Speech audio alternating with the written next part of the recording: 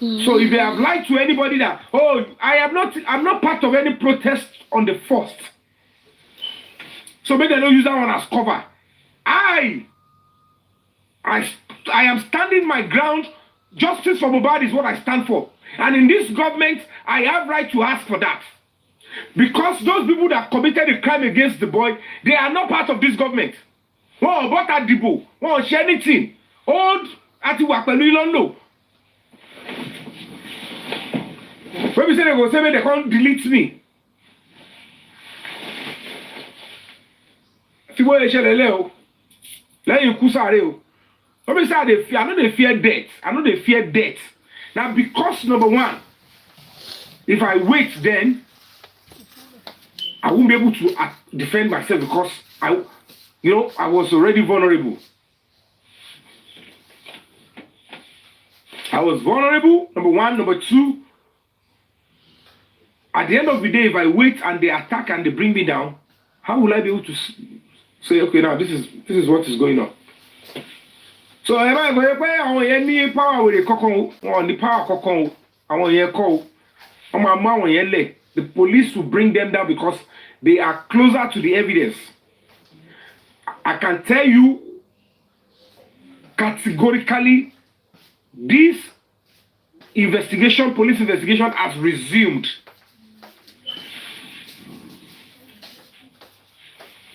So, but they thought that if they try to bring me down, I am saying, if they bring Yome Fabiyi down, the news of Yome Fabiyi being pied will certainly, quench those people that really want to bring justice, those that are determined to bring justice, and we don't go agree. So after all this, the anti-government, whatever, to law, we go come back. I'm coming back. No be say I go there any ole sao. Coming back fully. Don't be say if now that one, they can come after me, they can do whatever they want to do. But I'm telling you, Asiwaju Bola Ahmed Tinubu, sir, I will never be against your government. And I am never against the government of Lagos State. I will only argue with them on things that are fundamental because I am not a slave in Nigeria.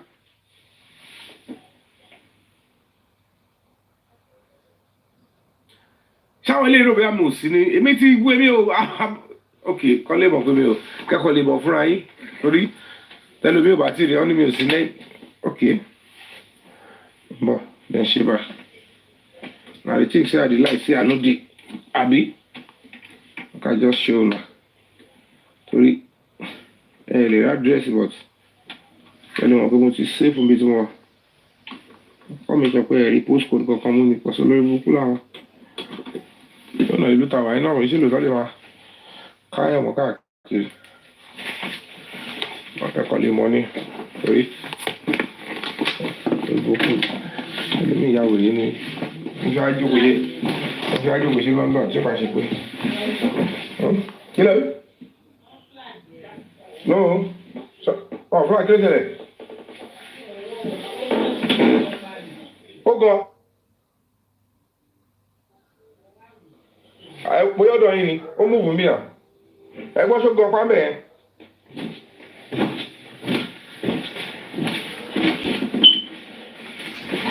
Me don't lay pa. Don't come only to worry me.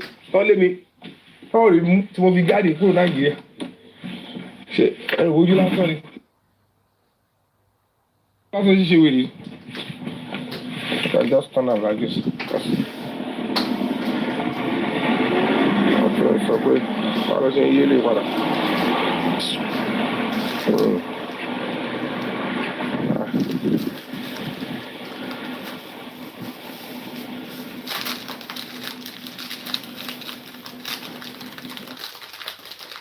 camera.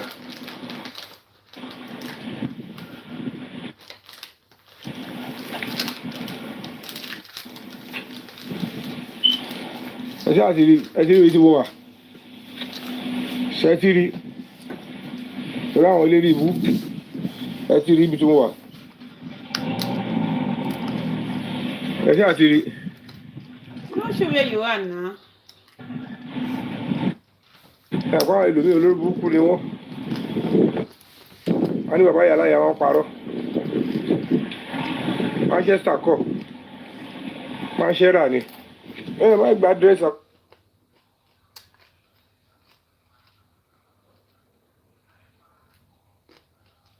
Dress up.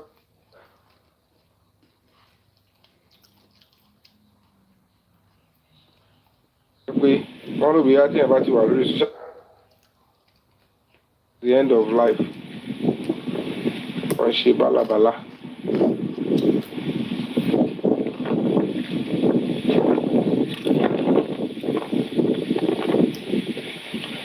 Ẹ ti rí bẹ́ẹ̀ yẹn sìn.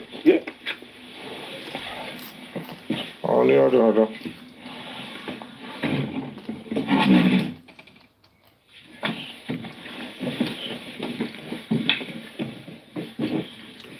So.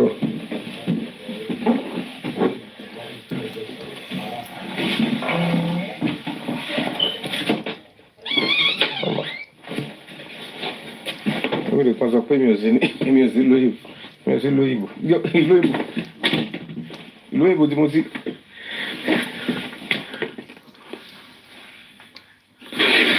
Ó normal na Mandela gan sá. No be my car, they can't track. About track, come abo. Wọ́n dẹ̀ bí kò yá àwọn èèyàn. My running while I was in Nigeria, or not showing face at the protest,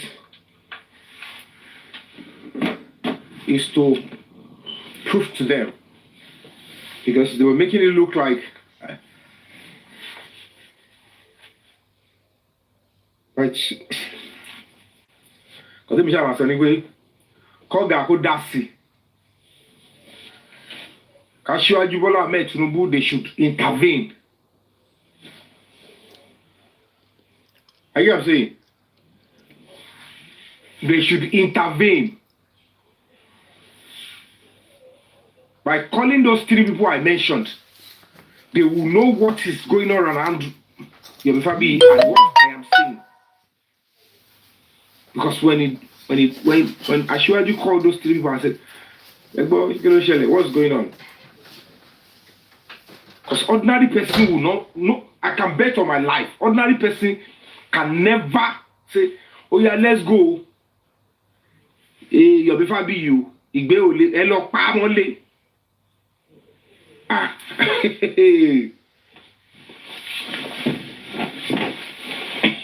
Wetin be my sin? Say because me I dey look for justice for my brother.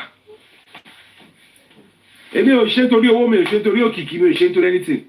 By now they should know say me I dey. And please, if you live in Royal Pine Estate, I want to call on the chairman of the CDA to please, anybody that knows him should please let the chairman of the CDA contact me. Probably they will try and get my number and find it so that I can give him the address of the man. Timofuni information. So that they can go and check on the man. No, naturally, if they are taking me out, it will be very easy to go after the man because, of course, I have to trust the police. People said don't give information on social media. And when they said go and meet the Deputy Commissioner of Police and tell him if you have any new findings, why you want the police to resume the investigation? Why you want to protest? And when I went, I gave everything, and the Deputy Commissioner of Police in Lagos State saw the reason why they should resume the investigation. When they realize that they resumed the investigation and they are going straight to them, somebody is snitching the Deputy Commissioner of Police. Sir, I am saying, sir, Mr. Latif, part of the team or somebody there, they are looking, maybe when you are giving them instruction and giving them vital information, they are going back to tell this other side. That is why they are making that attempt. That at this stage, cases that all over want to pamole.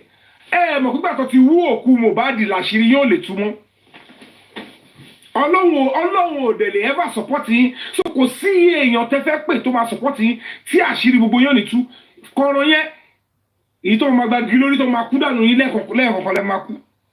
Tẹ́ ẹ̀ bá dẹ̀ ṣọ́ra ẹ bẹ̀rẹ̀ sí pàdánù àwọn nǹkan tó serious lára yín, nǹkan tó serious gidi. Allow the guy to get justice. The truth will come out. The truth will come out. Because at the end of the day, until risky you, I am saying it on my honor. This is going to be very, very dangerous. If they go into that house and police come back again and say they cannot find the truth there, when the truths are, if you find the truth outside, if police mess this one again and somebody gets angry and they throw the truth out and the whole country go into flames, nobody should mention my name. Nobody mo fẹ́ sọ ní Yorùbá tí ọlọ́pàá òótọ́ tó wà ń di ọ̀rọ̀ yìí, àṣírí tó wà ń di ọ̀rọ̀ yìí, ibi àwọn information tí mo fún àwọn ọlọ́pàá àtẹni tí mo fún wọn ní àdírẹ́sì ẹ̀ nínú estate yẹn tó ní òótọ́ yẹn ní ọwọ́ ó wà bẹ́ẹ̀. Ohun tó léwu bẹ́ẹ̀ ni tí ọlọ́pàá bá bọ́ ṣe ń bẹ̀rẹ̀ investigation ní lọ́sìn kọ́ wá débẹ̀ kí ẹni yẹn wá padà fún wọn láyè kọ́ wá fún wọn láyè pé kọ́ wò, then the next thing kọ́ wá ní kò sí nǹkan kan bẹ́ẹ̀. Kọ́ dé inú ilé Mohbad kọ́ láwọn ò rí kankan bẹ́ẹ̀. Tí ọlọ́pàá bá sọ bẹ́ẹ̀, tí ẹnikẹ́ni bá wá choose láti throw evidence síta, orí kò kàn mí o. If the entire nation goes into flame, they think they can threaten me. They think they can, they are not even trying to threaten me. They want to delete me. But yàrá yàyín ti ẹ̀pọ̀ tó ẹ̀yin obìnrin atọ́yìn tọ̀ lásán. Tí ìmọ̀ bó ṣe ń lọ. By the time we get to know, orúkọ gbóyán àwọn tó everything máa jáde. Intel máa gbé jáde. Gbogbo bẹ́ẹ̀ ṣiṣẹ́ máa gbé jáde. Ẹ wá mọ̀ bóyá ó lè jura wọn lọ àbí kò lè jura wọn lọ.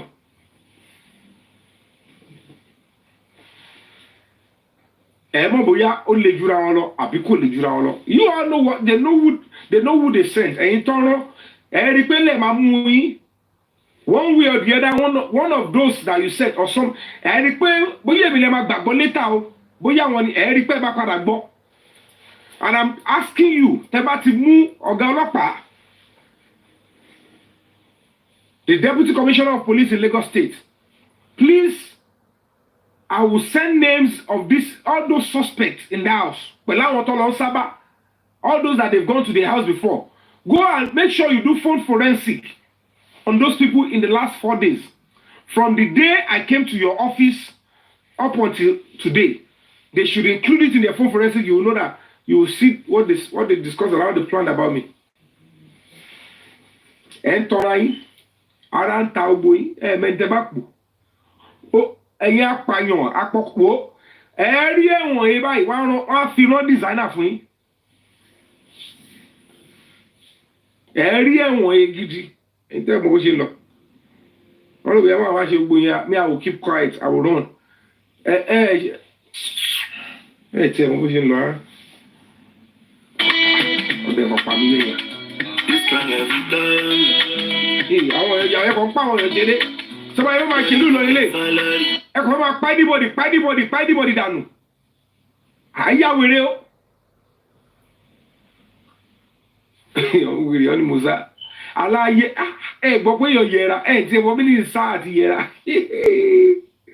tí bá sá mi tí mo sá mi ní wá sọ̀rọ̀ nígbà tí mo sọ wọ́n fẹ́ pa mí tí mo lè pé màá yẹ kí n ti fọ́ kí n ti dákẹ́ mo yẹra kí n lè padà ṣe kí ni kí wá ṣe kí ni kí wá ya wèrè fún ọkọ níwọ̀n kó wà nílẹ̀ mo yẹra ni téèyàn bá sá ò ní sáwá sílùú tó wáyé mo sá sílùú tó ti ń gbádùn àwọn wèrè wáyé kọ́sá ìṣe Nàìjíríà fún mi lójijì ṣé ẹni tó kú máa ń jà fún right human right ni ẹjọ́ pé kò sú ọ̀pẹ máa jà fún mi tí máa kú mi wá ní yẹra máa kọ́ yẹra máa dẹ̀ báwọn ọ̀gá sọ̀rọ̀ lókè I'm coming back èmi máa padà. Ìyá yín ló máa seek asylum àwọn olórí burúkú ẹni tó bá seek asylum kò lè padà sí Nàìjíríà wà bóyá bíi 10 years after 50 years tó bá ṣe gbà pálí ìyẹn lè máa ṣe ẹbí lè fẹ́ máa kárí ẹ̀gẹ́ èmi tẹ́ pé ní next 3-4 weeks gan mo fẹ́ bẹ̀rẹ̀ sí jó òun lẹ̀ kí ṣe kí ni kí wọ́n mọ̀ kó wọlé lọ I don't dey run from justice for Mohbad o mo kàn láti yẹra kí n bá wọn tó jẹ́ ọ̀gá wa sọ̀rọ̀ pé fíìmù tó ń ṣe Fabiyi I know how e dey work o mo dẹ̀ ma ẹni tí ẹ̀mí ò bá gbé olè ọ̀hún lè sẹ́ẹ̀tì ọ̀pùrù fíìmù yẹn láyéláyé ó ṣe fíìmù tó yẹ pé ẹni tó jẹ́ pé wọ́n kò ó ti wò ó kókè jẹ́ kó máa lórúkọ aṣíwájú àbóbìlì kókè o jẹ́ kó òun ṣe bẹ́ẹ̀ ó yẹ ẹ lọ ṣeré fún un so wọ́n sọ mí di high profile kìíní kan kó dà pé ilé ẹ̀yànjú ẹ̀ kúrò níbo ní pé tíjọba bá pè mí ìgbà wọn lẹ pè mí sí ní ìdáhùn rí.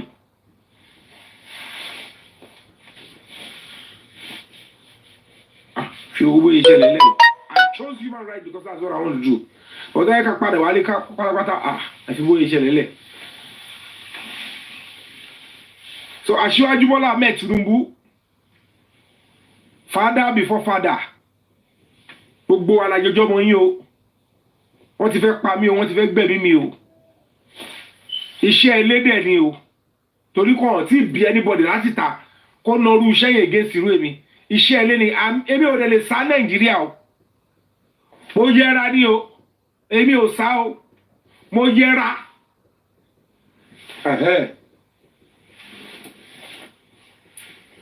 Hello. Kí n fi ẹsẹ̀ àbí.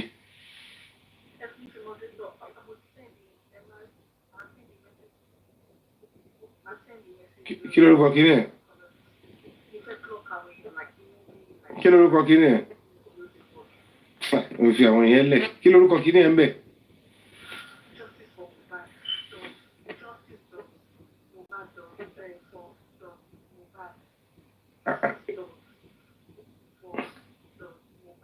Okay, I found you.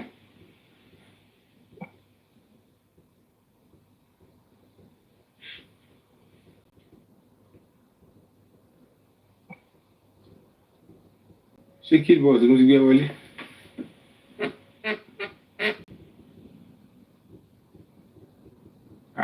Lórí pé Desire àjọ wà lórí.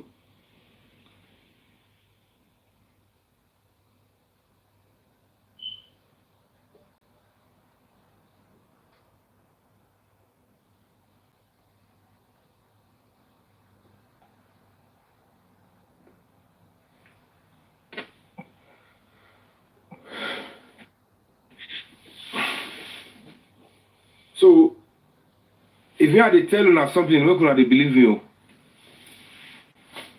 Willie, I like to Jacob. This is politics. My boss, my honorable Ogami, was a 2-term sitting legislator at the Lagos State House of Assembly. Honorable Adeni Omogorere Ogbara. I served with him 2003 to 2007.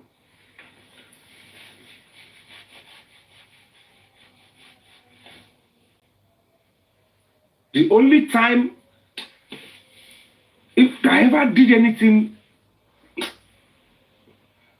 to say a job with contract, the way what I have for Aṣíwájú Bọ́lá Ahmed Tinubu is not just, it's pure love and admiration. I speak like Aṣíwájú. You see, I know what, I will give you assurances. I speak like Aṣíwájú because I like him personally.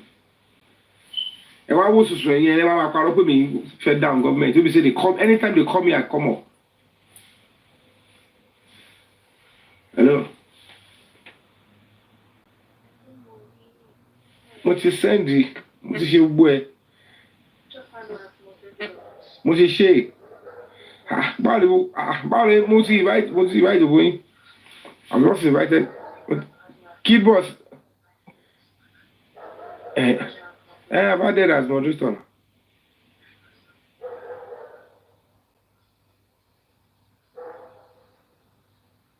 So she coming back.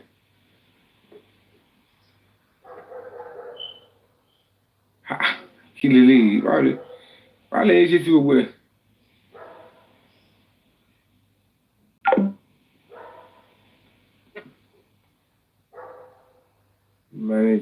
What's the idea now?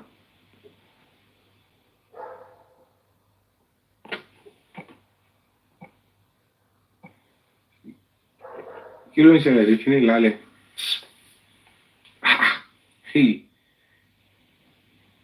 Wọ́n lè fẹ́ delete mi bẹ́ẹ̀. Kọ́ fẹ́ máa fáwọn yẹn ní level tí ò ń ṣe tiwọn.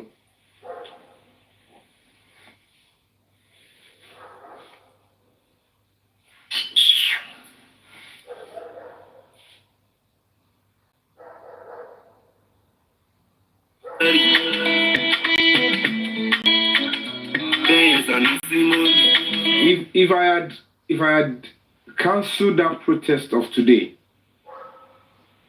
there is no way they will not say I sold out, I chickened out. But I managed it very well. I should only just okay, you people we should just go. Because I can't be a slave in my own country. I can't be a slave. Peaceful protest is human right. And when I do my own protest, there is no way I will do my protest and say, okay, I want to do anti-government. Call the lie on top of my head, say, so you're me, call actually justice over, and call us symbol one, see, you may advise me.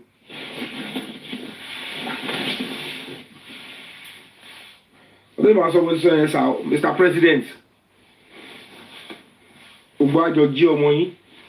we all did well. My father voted for you. Possibly. Anything as you are meant to do.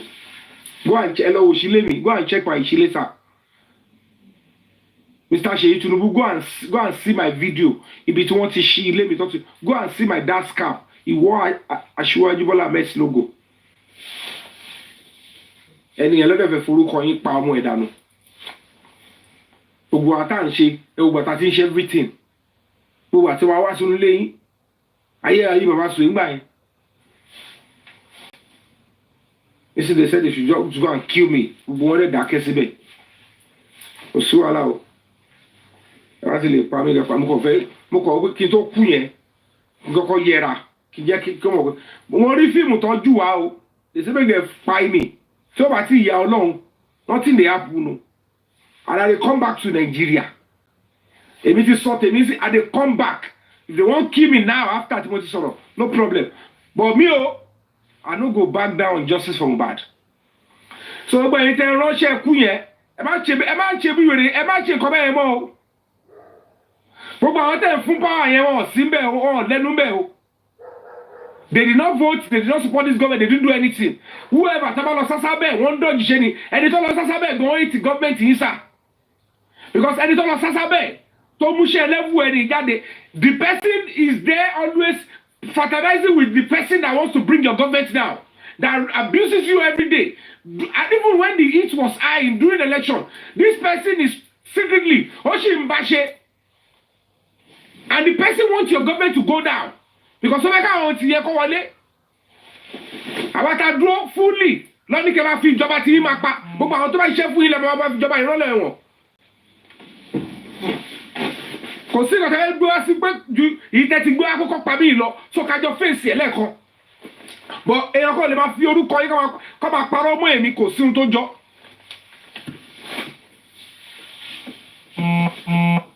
Because they can find and live and see. Wọ́n máa ṣe lè pa àwọn kan bákan àwọn ọmọ àṣàpá bí ẹ̀yìn. Pa àwọn làwọn wà ń bẹ̀, àwọn ní power kan, kò dẹ̀ sí power kankan tó ní.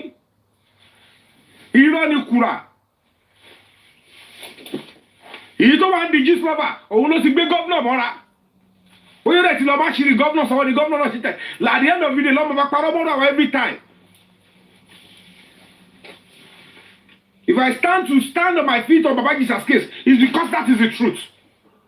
I know the truth I'm fighting for. I know what I stand for. Come on, pa mi lórí pé level pé kíni. Kọ́ pa mi lórí pé kíni. Kọ́ dẹ̀ lọ jọ mi mọ́lé. Àwọn yẹn náà wá ń bọ̀. Fọ́bọ́ kan wọ́n pé mi ìṣàlẹ̀ sọ fún kí o mo ti ká wọn kọ́ fẹ́ pa mí o. Kì wá ṣe kíni. Kì ń dẹ mọ́lẹ̀ pé kọ́ lè wọlé kọ́ lè mú ọ. Tọ́ bá tu sí mi lára látọ̀ kọ́ńkọ́. àwọn fi mo dákú ṣeré kìí ókè o ẹjẹ́ ìṣẹ́bẹ̀ pé mi nìkan mú wa o mo ní kó fẹ́ pa mí ó yá tó bá ti fẹ́ súnmọ́ mi kẹ́ wá jáde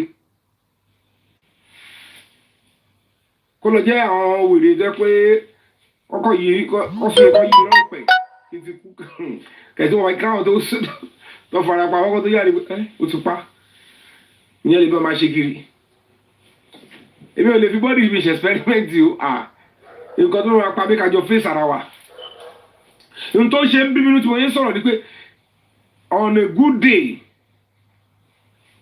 there is nowhere you find me that I will ever think evil against this government whether at the state level or at the federal level nígbà tí mi ní mental problem because I choose not to stay fully in politics does not mean I have not worked enough to say okay o kémi náà bẹ̀rẹ̀ sí ń gẹ́ńbẹ̀. tó bá yẹ pé mo takú sínú politics mo dúró pa ni láti 1999 till date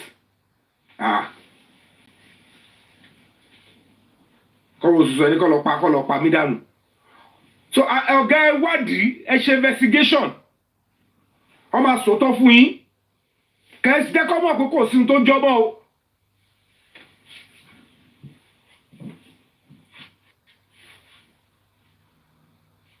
Mr. Seyi Tinubu, I am saying it mo pariwo síta.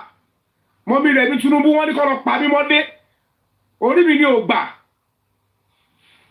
And nobody can even do that. Nobody can give that kind of order. Tí o bá lọ́wọ́ high level Lagos State government, high level police command, no, they can't try it.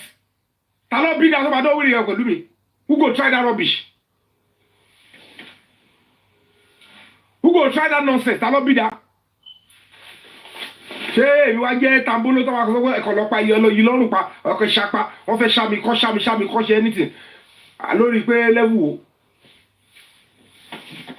When I come out and say they are after my life I am saying it with kí ló kù tó ti fẹ́ fi lọ bí tí ò ju tí mo ti fèsì. Mo mọ eré tí mo sálà ní 2-3 days now. Mo lọ sunu bí kan mo sá ọlọ́run ní gbogbo ètè jáde sáwọn òwòrán yẹn lọ́wọ́ wọ́n ti á ká wọn nu evelis ọ̀lẹ́ náà. I was even thinking okay àwọn tó ń body mark ni okay àbí because mo fẹ́ ṣe protest lọ́kàn sá bóyá àwọn DSS ni. mo yóò wò kí wọ́n fẹ́ bọ́ọ̀gì mi wọ́n fẹ́ bóyá rí mo wà lórí level mi tó yàtọ̀ sí nǹkan tó fẹ́ ṣe. mo dẹ̀ wò okay let's go there. Until the final intercom comes, say they say is to delete finally. So when your plan you all know I'm saying the truth. Kò dẹ̀ sí ìtọ́jú pé àti ìṣèfúnrí pè wá ká sọ pé nóòrì. Ṣé nǹkan tó ń fi òṣèlú ṣe nìyẹn? Gbogbo àwọn tẹ̀lé fi fún livansi tẹ̀lé fi fún lágbára yìí. Wọ́n ṣẹ́ ní tìǹ fúnjọba yín rí. Tó bá mú ìdílé gan ọkọ̀ mú di àwọn ìdí tó ti gíràn lẹ padà tún dó gan pápá.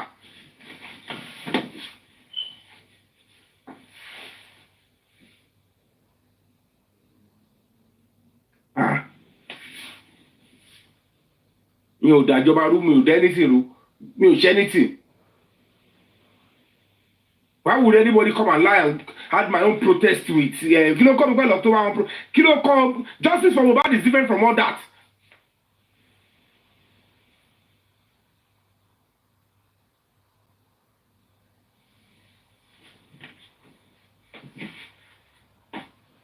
You know, we say I didn't neck deep into human rights. I know I'll go fit talk, shout out, but I saw directly.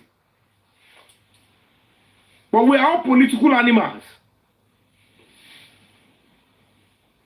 If not, we say I dey strong. I always say I feel wakamule move. Ordinary person, one thing about Muslim, when we get Muslim, want to see me by any. Mo ṣe escape to get ẹni tó ti fẹ́ ká mi wọ́n be protesting okay by alẹ́ yìí o lọ́ fẹ́ finish me. If they have gotten me tonight by tomorrow they go bury my enemy. Mi ìdẹ̀ mọ̀ọ́rù level àwọn tó fẹ́ wá kọ́ wá pa mí sí mọ̀ọ́rù level bóyá máa ṣá mi wẹ́lẹ́wẹ́lẹ́ mi tiẹ̀ mọ̀ bóyá máa kọ̀ gà mí lọ́rùn pẹ̀rẹ̀ mi ìmọ̀ọ́rù level tó máa fi pa mí. Wọ́n á pa mí ìpa fọ́nrọ́fọ́ṣù lórí pé mò ń jà fọmọ làkejì. Mo gbowó lọ́wọ́ anybody. I didn't do it because of money. I'm just doing my stuff. na stabbing they go do abi e will imagine come along gun mi gugu èmi tó tún lọ yọ̀dí ele je ori yan ko ma yi mi akọ ni kin yi sẹ́yìn ni akọ́kọ́ gun ni mi tabajaba ko tí mo gbé travel out ẹ wo ro sakuro mi tí ẹ fojú mi lè fojú rọ́mọ mi ṣe anything.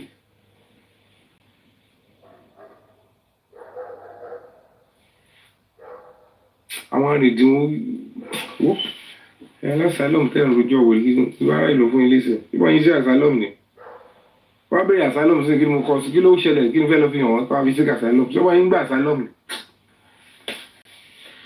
gbogbo yín kàn máa gbóyìnbó kan bí kan àwọn wèrè kan máa kọ̀ kankan n tó máa ṣe padà ṣẹlẹ̀ sáyé àwọn ọmọ ilé ìṣe tó máa ṣẹlẹ̀ sẹ́yìn gan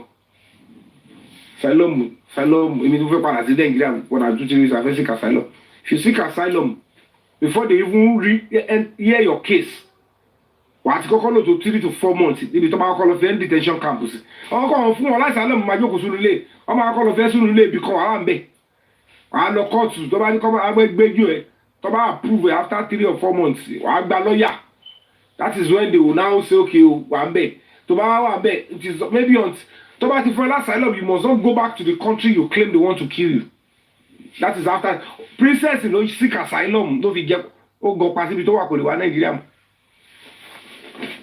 ṣé yẹn lèmi fẹ́ máa ṣe èmi tí mo sì fẹ́ make sure pé mo gba justice wọ́n máa yìí kó gbogbo wọn yẹn lọ sẹ́wọ̀n evidence tó wà bẹ́ẹ̀ yẹn gbogbo nǹkan tó ṣẹlẹ̀ gbogbo wọn yẹn ṣe é nìyẹn gbogbo àwọn tẹ pé wọlé tó nà pamọ́ nulẹ̀ gbogbo wọn yẹn lórí everything kọ́ kó jáde ọlọ́pàá kó lọ ẹ mọ ohun tẹ ṣe síbẹ̀ náà gbogbo bẹ ṣe gba lábẹ́rẹ́ gbogbo ẹ̀ kọ́ kó jáde àtàwọn tó wà in advance tọ́wọ́n pariwo justice of bad later kọ́ gbogbo fídíò ògbó jáde kọ́ arrest yìí kẹlọ jẹ wa kẹgbà level yìí ṣègbó ní gbogbo yín sáà ní ẹ̀fẹ́ káṣírí yín tú èmi ni wọ́n fẹ́ pa ẹ̀lẹ́mẹ̀ fẹ́ fi dípẹ́ you want to use my life to replay okay kémi fẹ́ mi di pé mo wá justice èmi ò sí lára àwọn tó máa sá lọ pé mi ò ṣe máa ní mo yọ ọ́ mi kúrò ẹ ti lo blackmail ẹ ti lo owó ẹ ti lo gbó ẹ ṣé mo sọ fún yín pé no I'm not doing again I would never go and ask my history if I stand up bá ti bẹ̀rẹ̀ nǹkan I no go back I will never go back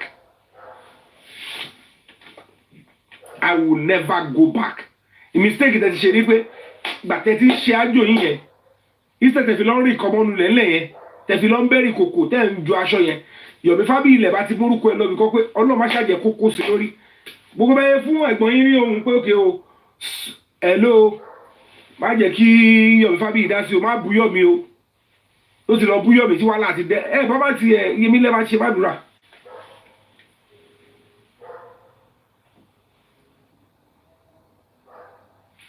hello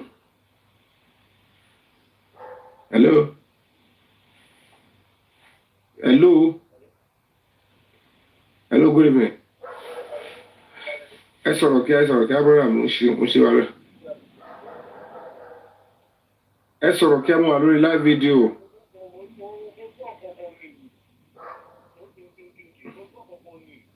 Kini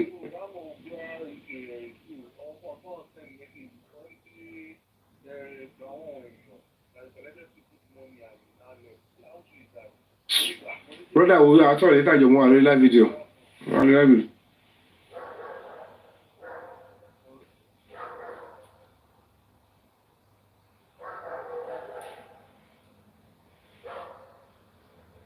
so you understand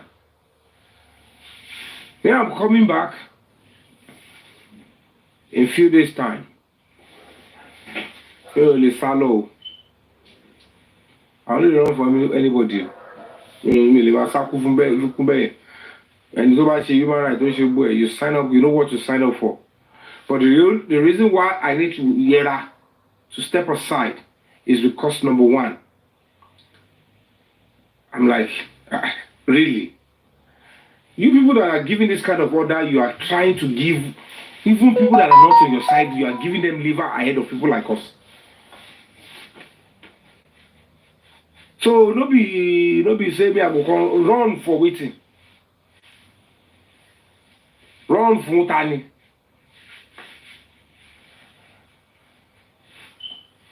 àwọn fíìmù tí wọ́n lè dá sí àwọn èèyàn sí bẹ́ẹ̀ ṣáwọn yẹn wà nù ayé ni àwọn tó ń fi ṣáwọn ta ló mọ̀ pé àwọn yẹn wà nù ayé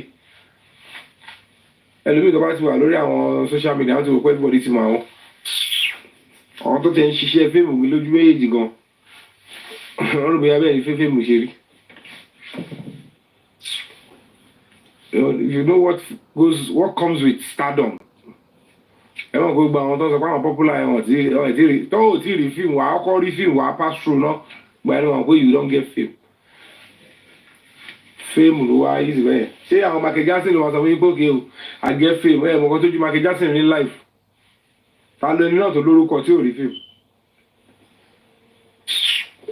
Àwọn tó kàn ń rí àwọn kìnìkan tó kàn ń ṣe bálabàla no dey put some people on the same levels of certain could make it. It's not even adding up.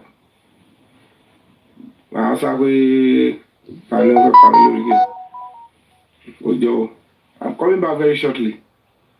Normally you can 9 The intel reports is just stay away from 7 days.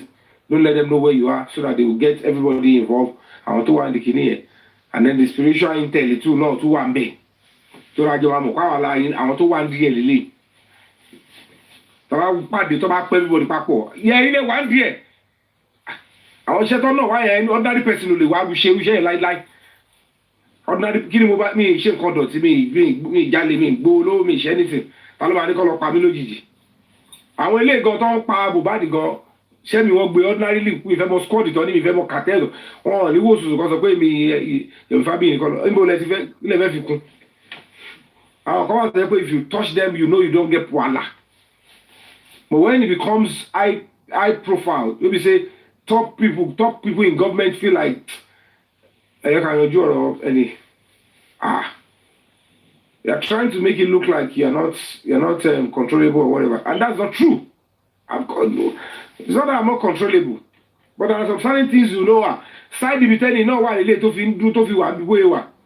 You give me my support, I become who I want to be in my own side because I know the Doban Bitewa.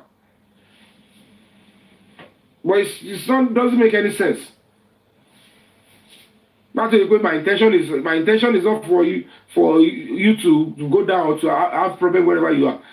But I don't know why they will be twisting it or people will be lying to you and say, okay, you're me, lórí kíni lórí pé kíni ṣùgbọ́n ṣèlú náà ní gbogbo ẹ̀ gbogbo everybody tí gita everybody mú mi lábẹ́ Aṣíwájú Bọ́lá Ahmed Tinubu ni àwọn òde ṣe bàjẹ́ síbẹ̀ mi ò ṣe bàjẹ́ síbẹ̀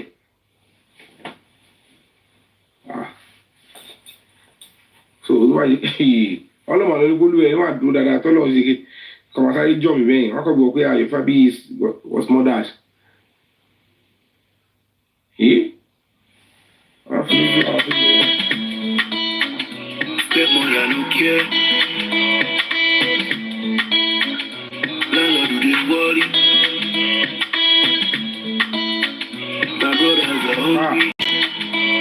Daddy got the money, make I go fully.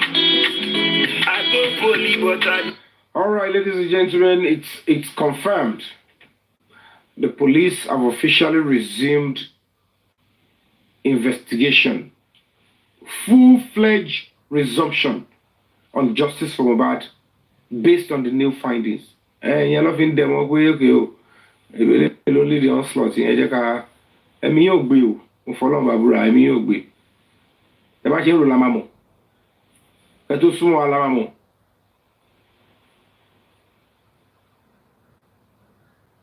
Ọlá pé mo kọ̀ pé mi ò lè fi bọ́dì mi ní lè fi life mi ṣe experiment yẹn mo kọ̀ pé díẹ̀ wọ́n kọ́ sún sẹ́yìn kí n yẹ̀ sẹ́gbẹ̀ẹ́ kí n wo pé kílẹ̀ ń bá mi kò náà kílẹ̀ ẹ̀kọ́ ni pé kọ́ lọ yanjú mi. Owó bó ṣe wà ẹ́rìn táwa náà ṣe pé àwọn òfẹ́ kẹ́yìn tẹ́ àfẹ́ kí ìjọba yín fail. But doing everything to make sure that everything is okay. So why would anybody be àwọn ilé ìtẹ́fẹ́ fún liver yìí na rí òun ṣìnà. Àwọn ìwé pé àwọn làwọn ṣapá bí ẹ̀yìn àwọn làwọn àǹdí ẹ̀yìn báwò.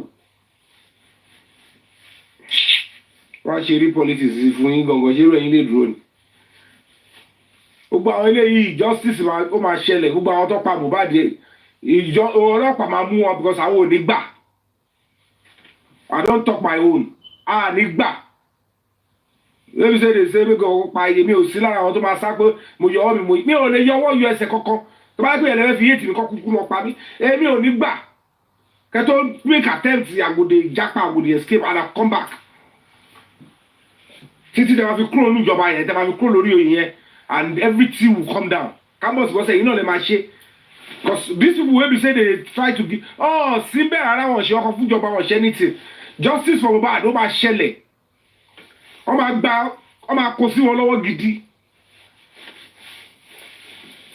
Gbogbo àwọn táwọn ilé lọ sáwọ́ tó ń fẹ́ yìí tó ń pè tipẹ́ òkè o ẹlẹ́ni godmother àwọn eléyìí ọ̀tá àlù ọ̀tá anything ni wọ́n kílẹ̀ fún wọn lébà fún against àwọn olúlé ṣé wọ́n yẹn fi politics ṣe kọ́ nìyẹn.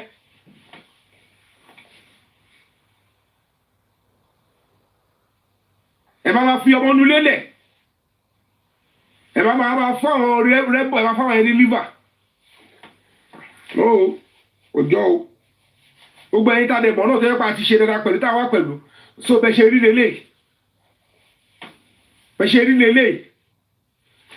ẹ wà nù fíìmù kan ní kókó lọ yanjú àwa ẹ dẹ̀ dákẹ́ síbẹ̀ so bẹ́ẹ̀ ṣe rí nìyẹn gbogbo power tó ojú báyìí lọ ẹ lo táìmù yín dáadáa o.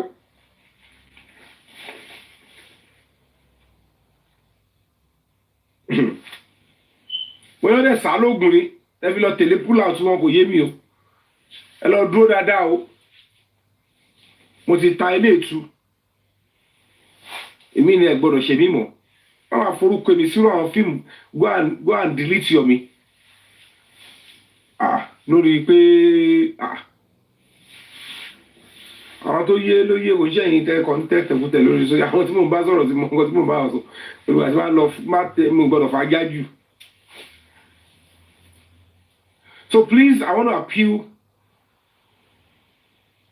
the chairman of the estate in Royal Pine and demand that I press your buzzer and I convinced you that you demand that own CCTV. You have my number, sir. I forgot to collect your number that day because of, what the discussion and everything. But I need to know if you are safe. Wọ́n ti gbé súnmọ́ mi mo ti tattoo mo lè ti yẹra. Japa mo yẹra ni. But I need to know if you are safe because I was the one that released your information so that they can get the evidence. And I don't want to believe that all the police are corrupt or want to make a mess of your life. So, but I need to know if you are safe. I'm already far away.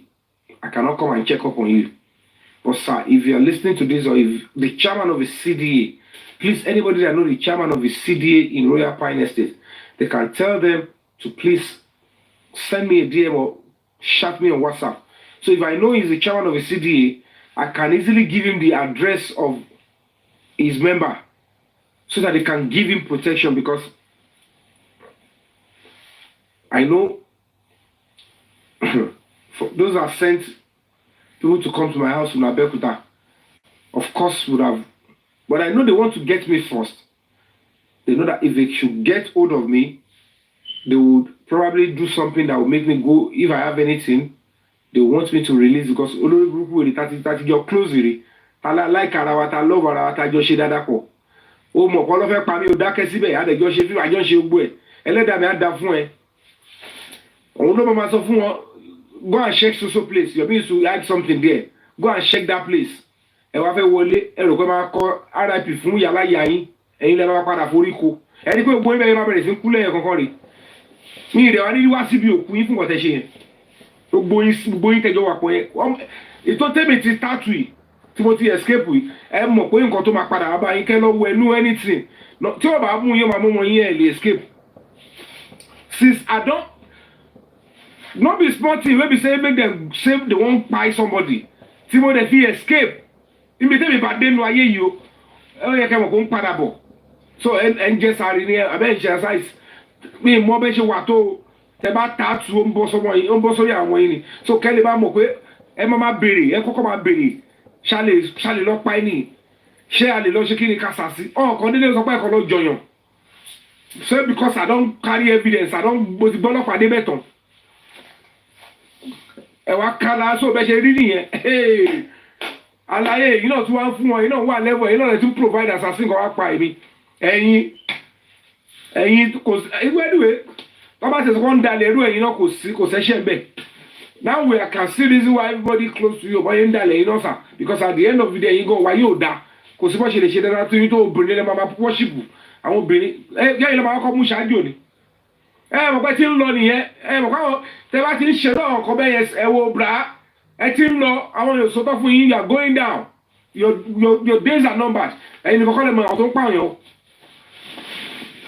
ẹ̀yin nìkan kọ́ lè mọ ayá kìlà àwọn tó bá yín pògùn ẹ̀mọ ayá kìlà tó wà nù wọn torí wọn ti fún ọ náà ní chance wọn ti fún wọn ní go ahead kọ́ ṣe lé yín ni o ọ̀rọ̀ àwọn oṣù ẹ̀ wà bẹ́ẹ̀ yẹn sọ fún ẹ̀ plan kọ́ lọ́wọ́ pa èmi lórí èlò ẹ̀yin náà wá kọ́ lówó ni owó sówó kọ́ pa mí kọ́ gbé èmi lẹ́ni kò sí wàhálà o tẹ jù wá sáwà wálé bá ti lè dá padà o tó bá tó time ọ̀rọ̀ máa sọ rẹ̀ mo kàn fẹ́ kẹ́ mọ̀ pé ojú tẹ fi ń wò mí yẹn kọ́ o I pass that level ẹ máa farabalẹ̀ lóbi everybody ẹ lọ pa everybody ẹ lọ ṣe kà fún everybody ẹ ṣe bá ẹni pé gbogbo ẹ ń jù láti ọjọ́ yìí mo ń tá tó bọ̀dẹ̀ tó sì ń bá yín ṣeré mo ṣe ń wò mo náà ń wò wọ́n ó ti ń pọ̀ jù o enough is enough o mo ti sọ tèmi o.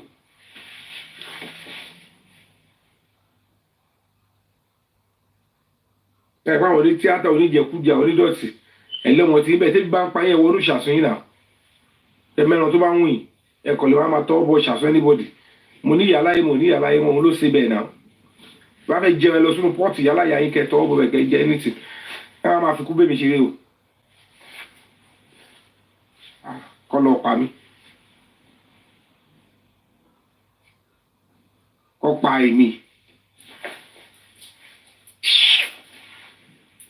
ó jẹ́ ibi tó ṣẹ̀ sí ni o mo kọ̀ wáyé èmi nígboro stubborn. I don't go class, Daddy, I am sorry. I don't get to you. Àdìbọ́sẹ̀ yìí tá yóò gbọ́ náà. Àdìbọ́sẹ̀. Sísúná. Láì ṣe lọ. Àwọn wòlé tó dẹ̀ ràn yẹn sí àmọ́rú lẹ́wù tó máa fi pààyàn. Bóyá máa ṣáyàn wẹ́lẹ́wẹ́lẹ́ ni bóyá máa gúnyàn láti dì ní o. Bọ́n máa fẹ́ gba information náà gbogbo information tó náà fẹ́ gbà wọn kọ́ fẹ́ gbà náà ẹ̀mọ iye level tó máa ṣe fún yàn kó tó di kọ́ ṣe gbólé torí màá ti lose guard ṣùgbọ́n sì débẹ̀ bá padà sí Nàìjíríà ẹ̀ rí àwọn 30-50 mọ̀pò tó máa wà pẹ̀lú mi èmi ò mọ̀ pé bẹ́ẹ̀ owó tẹ́ mu wá nìyẹn èmi náà máa bẹ̀rẹ̀ sí jáde tán before I drop that time second time and I was feel am hey. Mo bá yẹ lọ drop àwọn yẹn náà wá ń bọ̀.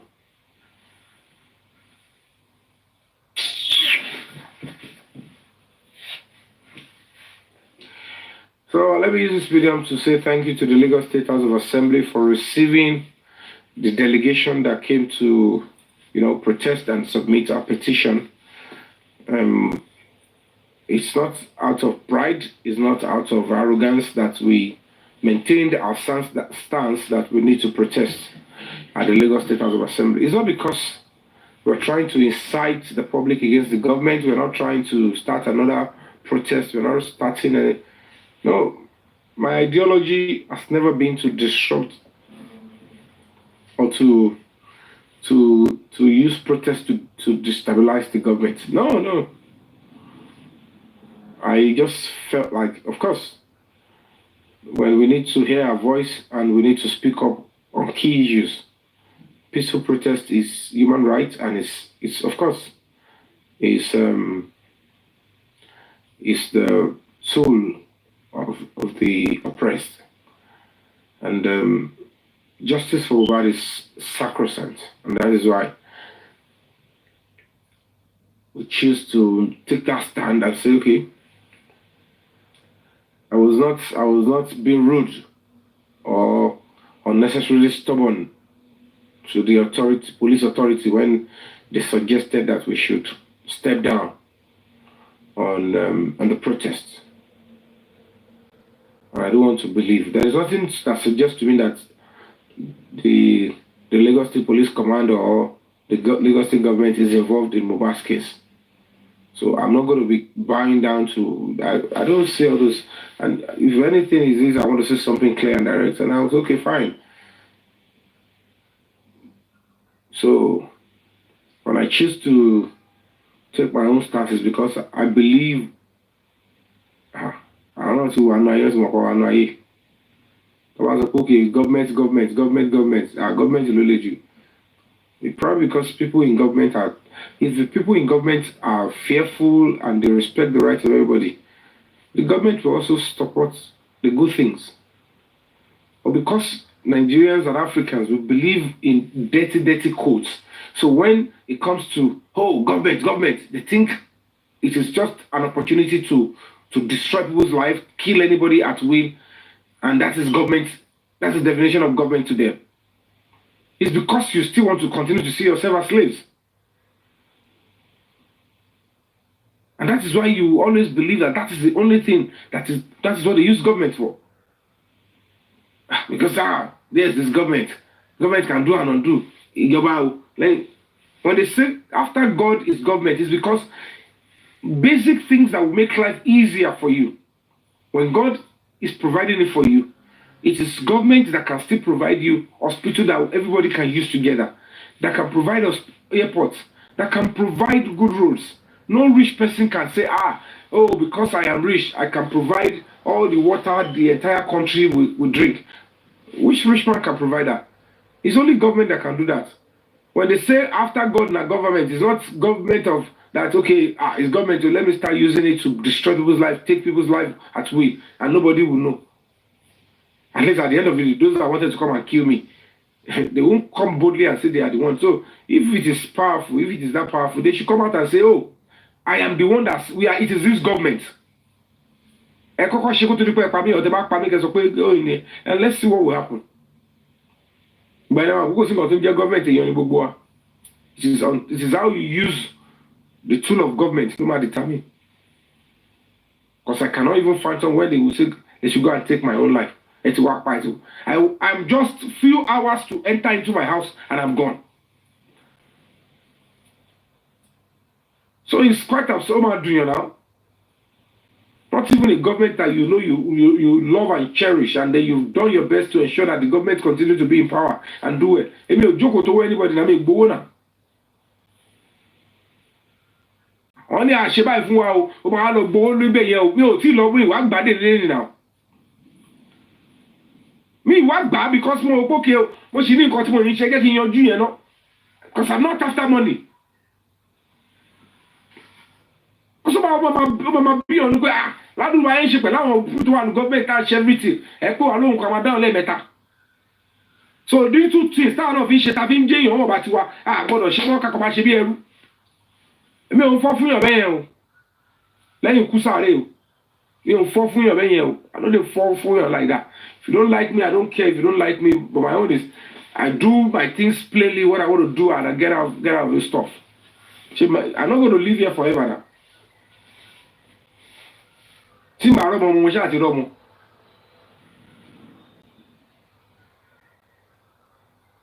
I am being fair to the government.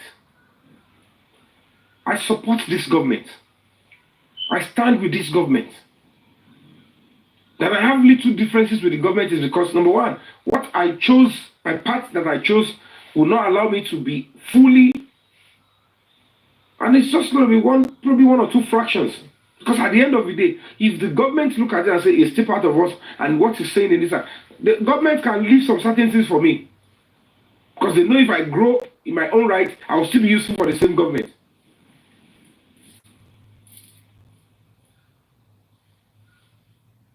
But when they try to bring people like us down or gag us or try to reduce us, they are giving power to the people that would never even want this government to even see the light of the day. Which government will be saying everybody that have supported you or that have stood beside you before and now, is either you use your government to send them to jail or you use your government to kill them because you are giving few people power to override those people. People will still be who they want to be now.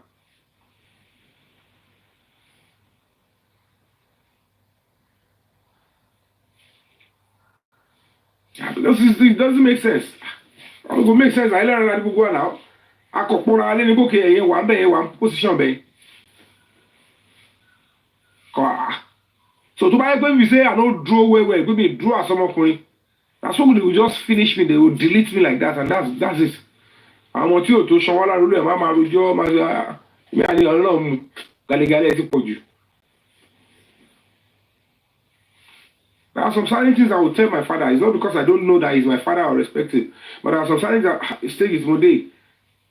At least I want to make this decision. I want to make this this particular move. It's because I know if I take the move, it will be reasonable. This person is anti. I'm not anti Lagos State government. I'm not anti Asiwaju Bola Ahmed Tinubu's government. If anybody have lied to anybody, it's because probably any mind of his own, or they are, I want to theater. I want to why you with it. They know how to come together because they own gods. They know you have your guts and you don't. If you don't, I don't leak house. I do my things. Then I'm logo. I see you.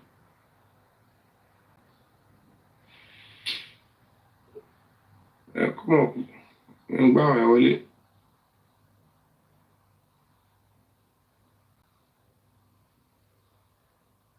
Jack, mo try láti gbá àwọn ẹlẹ́lẹ́ lẹ́ẹ̀kan mi mọ̀ ọkọ tó ṣẹlẹ̀.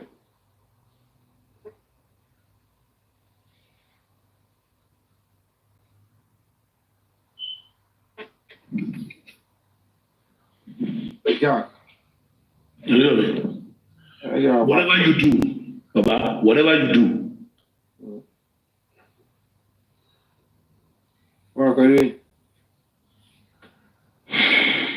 Kí ló ń gbé àwọn ìwálẹ̀? Àdẹ́ni. Mo mọ nǹkan tó ṣẹlẹ̀ tí kinní yẹn fi já wálé ẹ̀dùn mi. Mo rí pé Shibebe ló send a request sí mi, so and I don't know why. Wọ́n tọ́ ọ̀bọ̀ lójú ni. I'm a joker. I'm trying to be university. What is wrong? What is really happening, sir? Because I don't understand. I was just saying, Japa. Do you have the proof of say I want to came back. Only to come and bring misery and because mo kàn gbọ́ Japa. Kásásí bá wálé tó bá pààyàn ẹ máa ní proof. Ṣélé náà ti wá bá yín ni. Tóbi tí wọ́n fẹ́ pa mí wọ́n kọ́ fẹ́ pa mí. Mo mí pé ṣélé ni wọ́n ti wá bá yín ni. Ẹgbà tí mi ò sí lẹ́kọ̀ọ́ mi ti yẹra kúrò lé mi tí mo kàn ń bọ̀. Ṣé kò pé wọ́n báyàwó yín àbá ọmọ yín ni? Béèyàn ọkàn ọ́fíìsì náà wọ́n rí pé mi lọ́bẹ̀. Ọṣẹ tó yí mi ní pé ṣé ń gbọ́ ibi tí mo wá tí wọ́n dọ̀jì mi sí wọ́n fi mí pamọ́ sí. Mo wá wò pé ibi tí mo wà yẹn o jẹ́ kúrò mbẹ̀. Wọ́n ní let me go and hide ibi tí wọ́n lè lérò. Ìgbà tí ẹ rí pé wọ́n ń bọ̀ nílé ńlẹ̀ rí wọn. Ẹ máa gbọ́dọ̀ mi àti mọ̀ pé wọ́n ń bọ̀ nílé. Ẹ ṣe ọ̀sán wọ́n fi ní kí n má lọ lé. If I go mi lè yé ń jọ yẹn. Ẹ ṣe ọ̀sán. So that was 3 days ago. So by the time you wá rí pé okay o ibi tí mo wà I'm not so comfortable there. And the mandate is if you go to your house they are already around. So by the time tí mo fi wá kúrò níbi tí mo wà mo wá pé all tí mo ti ṣe birthday mi yẹn mo pe manager yẹn ní kí pé madam yẹn nígbà tó máa fún wa bẹ́ẹ̀ tí mo fi lúgọ síbẹ̀ ṣé gbọ́rọ̀ mi mo fi fóònù ilẹ̀ mo ti yọ sim card yẹn pé kọ́ wọ́n bá track me down but kí tó yọ yẹn ibẹ̀ ni mo ti yọ. Yomi, be truthful, eh? You have a charge, eh? Be truthful. So much more shit. Be truthful, you are a father. Be truthful, eh? My intention then was maybe the DSS don't track him because I've actually protested in your Monday. When we went to the commissioner of police to summon me, check both of me. Okay. I am telling you on my honor. The commissioner of police said, number one, don't even do this. I get called Simobad. And I convinced him, I said, no, sir. And they were supposed to do 2 days. Me first protest against the government near Ola, which is on the 1st. So immediately I got to know, Emi ò lè ṣe nǹkan tó máa jẹ́ kí ó affect the government, tó máa affect the Lagos state. Because Emi ò mọ̀ wọ́n rí, mi ò mọ̀ nǹkan tó fẹ́ ṣe, mi ò mọ̀ olóṣèlú tó ń front fún wọn, tó ń rán wọn ṣẹ́, and they should not miss my own protest with their own. Torí bó ṣe lọ ṣe ń gbà tá ṣe EndSARS nìyẹn, nobody gave me anything. I'm just fighting for EndSARS naturally. Kò ṣe pé EndSARS náà mi rí, kò ṣe pé ọlọ́pàá mú mi rí, ní èso kántà rí, ní èso sẹ́ẹ̀lì rí. But I felt for those that went through it. Kó tó di pa àwọn pípú yẹn wọlé sí wa lára tó ṣe kí ni, kan hijack it. So by the time the CP now said, okay, you know what, all the argument me, the Assistant Commissioner of Police will discuss. Òun la kọ́ CP kan ṣe kọ́ jọ lọ sọ́nà kó tó di pé àpadà wá bá wọn. And then they took me to the CP and they like, all about CP, also like CP, ọ̀nà ìdíkì wọlé. CP said, no, pé kí ni kan, pé àṣẹ àkọlé lọ mú lẹ́tà wọlé síbẹ̀ ní Monisa. We need to protest so that they can know we are outful. We want justice and we want the Lagos State House of Assembly. Fine, of course. Assembly here, wàhálà òní gbogbo fíìmù tó ṣẹlẹ̀ nígbà EndSARS. Ibẹ̀ ni à ń sùn tá fi ṣe gbogbo level yẹn. So when they said don't do it, we have to protest. We are not doing jigagigagon. We are not even going to give room for hijackers. I get what I'm saying. And then the CP said, okay, let's go 2 days. Okay, we shouldn't do 2 days. Okay, mo ní mi ò dẹ̀ mọ̀ pé àwọn kan fẹ́ ṣe protest lọ́dún for, and I don't know. I swear on my life. Òṣèlú life tó fẹ́ gbà nìyẹn. Because I know my life is very valuable, I can swear with it. I didn't know about any protest on the 1st. And it's true, I didn't know as at that time. Me, mo kọ́ àwọn kan fẹ́ ṣe anti-government. So, mo dẹ̀ wọ́n pé, I remove on the 1st. I said, we will still have to protest to the Lagos State House of Assembly. And I said to them, and I said to the CP, I said, I have worked at the Lagos State House of Assembly before. I had a political appointment there. For 4 years, I was on official gazette. So I know how to manage it, and they will do it very well. Okay, no problem. Then the CP promised said, okay, I would arrange the DPO and the area commander. They will give you, because when I don't, the condition of the economy is so tense that they don't want any wahala. That it could, nothing will happen, sir. That immediately will finish. Daytime, I will disperse. That was what I promised. Are you know what I'm saying? And then we took pictures. He was reluctant. He didn't want to take the picture. I said, are you going to deny it? Then we took pictures. And then we shook hands and I left. And I continued with my advert publicity on the protest because they said don't do it, but we concluded that we're going to do it. And I issued a statement on my page after, even before then, people were saying, lying that I didn't go to, that I was not summoned. It was a lie. Police cannot do this. All sort of jargons come out on social media because they think because we are coming to do justice for with them, we're on the same page. I get what I'm saying. And at the end of the day, they said everything. They said all the bagantis, and then we still went ahead. And then Polo and Shewwe. Then that very day, we spoke about Mohbad and why the justice must be served, and that we have new leads and new stuff. And then the commissioner of police said they should allow me to go and see the deputy commissioner of police and table the new evidences that I have, if I have them. If they are tangible enough, then the police will resume the investigation. We left Ikeja to Panti, and I met with the deputy commissioner of police, who is in charge of all the detectives in Lagos State. We sat in the office, and he said, if you want, you don't need to do protest to assembly. But tell us if you tell us reasonable things that can make us go back to that. The person that headed this investigation, I am saying, is already late. That he died recently, 2 or 3 months ago. That he is now on that seat, is ready to do the honest thing in his life. That he is a honest person and he has taken the case file and studied it. And then he said, okay, when I began giving my own, the little evidences that I have and, stuff, he said I should stop, that he would prefer that the officers that led the team in the first set there, one of the best, they should go and call him for him. And they brought him. His name is CSP Mustafa or something. CSP or I don't know CSP or whatever. And the man came, he said, now, listen to what they have to say on this, your previous investigation, and let's start right. And I started giving, me and even the officer, we had an argument. He was trying to defend some certain things that I said, sir, doesn't make any sense. I said, I can, out of all the testimony and all the witnesses you spoke to, if Mohbad gave the Jeep glass with force because he was angry, and you are telling me that it was the glass, it was the glass that went into his hand here. He gave glass, boom, like this. Glass come jump.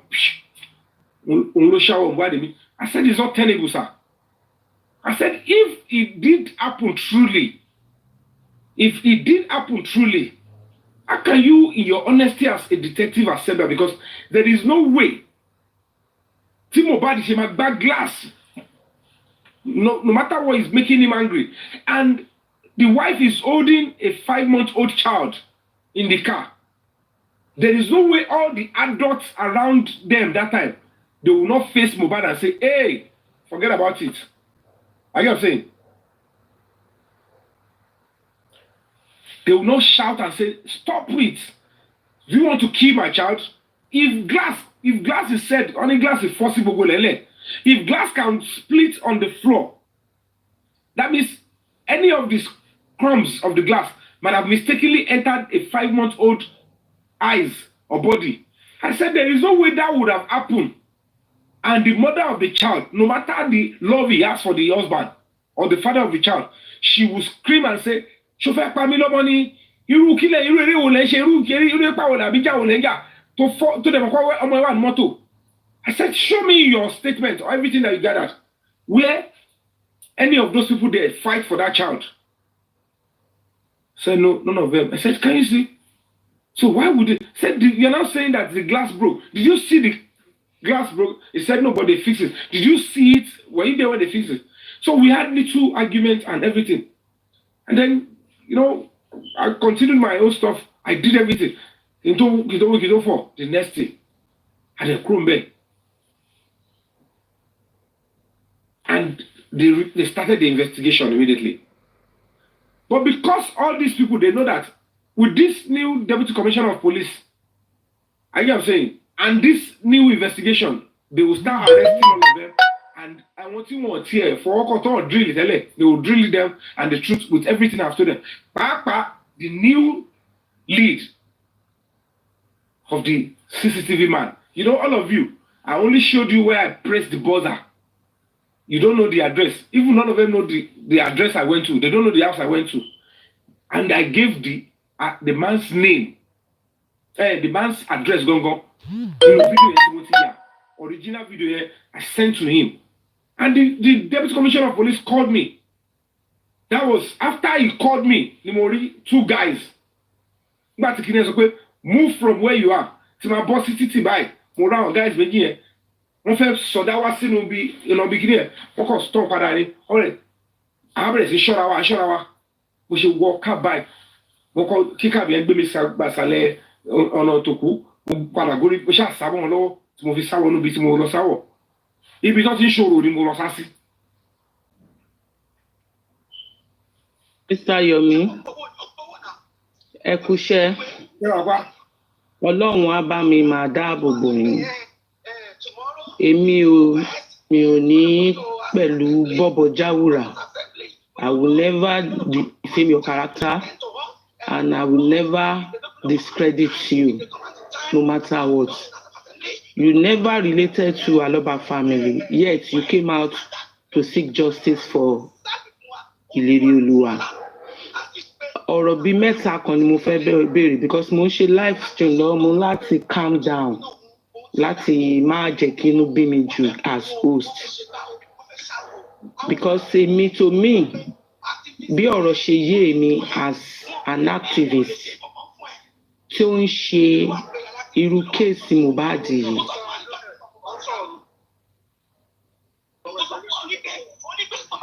ó gbọ́dọ̀ ní plan B. Ìgbà wo lẹ ra tíkẹ́ẹ̀tì yín? Alẹ́ ní on the 28th lálẹ́ pátápátá. Good. Mi fẹ́ sọ pé ta ló notify yín pé threat wà. Iṣẹ́ tẹ̀ ń ṣe ẹ gbọ́dọ̀ ní insider tó máa jẹ́ kẹ́ mọ̀ pé irú nǹkan báyìí ń fẹ́ ṣẹlẹ̀. Ìgbà tí ibi tí mo ti fẹ́ sọ̀rọ̀ rèé o, ẹ má bínú o. Ìgbà tí ẹ ti rí wípé life yín wà threat yẹn, ẹ fẹ́ kúrò Nàìjíríà yẹn, kí ló dé tẹ̀ ṣe sọ fún àwọn tó fẹ́ lọ sí House of Assembly yẹn pé kó má lọ? Thank you so much. The point is, I know the reason why they want to bring me down. I am the target. Change it. And then LKGB. Certainly they will think probably Yome have collected money. Or the police, they called me behind, they gave me money not to do the protest. And don't forget that I have worked at the House of Assembly. And the next thing they will say is, Yome have been bribed, or he cannot even go to where he worked before to do a simple protest, or he can go to other places. So why is he fooling people that he's going to the House of Assembly? And because I want to prove a point that the protest we are going to be doing, I know the way they conducted themselves today is what would have gone through. And I know that honorable members will come and address them. Because I am telling you on my honor, I spoke to the Speaker of Lagos State direct and I explained to him. And when I even sent the letter, I served him the copy, even on his WhatsApp, and he read it as well. Apart from that, I spoke to him on the phone call, explaining everything back and forth to him. So, Koko Benegwe, if they thought that you are conniving with people that are anti-government, the revolution now, the Kineko, I am never going to be part of those setup. I would never in my life. And I am saying this not because of anything. I can never do anything that will affect Asiwaju Bola Ahmed Tinubu's government or Governor Sanwo-Olu's government. I can have arguments on some key issues. Because, me rude, arrogant. It's the job I do. And the government can be perfect. If we cannot even speak authority to government that you like or you support, who do you want to now speak to? Our government told us support is but when you look at it, too little argument. So there's no point asking them not to go. Because I know I was going to lead. I am saying. Thank you so much. I get the point. I thought you don't need to explain further. You don't need to explain further. I get the point. Thank you so much for that. The third one. And one thing I want to say is this: your safety first before anything. You never related to Aloba. The whole family knew what happened to their son, but they choose to keep mute. And you have been doing great. What you have been able to gather for the past months is amazing.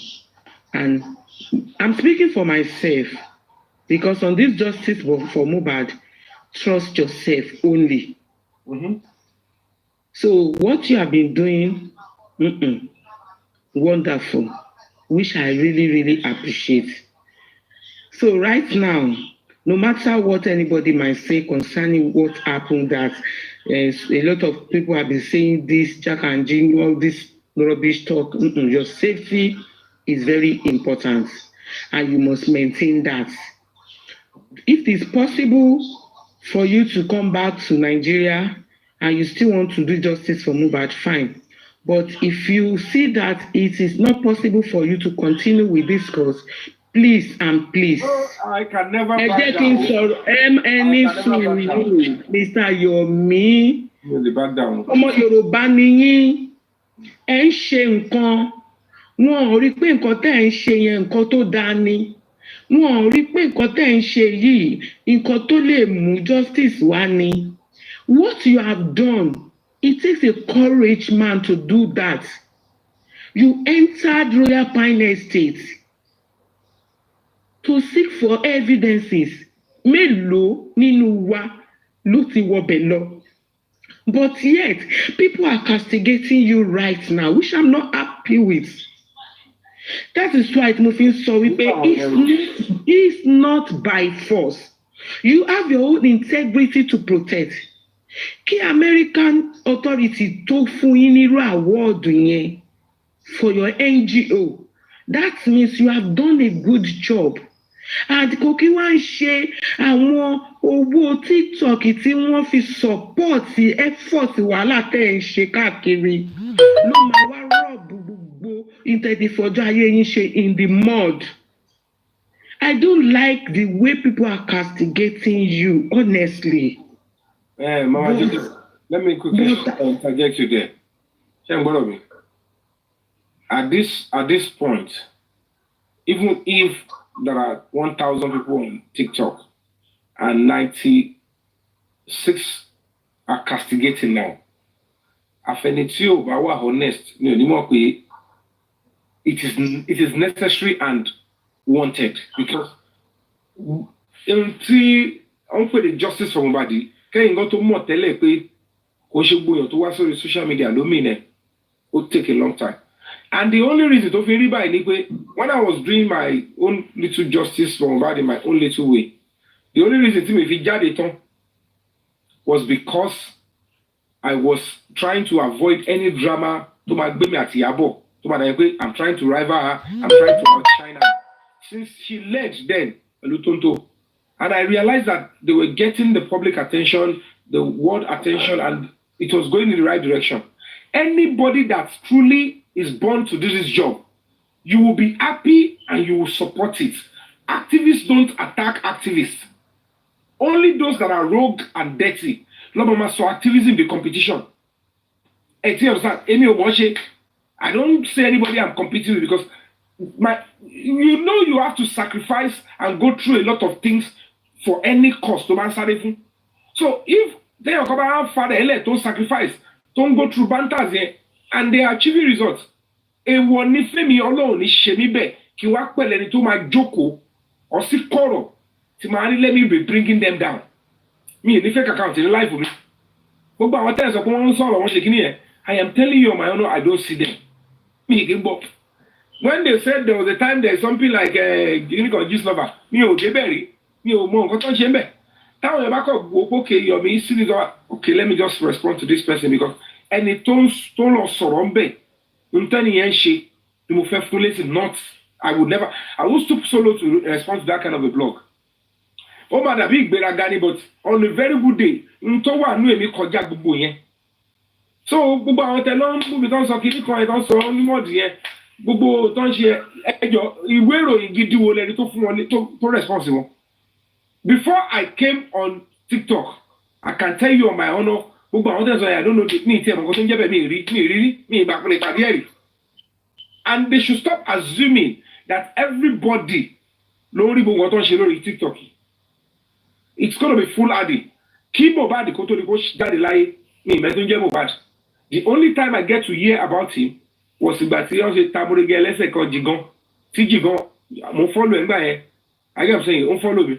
So when I saw him posted something about human rights pé àwọn abuse right òun wọ́n body wọ́n try láti fi kìnìún disability òun fi bí òun mi kọ́kọ́ wò pé of course if I'm following him I have to pay attention to his plight. Ta ló ṣe nǹkan ìwọ́n á rí pé he's a musician mo rí tọ́jú ojókòó tó di fóònù mo tó ní kí yẹn tẹ̀ wó mo rí pé wọ́n ti yanjú ẹ̀ mo dẹ̀ ra gbójú mẹ́ẹ̀ but most of the songs that I was always vibing to bullying èmi ò tiẹ̀ mọ̀ pé Mohbad ló kọ I was thinking it was Naira Marley. Do you understand? So ẹ wá òbí Mohbad ṣe popular àbí bó ṣe ní influence tó ń sìn kó jẹ́ pé ń gbà yẹn even gan popular ń gbà yẹn gan but because it is not my forte èmi ò really mọ ogun wọn yẹn kò jẹ́ kí n ṣe kí ni kò jẹ́ kí n pay attention so I didn't even know anything Mohbad àbí mọ́lẹ̀ àbókọrin kan but I hear the music but mi mẹ́ni tó kọ so àwọn tó ń sọ̀rọ̀ tó ń ṣe kí ni yẹn everybody àfẹni tí ò bá mọ̀ ló mọ̀ pé what they are trying to do is they are trying to silence and then social media yìí ló jura wa lọ so tó bá lè lo side wọn kọ́ máa lò lọ nígbà mọ̀ pé mi ò ṣe nǹkan tó rọ́ǹgì mi ò gbowó lọ́wọ́ yàn mi ìlú jìbìtì àwọn owó tèmi tiẹ̀ ń sọ tèmi wá kọ́ lélẹ̀ whether I have money or I don't have money I am deeper life láàrin àwọn oní tíátà èmi kọ́ máa ṣe what is right èrò wa o èrò wa o ohun tí mo ní pé ohun tí mo ń ṣe ẹ bá pe àwọn tó ní ọgbọ́n gidi tó jẹ́ pé wọ́n Ọlọ́run kọ iṣẹ́ ìmọ̀ wọn tó tọ́ wọn dáadáa láti lé wọn they will never find fault in what I am doing because ọ̀gbẹ́ni mi lọ fọlágbàfọ̀ if I see reason why I should respond I will explain if I see no reason why I should explain I will go ṣebí torí pé mo ń finú wénú mo kàn wọ́n pé gbogbo wọn náà ni justice fighter ni mo ṣe ń relate wọn tí mo ń wọ́ra mi lẹ̀ tí mo mọ̀ pé àwọn onídọ̀tí ni wọ́n de ọmọ máa ambush ẹ pẹ̀lú àwọn orí ẹ̀dẹ́ and they will drag you into it and they use it to rubbish you and it's still absurd. Me, but I'll go into details of how the ticket was bought, how I found myself in Europe. But to go into any other man,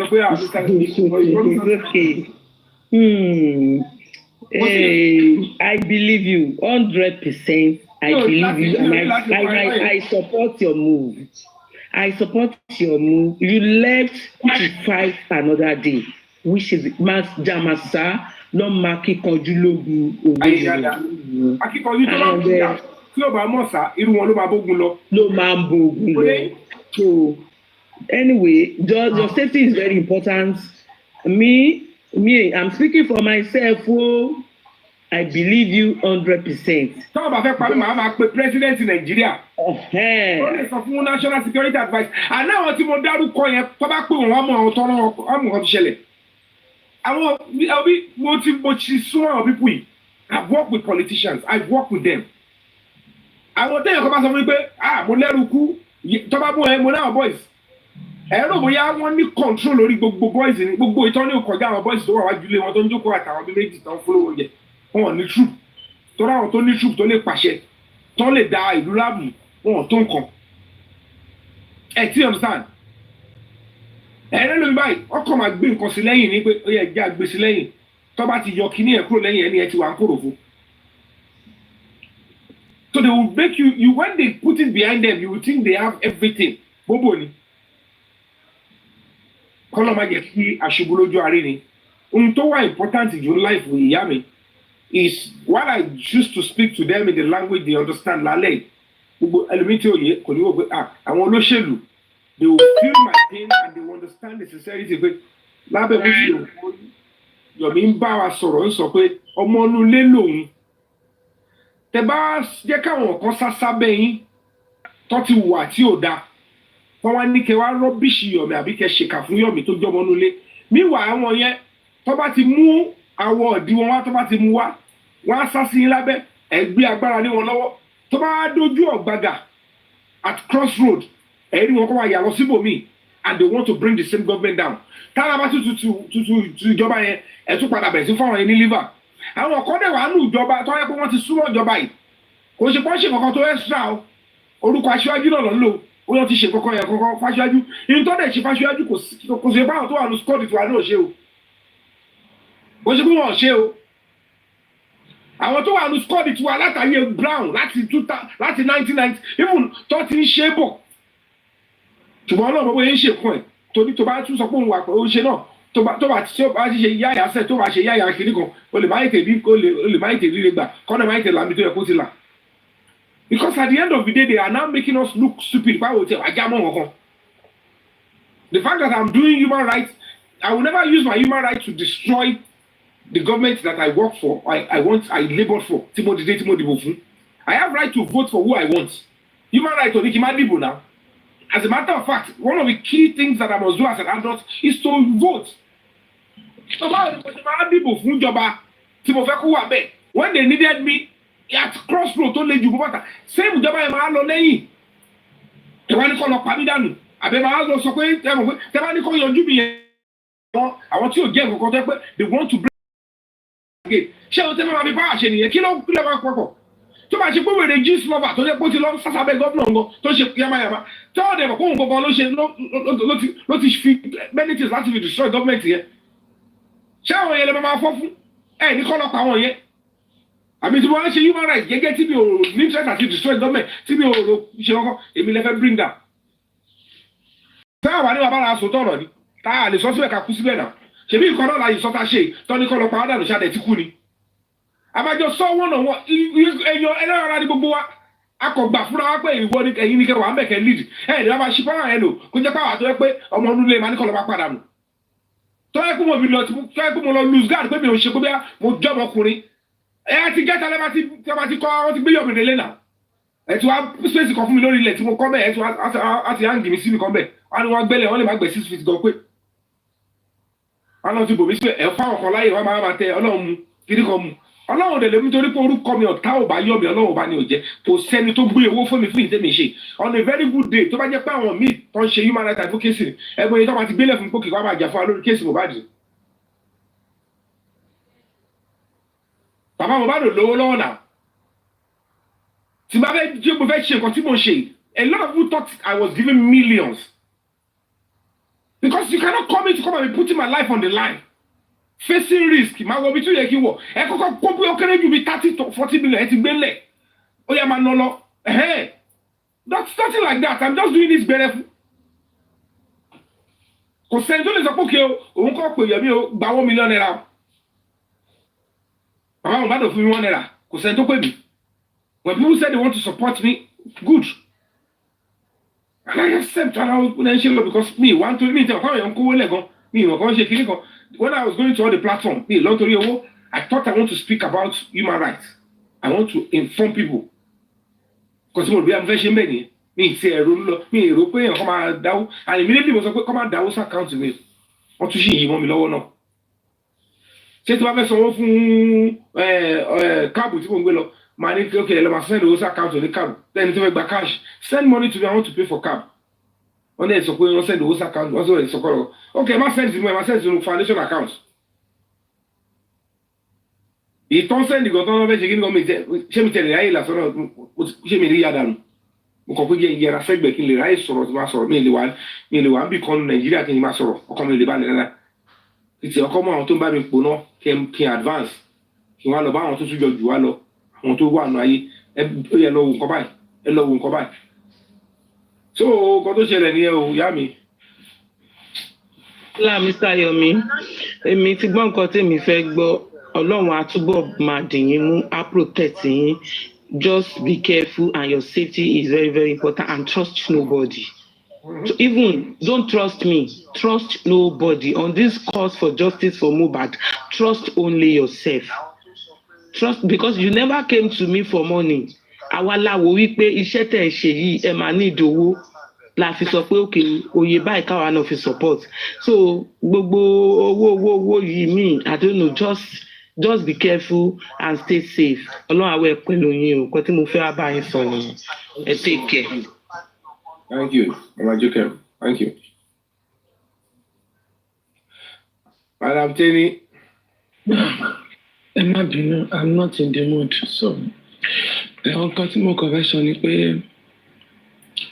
èmi mọ̀ pé Nàìjíríà tó wá tí Nàìjíríà yẹn ẹni tó bá máa jà ó gbọ́dọ̀ jẹ́ ẹni tí tó máa yí àwọn kankan lẹ̀ because mo rí a lot of comments because though I was so surprised nígbà tí wọ́n ní ẹjápa agbákajápa.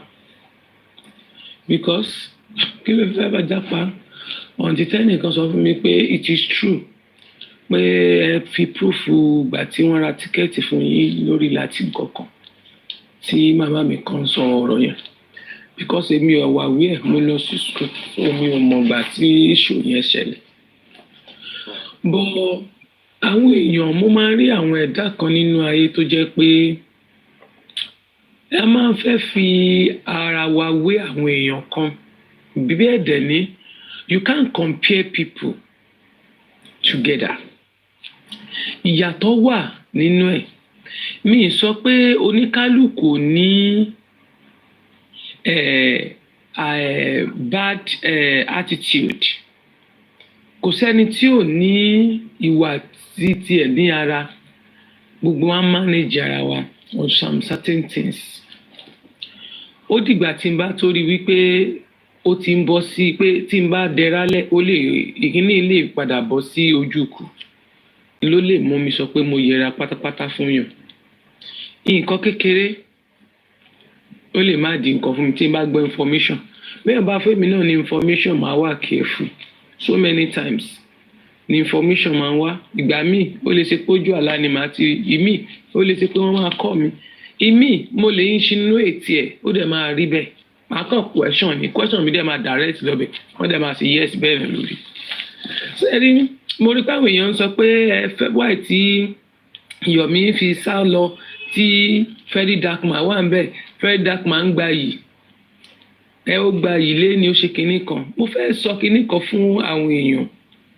You can't compare Yomi and Very Dark Man together. One, cause tí wọ́n ń jà fún is different now. Sẹ́rí kéèsì Mohbad tó wà nílẹ̀ Very Dark Man bẹ̀rẹ̀. Mo fẹ́ sọ pé ọ̀rọ̀ Mohbad ló fún Very Dark Man ní glory ní ògo tó ń lò lọ́wọ́ yẹn. Because tí kò bá sọ̀rọ̀ nípa kán lọ ṣe DNA test ọmọ. Karimo ò ní sọ pé wọ́n máa sùn rẹ̀ ní 2 billion. Newspaper ò ní gbé débi tó máa spread sí now kéèsì Mohbad tí Dark Man ṣe lọ ó ti stop ẹ̀ kò ṣe mọ́ tó náà bá continue láti máa ṣe wọ́n á máa fẹ́ threaten ẹ̀ ìgbà tó ń ṣe wọ́n fún ní threaten ló yẹ kó náà fi spine yẹ ó wá continue lórí ti government ó yẹ ti Mohbad yẹn ṣẹ̀gbẹ́ ó continue ti government ó ń ṣiṣẹ́ tí ìjọba lọ ó wà lọ́ndà current affair but iṣẹ́ tí Mohbad gangan ó yẹ lẹ́ because àwọn tó wà nídìí ẹ̀ orí kéèsì Mohbad yẹn ó ní Mr. Yomi ń ṣe lọ so lórí àwọn nǹkan wọ̀nyí mi lè sọ pé irọ́ ni àbí bẹ́ẹ̀ kọ́ they can do and undo because kéèsì yẹn wọ́n fẹ́ pa mọ́lẹ̀ pátápátá tí gbogbo yín bá rántí nígbà ọ̀rọ̀ Yínká ní Àbújá Yínká dé nígbà tí wọ́n arrest Yínká ní àyàmí Yínká wọ́n gbé gẹ̀yẹ́ ní ọjọ́ kejì tó ṣe protest ní National Assembly ní Àbújá tí newspaper gbé ìjọ́ kejì ẹ̀ ní threatening ti ń bẹ̀rẹ̀ wọ́n dẹ̀ lọ gbé níjọ́ kẹta ó lóun rí mẹ́ṣẹ́jì látọ̀dọ̀ àwọn kan ẹlẹ́ẹ̀kejì wọ́n gbé ó lo 5 days nínú cell kọ́ wá fún ó dẹ̀ sọ wípé nínú àwọn course yẹn ó dárúkọ wọn fún sọ wípé àwọn ń wá bí ìwọ ni wọ́n fẹ́ dà lúrú àwọn ò fẹ́ kẹ́ni protest kankan ṣẹlẹ̀ mọ́ Nàìjíríà ìwọ ni wọ́n wá ń gbé gbèsè protest ẹ̀yìn àwọn wo ló sponsor lẹ̀ gangan the only thing tí ó fi dàbí pé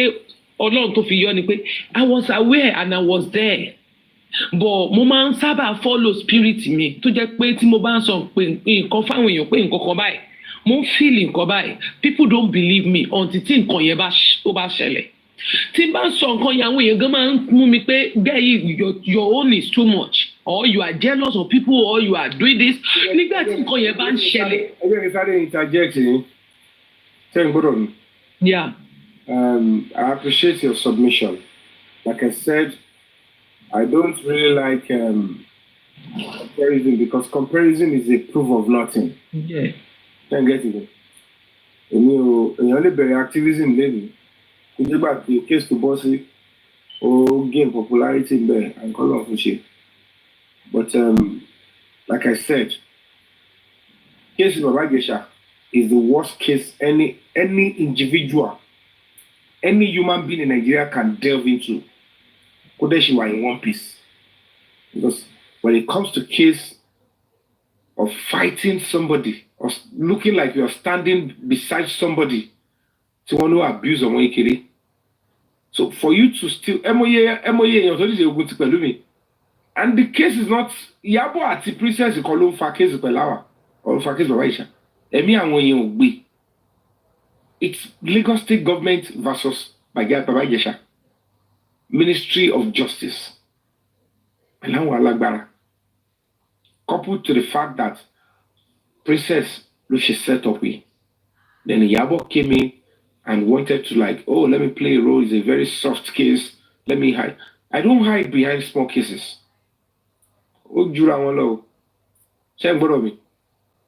During the NSAS, I was on the floor for 10 days. I should come. No, me shower. They attacked us. They did everything they would do. and I stood still. Mọ́tò mi la fi máa play orin láti 11 p.m. or 5:30 a.m. láàárọ̀. They were driving my car to go and buy water to do everything. Mi ò wẹ̀ fún 10 days. It's my own kind of protest. And many other protests like that. Ṣé ń gbọ́dọ̀ mi? So when you come in and you are criticizing and you're speaking truth to authority, it's good, it's part of a struggle.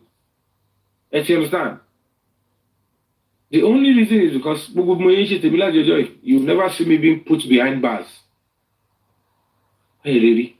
And the kind of organization statement drew Pelu, you will know certainly that it has substance. Be that as it may, I am doing what I want to do. Case of Abagesha. They can do because I want to protest mọ́. Wọ́n fẹ́ kí kéèsì yẹn lọ kó parẹ́ kẹ́nìbọ̀dì máa sọ̀rọ̀ lé lórí. It's a normal thing, for government to think in that direction. And of course, protest me feel aggressive pariwo protest the assembly. In the sense that I don't want crowds to come there too much. I just want few of us to go there, submit the letter so that we can get the attention of other people to come into it. And then before even we submit this letter, before this protest, I came out and said the police have resumed the investigation. I consulted some people. I said, let us suspend this protest.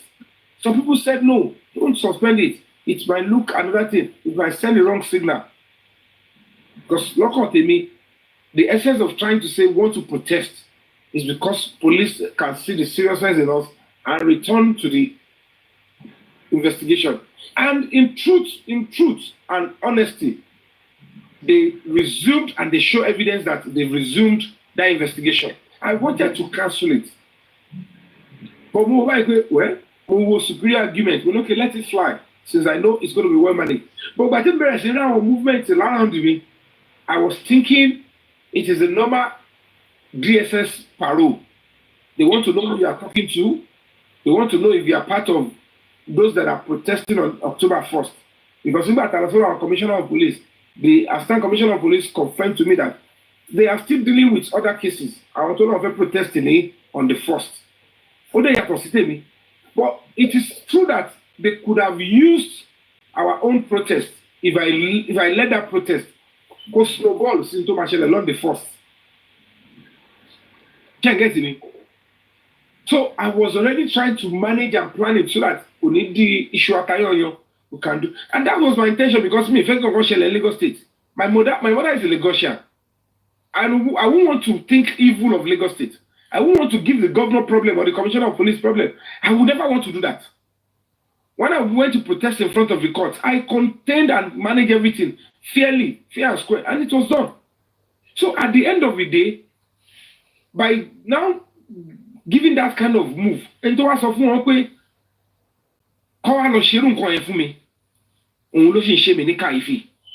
that's why I'm saying the easiest person to know. See, aṣíwájú bá pè àwọn tí mo sọ yẹn. Because tó bá ti yọwọ́ that level of kò sẹ́ni tó lè dánrù kọ́ bẹ́ẹ̀ wò. Fíìlì mi pé ẹ kọ̀ lọ́nu ilé mi kọ́ wá jọ̀ mí. Ìyá mi ẹgbàá ibú ìṣẹ̀lẹ̀ o ẹgbàá pé àwọn kan opportunity pé àwa bá sí platform àwọn abẹ́rẹ́ sí ń ṣọwọ́ lára mi àwọn tó ń ṣọwọ́ yẹn ẹlẹ́dàá wọn àti life wọn náà yìí mi kọ́ kò ń ṣe I no dey for that category tó dé lóní kọ́ wá wò òun òjò tó rọ̀ tí ó dà ó yẹ nígbà tí ẹni táwọn kan máa sọ wọn ní ìgbà olóra tíkẹ́ẹ̀tì ìgbà olóra travel ṣìgbà kan mo ti rà láti 2 years ago mi ṣẹ̀rẹ̀ travel ni ṣé mo ṣẹ̀ ń travel ni mi tiẹ̀ ní intention àti travel yẹ I went on world tour last year. I went to Canada, I went to America, I went to UK. America mẹ́rin ni mo lọ láàrin oṣù mẹ́fà.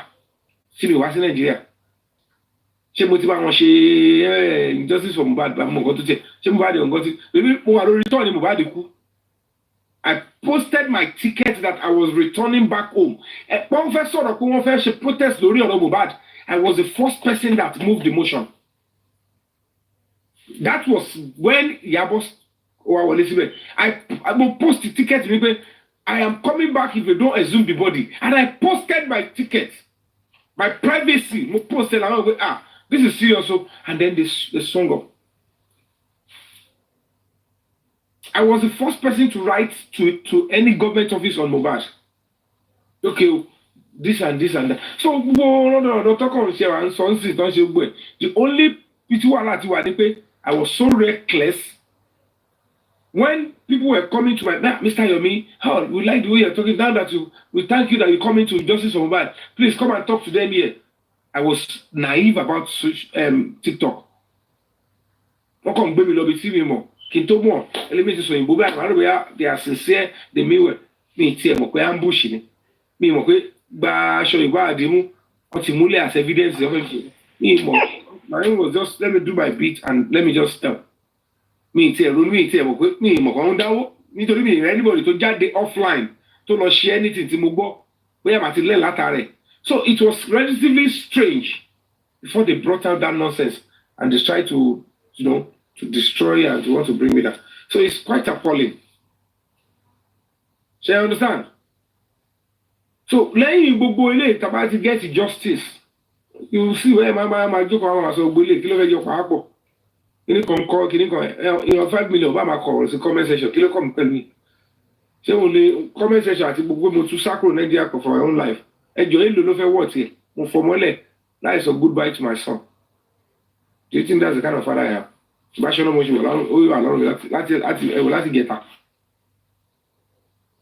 it's a different ball game.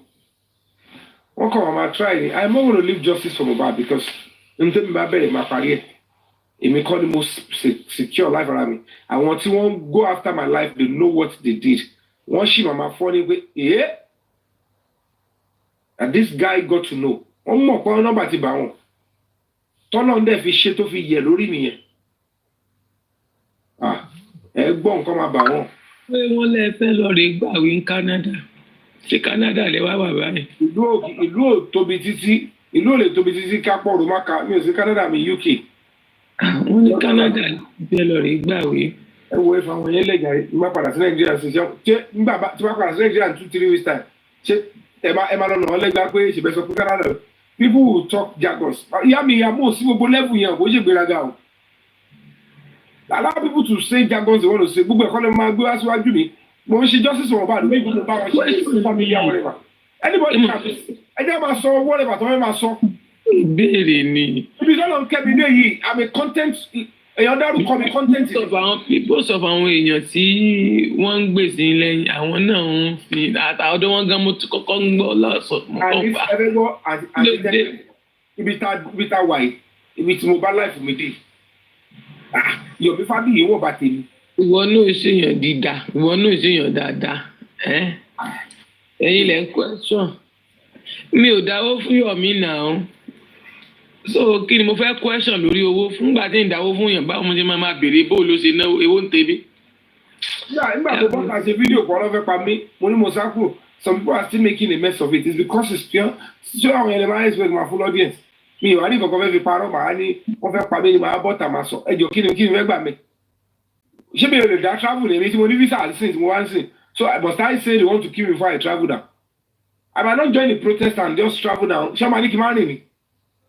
Because it's pure nonsense. If I choose I want to go on holiday, I can always come on holiday and then move around. Like if we say I will still be going around to do my stuff. But I'm just speaking my own truth.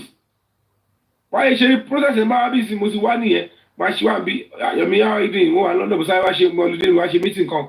Me really so. Tí bàbá sọ fún yín pé wọ́n fẹ́ pa mí kọ́.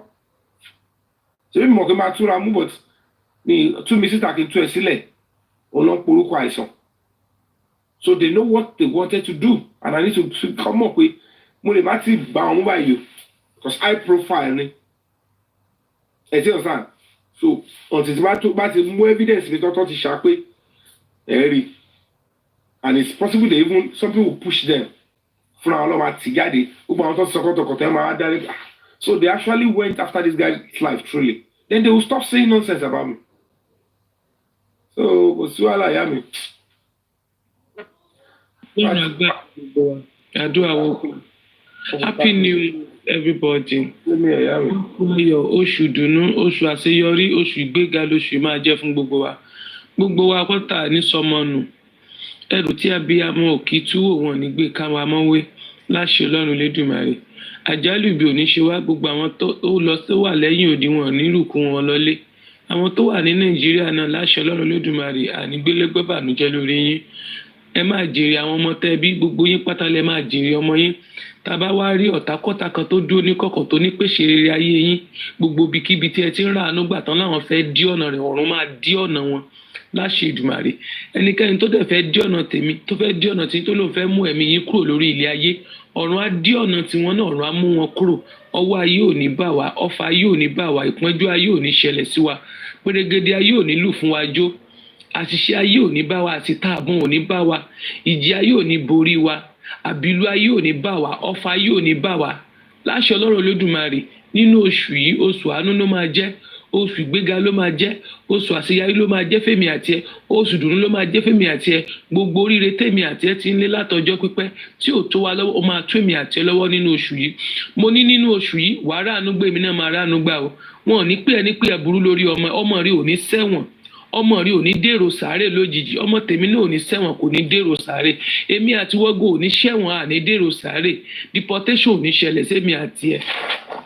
Àánú Ọlọ́run máa bá wa lọ ní orúkọ Bàbá àti ní ti Ọmọ àti Ọlọ́run ẹ̀mí mímọ́. Àní ṣe kòǹgẹ́ aburú nínú ìrìn àjò ayé wa, níwọ̀nba tọ́dún ikú àní ṣe kòǹgẹ́ aburú, àní pàdé aburú. Bẹ́ẹ̀ ló ṣe máa rí. Mr. Yomi, ẹ sùn láyọ̀, kẹ́ ẹ jí láyọ̀, kẹ́ ẹ fọpẹ́ àtìyìn forúkọ Ọlọ́run, kẹ́ ẹ jókòó, kẹ́ ẹ tó sùn bẹ́ẹ̀ ṣe jókòó yẹn, kẹ́ ẹ wá gbọ̀n. Mo ti forí balẹ̀ fọlọ́run ọba, mo ti dúpẹ́. My father has been thanking God. Àti pé àwọn ọmọ yín, it is well. Ọlọ́run ló mọ tẹ́nì kò mọ̀, n tó bá wù ọ́ ni ó sọ, ẹlẹ́nu sọ bọ́lọ́, n tó bá wù ń kálukú yín ni ó sọ. Ẹ bá ráyè wà orúkú ìjà, ẹ wò gbogbo pátákó pa ìbá tó stop tó bá ti rí justice kan tó fa gbogbo tẹ́lifíṣàn sí ìgbé àwọn justice of life yóò ní ìwé ká ní mọ́ kò ṣe pé kó mọ̀ ń fọ́ ọ pé kò tó ń ṣe yẹn. Ẹ dojú tí ó bá sáyẹn.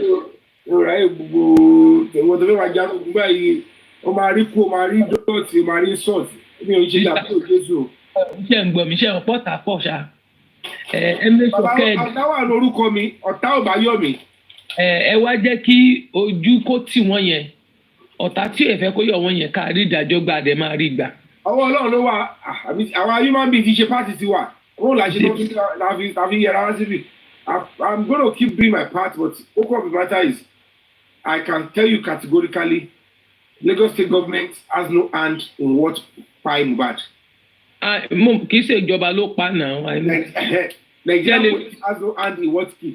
So if anybody is trying to on it, because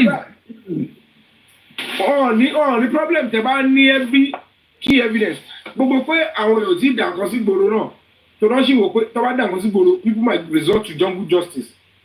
Lóyún wọ́n ṣe wò wáyé pé let the police do their job by themselves, and pọ̀pọ̀ máa pa ọ́gbẹ́ pé wọ́n ní lọ sí di kéèsì yẹn mọ́, wọ́n máa dọ́gbọ́n kan, wọ́n bá yí orúkọ mi kọ́ yí mẹ́rẹ̀ kan sọrí ẹ̀ kodò, tẹ́ bá ti gbà fún wọn lẹ gbà fún wọn, that is because that's who you are. Let them make me their target, let them do whatever they want to do with my name. It's what I signed up for. I know who I am, I know my background. Àwọn èèyàn kọ́ ló máa fi lé mi, kọ́ wọn bá bu mi dọ̀la, kọ́ gbẹ́pọ̀ mi síta gan kò rọ̀ mi. Mi ìráyè gbo rọ́dọ̀rọ̀dọ̀ yẹn. I face where I'm facing. Má padà sí Nàìjíríà tí má continue. Ṣé wọ́n máa stop ni? Tó bá ní kó lè jù abádá gbó nǹkan rù. Torí tọ́ba ẹ fi ṣe nǹkan nọ́mbà, èmi kọ́ta yẹn lọ́lọ́pàá nìyẹn. Ẹni ká má put lọ sí tó àwọn ọlọ́pàá ló máa ṣe. Ẹ lọ ṣe kẹ gbé ní ìsìgáde. Why are you favouring criminals and using the name of the Nigeria police or whatever? Irú rọ́dọ̀rọ̀dọ̀ wo nìyẹn? Òsáyé fún gbogbo yẹn. Why are you so we keep saying that? Oh, we keep saying it. I have to say it. Oh, but don't you become here? I'm not going to say, I'm discourage them, and then they will stop talking. You know, I stop, or stop. Then kill other criminals. What rights do you now have to pick other criminals when you can be selective with one? Is that policing? Police police there is no way that society will have peace. If it's not something that the whole world knows, it's already a poster issue, poster boy matter. The best thing is to deliver justice. What would you? The state will lose more by covering that kind of a crime, and the state will gain more by trying to unravel the crime and bring justice. Whoever is in that is in governorship position, is commissioner position, they will live there one day. They will live there because our economy continues and everything keep decaying by day by day. Ìjọ wo lè fẹ́ ṣe gbogbo ènìyàn fún gbogbo ọ̀kọ́lẹ́ wa bẹ̀rù ni? Ẹni tó ń fẹ́ ní kọ́ lọ pẹ́ gbòòrò ní kú ni, sọ́mọ́ ní kú tó máa pọ̀ wọn ni. Ẹ kọ́ fi gbogbo bóyá ìṣẹ̀lẹ̀ lẹ́ẹ̀mí ò ráyè gbo àṣàjà lọ́kì o. Ìyẹn wa bọ́ sí kọ́nà òun lágbára òun bọ́ sí kọ́nà ọdún kọ́ máa lọ payọ̀. If you get power, you go come on boldly and say that me say make dem go kill you. Tell good broadcast now. Go do if you get power. If freelance how powerful government is. Go out and do public broadcast. I ask them to go and buy this person and go and say it now. And the way that you keep promoting, you keep promoting wickedness and extreme rogue and thinking that is government. That's government because that is how you are raised. That is what you are meant to believe. And so no, so like this, so cut. I will get a lot of yari. You have to go on there.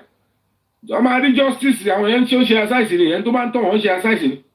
About this stage, you call look over you pada lojiji. People will start putting laws into their hands. To ba ba where ma kara no ma kara oko. Elo be law Gaddafi. If Gaddafi knows that at the end of the day, o ma pa won ma te mo ko re pa lórí. Wọ́n pa na lo abe ton le lo tún pa wèrè sí. Tí Ọlọ́run ma ti dé ba, tí Ọlọ́run bá dé ẹ mo koko sin gogo. Ẹ wo, thank you so much everybody. Let's go. I just say mo be dey wow. Mommy doesn't pray, Daddy doesn't pray for me, make it better for me. Me I don't go school, only thing I've been through, losing me and you. This kind of time, beauty time for me. You want you don't know, call you want me love, and you don't know, call you want me love. You.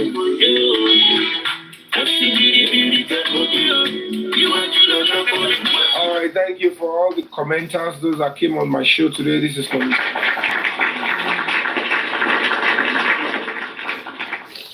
Mr. Yome, what are you saying? I've been sending gifts. I saw you all. I saw your gift. I saw the notification, and I am eternally grateful. This.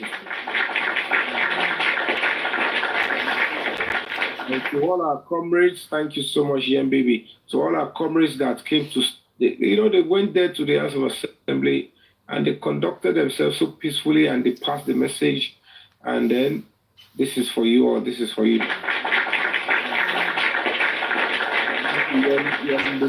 They're not related to Mubad, but they stood like a brother. They stood like, they showed love. That is the true color of who we are as Nigerians. So thank you so much. And then to the Lagos State House of Assembly for the peaceful conduct for receiving the Lagos Lagos State House of Assembly to have shown beautiful thing that is called democracy, to have received, peaceful protesters and allow them to express themselves. And then that is the hallmark of democracy. And this is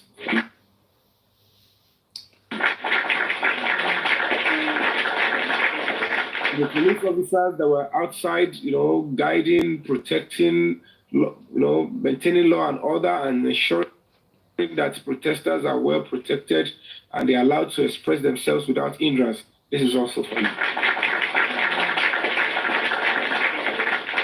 And to the assassin that, that couldn't find me in Abeokuta, that came to the protest ground thinking that they will find me there and then they will trail me down to where I'm going to sleep and then they will carry out their evil act. I will still give you kudos. I just pray that what you are doing, your children will repeat. But unfortunately, you don't know some things that you shouldn't do because money is involved. So this is also for you. And then to the media, to the press, to the media, thank you for turning up today. Thank you for everything, the bloggers. Thank you. And to my humble self, I've been on the road since 2 p.m. yesterday. And I was I was able to eventually get into where I'm staying. And to my wonderful host in London here, thank you so much. Thank you. And this is for you, my wonderful host, my secret host in the Bible, because I think I call it more. I want to actually from in London.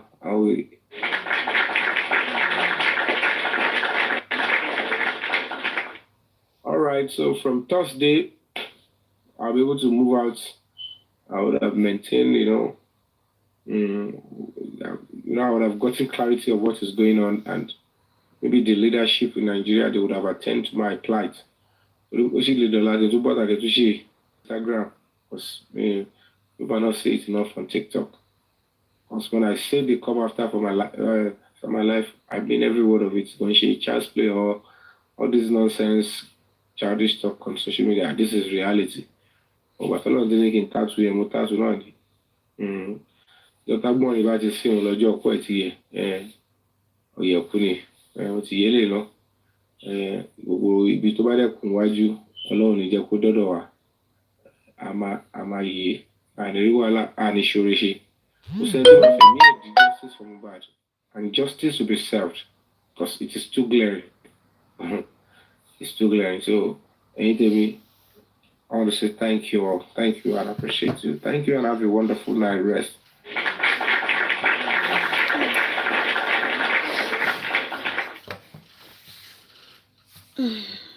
Let's come back. Thank you. So the regulators they know say they get people ready. Mr. Isaac ẹjọ́ yẹn ti lọ ẹjọ́ àti yanjú ẹjọ́ torí Ọlọ́run ẹjọ́. International students, we want your opinion. Here's a chance to win one of 5 $100 prepaid Visa gift cards. We want to know how your experience was in Canada. Not an international student? Okay. Unless there's another avenue, you have the Nigerian Police Force. They are still the prosecuting team or a branch of the law enforcement team in Nigeria. So do you believe now that they will go and do another autopsy again? Is that your belief? We're waiting for the second autopsy. Okay, I know, sir. The second autopsy is private. Yes. Okay. That's what I'm talking about. Okay, so my question is, I understand it's private. We don't have any other avenue for people to be charged and taken to court, correct? Be charged other than on this murder. Yes. So we're all arguing right now that this is a murder, correct? Yeah, murder, homicide. Okay, perfect. There is no other entity that would charge apart from the Nigerian police, correct? Apart from the Nigerian police, the DPP, or let me say, the state judiciary can also push their case through the inquest because their findings they will have a recommendation like the police. What they have found out in their thorough investigation, they are going to present it as well. Okay. So who would execute? Who would then say, "Oh, look, we've determined, and this is the person we need to charge"? Who would carry out that act? Is it the Nigerian police? Is it the House of Representatives? Is it the presidency? In a case like this, the Nigerian police is not the prosecutor. The Nigerian police is just an executor. The recommendation of who to prosecute comes from the DPP. Okay, you're not understanding my question. No. I know. Hold on. In this case, the prosecutor, those who will prosecute, the police are just to present those recommended for prosecution.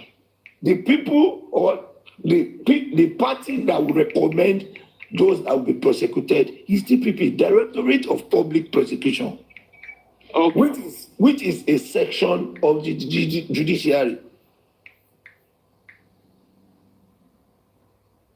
Now, who will carry out that act to go and prosecute? Is it the presidency that will go and put a handcuff on him? Is it because this is new to me, because what I know is any police force in any country are the authoritative figure in order to make arrest and present that arrest to the prosecuting office. That's the way it's done. Hello, sir. Let me tell you this. Don't convince me. It's very easy. It's direct. Just let us take emotions or whatever from it. Now, this is how it works. Police have completed their investigation. They have said this and said this. They've presented, after your report, you make recommendation, and they have submitted their own to the DPP. The people will look at what they have done, if it justifies their recommendation. The DPP will tell them, prosecute this, prosecute this. Please. As a matter of fact, the police said that it is still an ongoing investigation.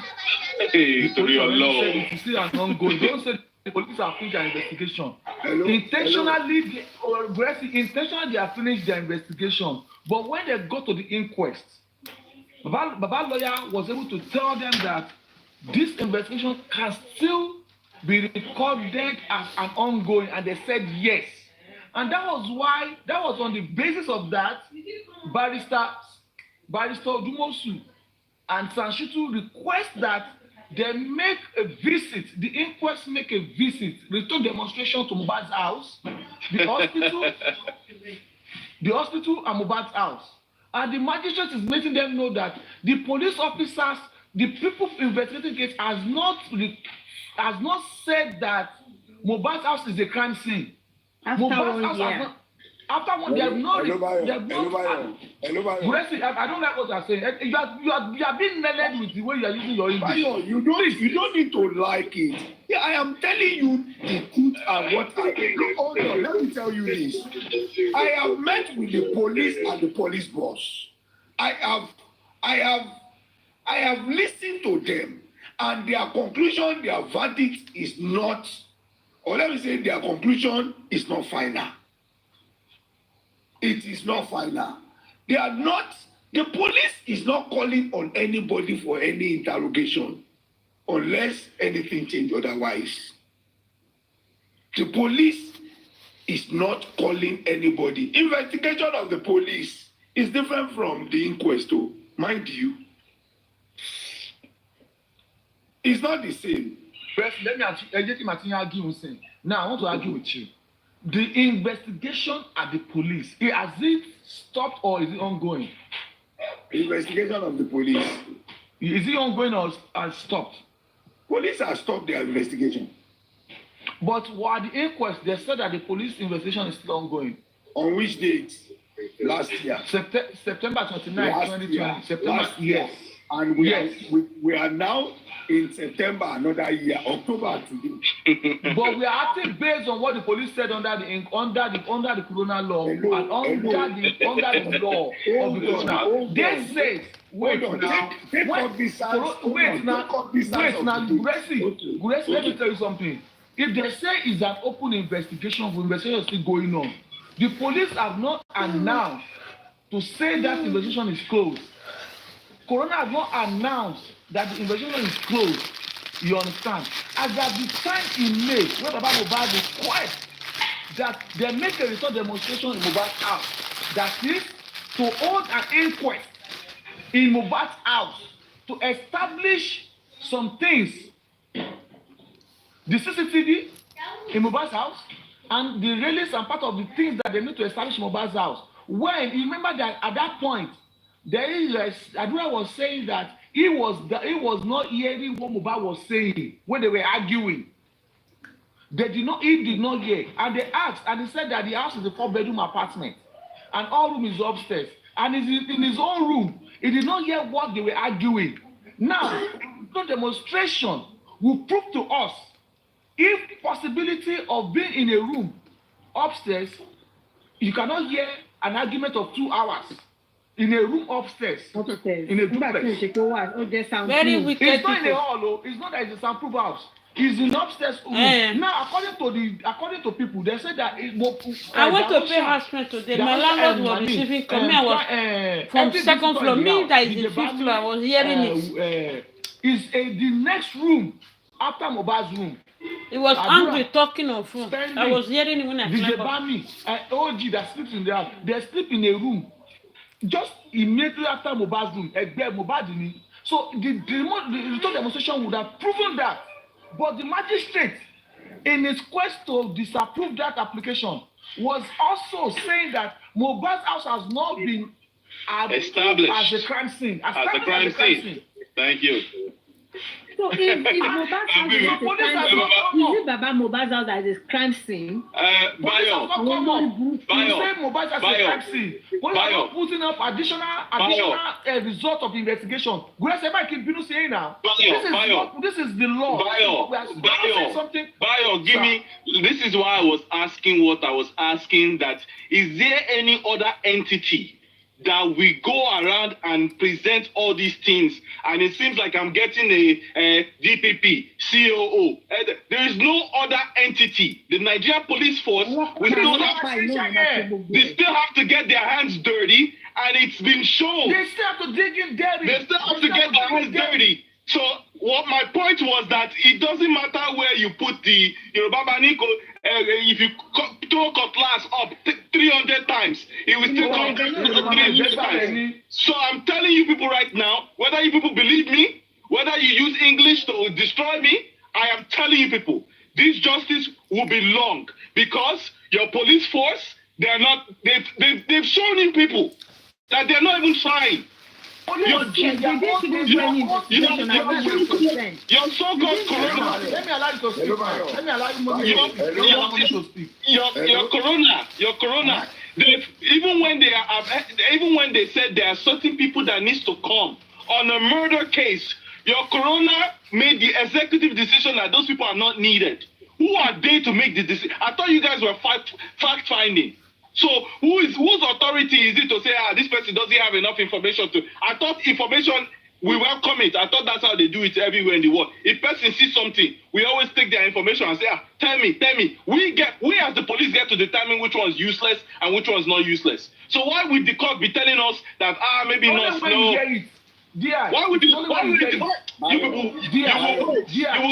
when you get that information, you can determine if it's useless or not. If you use that or not, before they say it. But they say 30 people should come. They say 30 people should come.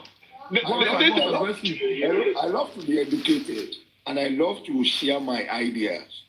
Look, I was quiet while you were talking. It's not a matter of being emotional or being assertive on assumption. Let me say this. Am I happy with the situation of the case by the police? My answer is no. Have the police done due diligence on the case? My answer is no. Have the police, have they done thorough job concerning this case? Let me in the comment section, in the comment section, somebody just saying something. As at this time, the legal team are working on OG and Ademola. They're working on how to get them back. They're working on how to get them to the inquest. The police have not considered them as people that need to speak at the inquest. But the legal team, based on videos, let's go on. Hello, Bayo. You see, what we want or what we know is different from the kangaroo investigation that the police has done. Look, if you want to present a witness in the court, it is you that will know how to bring the witness, not the police. It's not going to be the police. Why? Because police is not involved in the inquest. Get that straight. And I am telling you, in the kangaroo way, in the manner, look, it's true. You think it's a lie that police told Baba? We are done with it. Go and bury your son. Do you think it's a joke? Let us look. Either it suits or it doesn't suit us. Let us learn to speak the truth. It pains me even more than anybody But no matter what they come up with, I will look at it. This is what you have done. Then how do I deal with it? How do I come for it? How do I get you to know that you are fooling yourselves, not me? I am telling you today, put it, either it doesn't suit you. Police in their own manner, they have written, they are done, and they've submitted their finding, their whatever finding and recommendation to the DPP, waiting for the look. If prosecution is on in the court, even on judgment day, if DPP can put a call through to the judge on a judgment day and say, withdraw from that case, no judgment should be passed. If there is any new revelation or anything, the judge, the DPP is the only one that can intercept the decision of any prosecution. The police are just to execute. Okay, because people that need to be prosecuted, IPO is investigative police officer, not prosecution. The DPP is for prosecution. They can hold the custody, they can present a suspect because they house them, they keep them in custody. So why have you not brought out the nurse all these years? All this, why touch it in that day? Hello, ma. Yeah. Hello, ma. Why? Hello, ma. Yes, sir. It is the stupid game they are trying to play. Because one of the things this Shoyemi saw was it okay at the end of Nkotoko saw the first time. Only pay one repeat ability not so fun. It talk about a team anybody jade. That nurse should have been there. No, they need. And this thank God. Thank God we got an approval to bring the laws to the court. They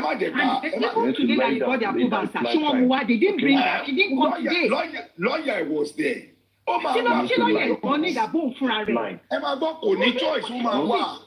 Lawyer on the table, please. Terry, witness. Witness. To do what? Hello? Do what? Are you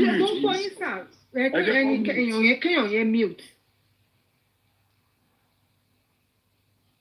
So, what is happening is, no matter the way you're talking about this police, I can tell you, I want to investigation. That is the problem.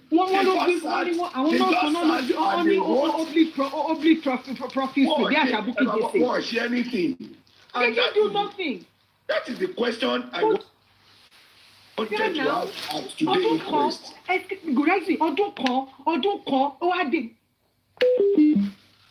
I'll meet the Tambi by the Loro Falano at BDM. What if baby the stars of assembly? Very wicked people. She will money more, grab you more.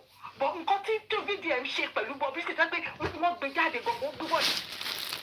The daddy, black or blue for buy you keep the one killing night. I don't want to get no, it's very wrong. It's very wrong.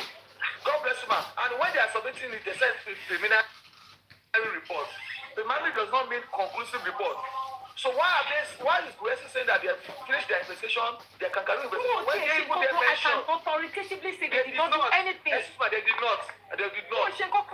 They did not. And that is why I'm asking for Gracie. I'm asking now, based on preliminary report, based on what we are going through, do you think Baba Mohbad should fight for order of mandamus? We will need to do full forensics.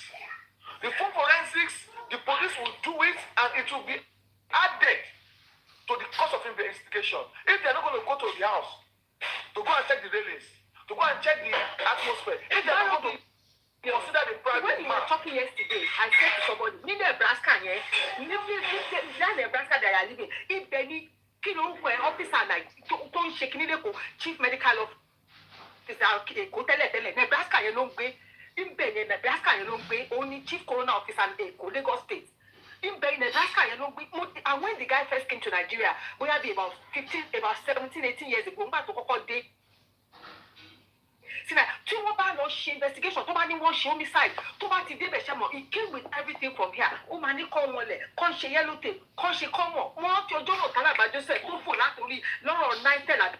Ó fò látòrí first ló fò bọ́ sílẹ̀ lẹ̀ tó ṣe gbogbo corona case tó ṣe tó lọ tọ́pọ̀ bí ìròbó yóò ju 2 months lọ. Ẹ̀ẹ́dẹ̀ ṣe kọ́kọ́ gbogbo àwọn ṣóyẹ mi ọ̀dẹ̀ ní wọ́n ti train now ọ̀dẹ̀ ní gbogbo wọ́n ti train. Ẹ̀ ṣe kọ́kọ́ you're not doing anything. Iṣẹ́ ìlú yẹn is messed up and I can say wọn ò ṣe investigation kankan ọlọ́pàá ò ṣe kankan mo lè sọ fún yín pé ọlọ́pàá bí ìròbó yóò lọ sí ìròbó nǹkan tó ń sọ wọ̀ nǹkan táwọn èèyàn sọ fún wọn ṣe ní kán gbé Prado wá ṣe wo glass Prado ṣe wo pé ìgbà náà jẹ ṣe sílẹ̀ you didn't do anything. Hello ma, it is universal understanding that police did not do anything but because they are police even if they sit in their office. kọ́ máa bá bọ̀ ṣèbí kan ni wọ́n ti kú lára àwọn tó ń ṣiṣẹ́ wá ṣèbí kan ni wọ́n ti kú kọ́ máa bá bọ̀. Even if they sit in the corner of their office of their station and say this is the report of our investigation. It is not binding, and we are enjoying the close of this inquest by further exposing certain gray areas in this Mohbad state. Wọ́n dẹ̀ ti rí pé torí pé ọmọ nobody ni Mohbad ṣé tó bá jẹ́ pọ̀ ọmọ èèyàn kan tó bá jẹ́ ọmọ jọra àbójọ́ ọmọ Dangote àbójọ́ ọmọ èèyàn kan tó lórúkọ lù ṣe bí àwọn èèyàn ọmọ jọ́ọ̀sì tó kúrò l'Àbújá ṣé wọ́n dùn ọ̀ dìde tó wọ́n rí pé ọmọ kò léèyàn ni nà it's very very wrong nǹkan tó ṣe ń ṣe gbogbo nǹkan tó ń ṣe nìyẹn tó bá jẹ́ pé bàbá ẹ̀jẹ̀ tó jẹun kánú àbí gbogbo wọn dúró bí ẹyọ kan ní ṣé máa ṣe gbogbo nǹkan tó ń ṣe látọ̀jú kan ní ìṣòro ṣe ó máa jẹ́ ẹ̀kẹ́ nígbà tí ọmọ wọn lè mọ̀ wọ́n rí ẹ̀dẹ̀ ń ṣe yan bí ọkà kó dà náà it's very very wrong wọ́n ń tọ́ tẹ́ bá jẹ́ ọlọ́pàá ńkọ́ ìyẹn wà selective inú investigation yìí nìyẹn nàbùkọ́ tó bá jẹ́ pọ̀ ọmọ èèyàn kan ni dìde tó bá jẹ́ ọmọ èèyàn kan bìkọ́ ẹ̀sìn pé bàbá ẹ̀ ò lẹ́ anybody bọ́dẹ̀ ṣe lọ ọjọ́ òní ìtàn lọ exhume gbogbo nǹkan tó kọ̀rọ̀ pé ẹ̀ṣẹ́ àdékàṣe ká pa wọ́n lẹ́nu mọ́kọ́yé kígbe àwọn kò mọ̀ kó máa débi tó dé yìí.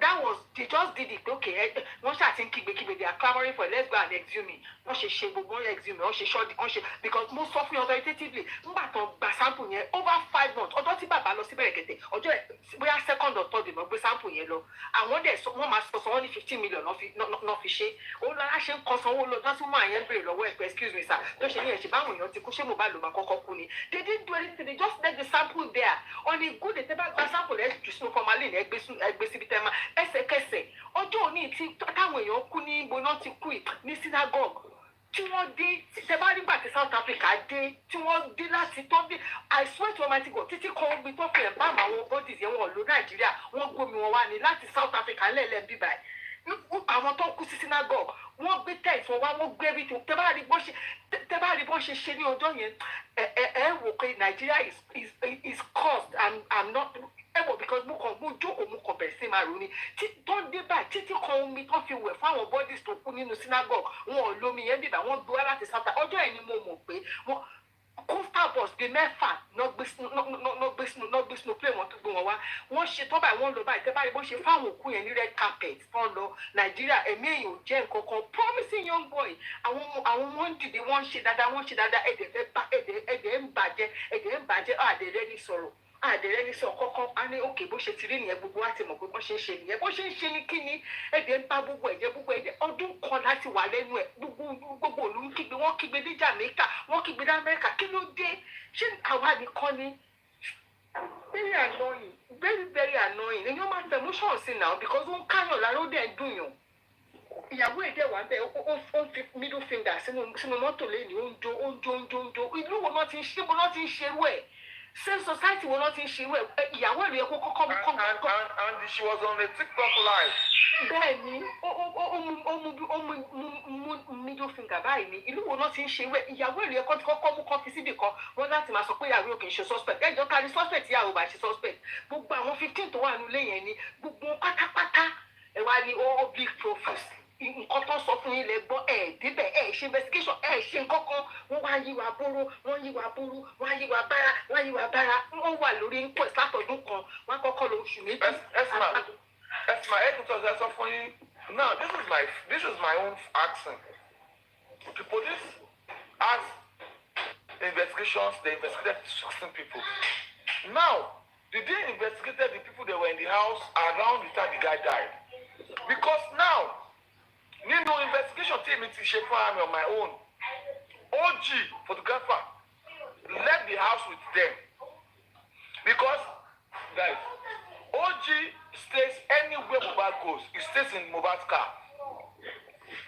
OG left the house with Prime Boy, spending Wumi and Darosha and the driver.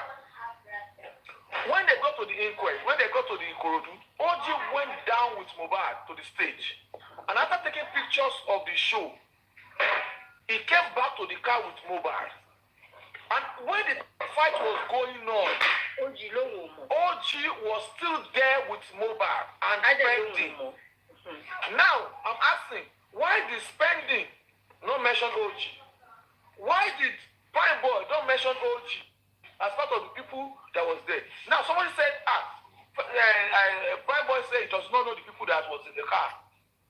Why did the police not establish that OG was part of the people that witnessed the fight? If they have done a thorough investigation, why the spending ran away with the fact that it was the one that was carrying the baby and it was just him, Wumi, and Prime Boy that was in the car? Why did he skip the part of OG?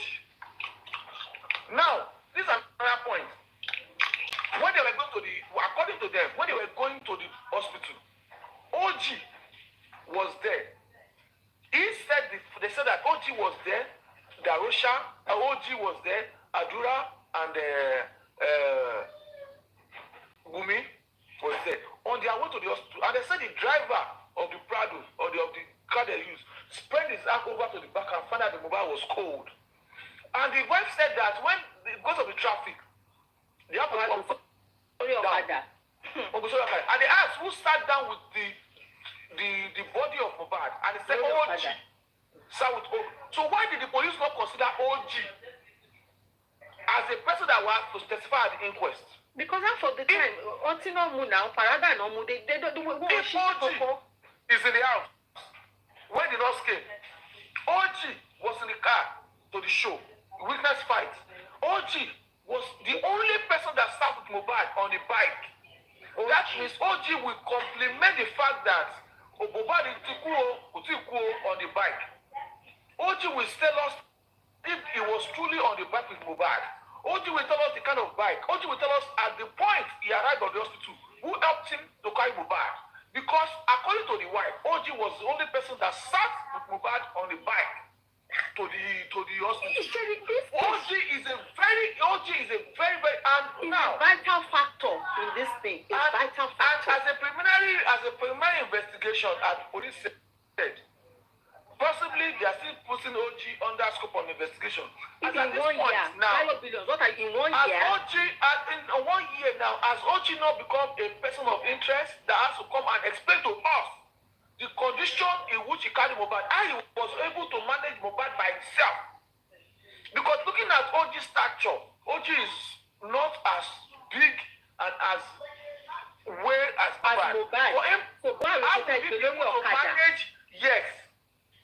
What are the situations and circumstances? And if èèyàn tó wà conscious ọ̀gá tó bá kú sínú ọ̀kadà ó máa kò ní jókòó dáadáa ká tó wá sọ ẹni tó wà conscious. ẹ̀tọ́ ti kú tó sì wọ̀ conscious tó tẹ́ pé at the time ọwọ́ ara ẹ̀ ti tutù and OG is not coming to tell us is it true that the body is cold and you are telling me that the police have finished their investigation. No, they can send it. This case is one of the easiest case to unravel. I'm telling you. Easiest láti unravel. It is one of the first. Ṣọmọ Mohbad ṣe ń tó treat ni kí ló ṣe fún gbogbo ẹ̀yin 15 tẹ wà nínú ilé òkè kí ló ṣẹlẹ̀. You know, it's the easiest case to unravel. Wọ́n wá mú màrìwò wọ́n wá sọ́dọ̀rọ̀ because they have their reasons. Ọlọ́run á dẹ̀ mú wọn. Sorry, ma. This is why I was talking to Mr. Gorexi and telling him that whether you, I know that sometimes it's hard to hear the truth. Whether you people like get personal lawyer, private lawyer, at the end of the day, you have to go through the route of the police and the court system.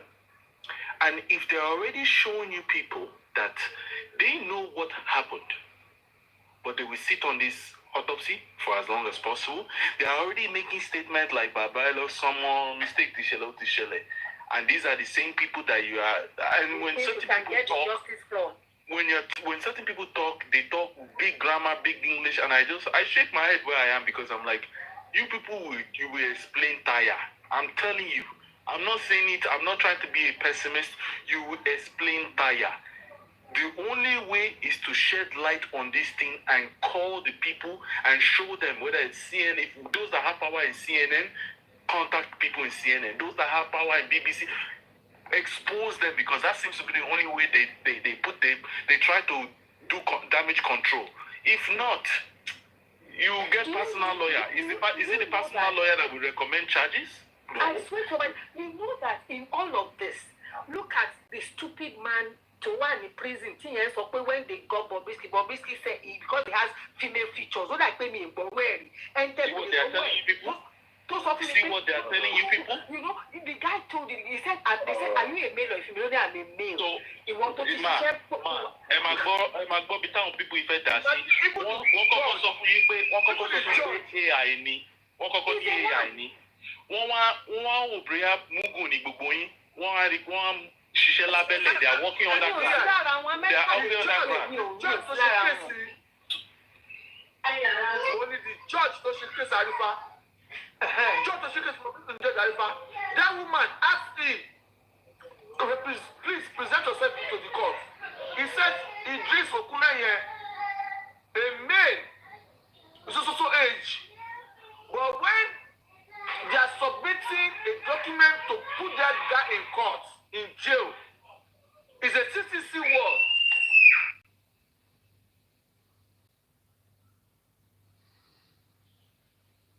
When they were making a pronouncement, the magistrate, the court lawyer, the judge signed it into law. In his law, he has said that Okunaye Idris, 37 years old, is a male individual. And the Lord, you see that prison. Why is the correctional officer saying he has female features? Female features. When the court has made a pronouncement, you decide that it's female features. Only you, you did not get back to the court to say this person you are sending to us is a male feature, has female features. When you people talk.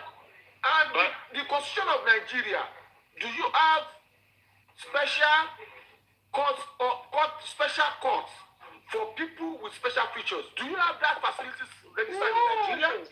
No. Good morning, good afternoon, good evening. It is either you are male or you are female.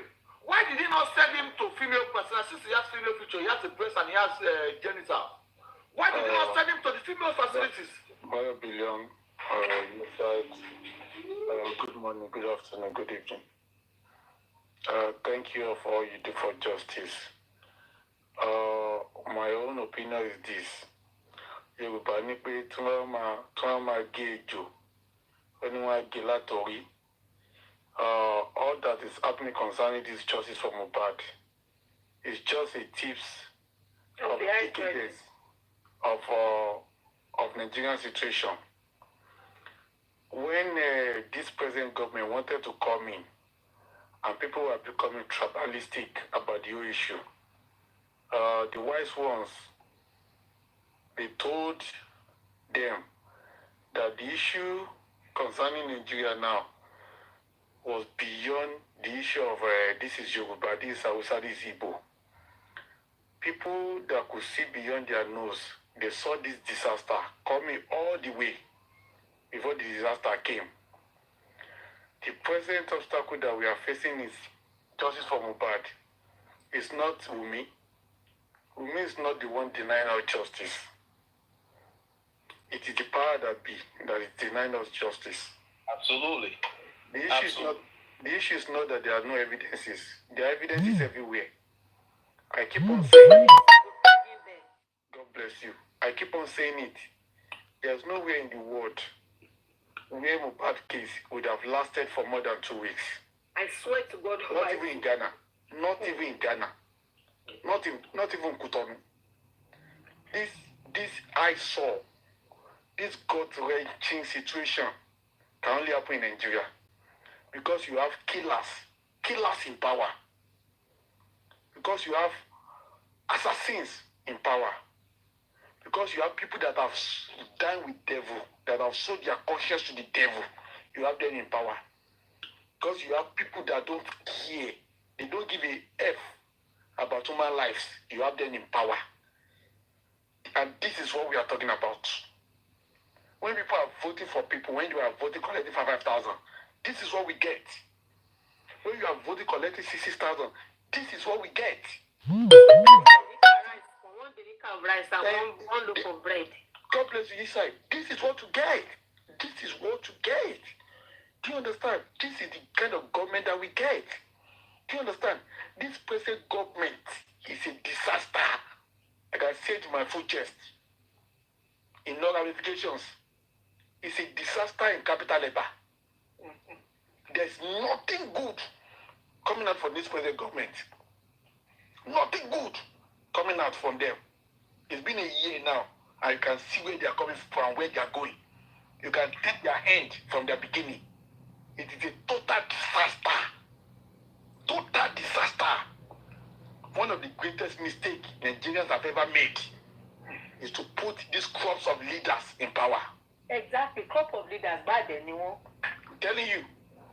And the earlier we start correcting that now, preparing for 2027, the better it will be for the future of that country. Vengeance, the bá sọ̀rọ̀ jù, wọ́n ní ọmọ wa ò ní ṣèdí bẹ̀bẹ̀rẹ̀, ká fi bíìdì sí ìdí ọmọ ẹlòmíì. Wọ́n máa ní pé ọmọ àlè ní ẹ́, wọ́n máa ní kò sí nǹkan tó sọ fún mi tó ń gbà yẹn. Ṣé èmi tí mo sọ̀rọ̀ yìí ṣé mo jọmọ Haúsá àgbẹ̀jọmọ Ibo orí wọn burú? Wọ́n máa jáde, wọ́n máa ní ìfẹ́ ìyá ṣígọ́ọ̀dì don't come out and vote o. Ìyá ngọ́ọ̀dì don't come out. Now, no. I told them, people told them, this what is happening in Nigeria is a reflection of what has been happening in Lagos State. I swear, wọ́n fèrè question, woman kan ní brave enough to ask your Lagos State governor what is happening with this Mohbad situation. As a governor, yín ti mọ̀ pé wọ́n jókòó lórí evidence wọn ṣe anything. Wọ́n wá ní air country láti máa bínú sí woman yẹn pé what air country. Àsẹ̀yìnwá àsẹ̀yìnbọ̀ òtítọ́ jáde pé they were sitting on evidence for 4 months. They now beg us again for 6 weeks. Àbí how many weeks tó beg us fún? Àsẹ̀yìnwá àsẹ̀yìnbọ̀ irọ́ lọ́pàá fún wa náà ni. So for 6 months gbáko wọ́n ti mọ bí tó fẹ́ dà sí. Ṣé country nìyẹn? Ṣẹ̀rí Sanwó-Olú ó mọ̀ pé Wùmí ló pa Mohbad. Of course. Commissioner of Police in Lagos State àti gbogbo àwọn ọlọ́pàá wọ́n mọ̀ pé Wùmí ló pa Mohbad dànù. Ẹgbẹ́ tó kun gan tó wà l'Abuja mọ̀ Káyọ̀dé ẹgbẹ́ tó kun nù. IGP God bless you inside ó mọ̀ pé Wùmí ló pa Mohbad dànù. Tinubu kò lè sọ fún òun tí gbọ́ nípa kéèsì Mohbad. Ó mọ̀ pé ló pa Mohbad. Ó mọ̀ pé Wùmí ó ń gbé ọjà fún àwọn politicians orí burúkú tí wọ́n kó àwọn jọ. Ó mọ̀ pé bàbá Liam ọba tó wọ canvas orí agbádá ó mọ̀ pé ó wà ní ìdíkẹ́sì yìí. All of them they are group of killers they are assassins ẹ̀jẹ̀ ló kún gbogbo wọn olórí burúkú ni gbogbo wọn olórí burúkú ni gbogbo wọn ta. Òun mo ṣe sọ pé tó bá jẹ́ pé Mohbad jọ ọmọ ilé èèyàn ṣé wọ́n lè ṣerú ẹ̀ fún. Ṣebí láyé àtijọ́ tó bá gbẹ́jọ́ ní state kan tó máa gbé àkọ́dá state wọn ni pé ẹ̀ka gbẹ̀lẹ̀ sí Àbújá decentralized government wọ́n ní ìsìn báyìí ẹ̀ tó wà ní Lagos náà ló wà l'Àbújá so ní bó wà lọ́dẹ́ gbẹ́jọ́ lọ. Bẹ́ẹ̀ni. When some people are just talking senselessly baba Mohbad ò ṣe gbá baba Mohbad ò ṣàwo lẹ́gàdì mọ́ I will just be shaking my head pé ó dẹ́ pé owó àwọn ilé ti burú pé àwọn ilé ò lọ́pọlọ rárá. Wọ́n ní pé kíní kan lé ẹ nílé ó sá lọ sóko tí wọ́n sọ pé oko ní kíní kan sí ni ń ṣe inquest ọdún kan. Ibo náà ti ń ṣe inquest ọdún kan yẹn kò dẹ̀ tí ní headway. Wọ́n mọ ètò pa. Ibo náà ti ń ṣe inquest ọdún kan. Wọ́n lè náà lè fún wọn ní justice ni. Tó bá ti dàbí pé èèyàn fẹ́ débi tí náà yẹn wà báyìí, wọ́n á tún mú kùkù, wọ́n á tún dáàbò. I thought today was okay ni everybody are sọ̀rọ̀. Wọ́n á ṣètò àgbà wọn lọ́rọ̀, á cross examine wọn á ṣe àmọ̀. That was what I thought. Ẹ̀dẹ̀ dé in the middle of it. Ẹ̀dẹ̀ ni no. Who does that? Who does that? Mi ó dẹ̀ kí mi ìgbọ́rú ẹ̀ rí. Kò tiẹ̀ sí hope náà. Kò má fà kò sí hope lu yẹn. No, the hope of the with the present government ẹgbàgbé késekése láti rí Nàìjíríà lọ́wọ́ APC government. Kàkàkà sì ń bọ̀, kàkàkà lẹ́ni bàbá késekése. I'm telling you, késekése lélẹ́yìí o, kàsàkàsà tí ń bọ̀. Kékeré, a ní ìwádìí is the easiest one tó yẹ kó àrùn ràbù. Òun ló easy láti yanjú jù. Ọmọdé láti kìíní. Kí lè kọ́ everybody lọ gbọ́. Inside at Avengers, mo máa ń sọ fáwọn èèyàn. It's not personal, it's investigatory. And so, and this kind of case and missing person. Talk about today, okay, what did he last wear? What did he last eat? Does he have mental health problem? Does he on medication? Our questions they ask because they know that it's the last person that see him that will be able to say, okay, what was he wearing? What was his state? Same thing with homicide case. Mohbad lọ show. Ẹ máa gbọ́ àwọn pípú yìí o. Mohbad lọ show. Wọ́n ló jà. Èmi ò ní pé kó má jà. Èmi ò ní kó má jà bọ́sìn pẹ̀lú mọ́tò.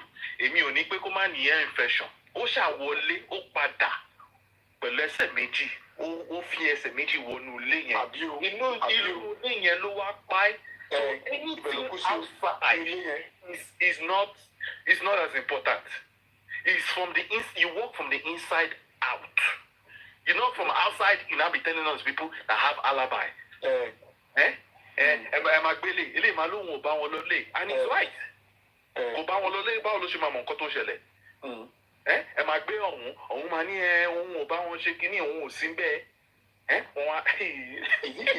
No, is it that the police officers don't know? They know now. I said it, I always say it. The police officers, they already got their instructions from Commissioner of Police, from IGP, from Lagos State Governor, from Baba Liam, that go there and protect Wumi. That was the instruction.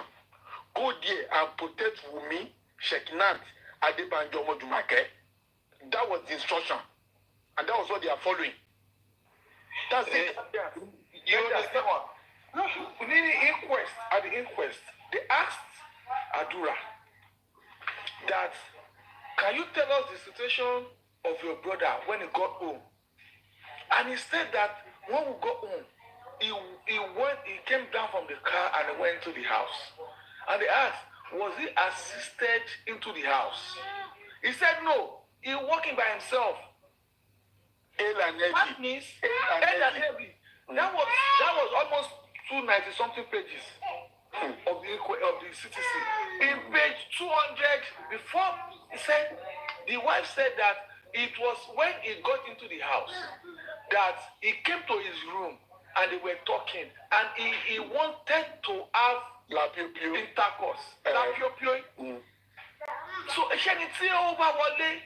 said that when he came upstairs and told me he was drinking water just to get, and he told you that means he was up, he was okay. And Spending said that when they got to the house, they had a lot of talk and chat. Biobillions. And they also continue to drink. Mr. So the issue of blood.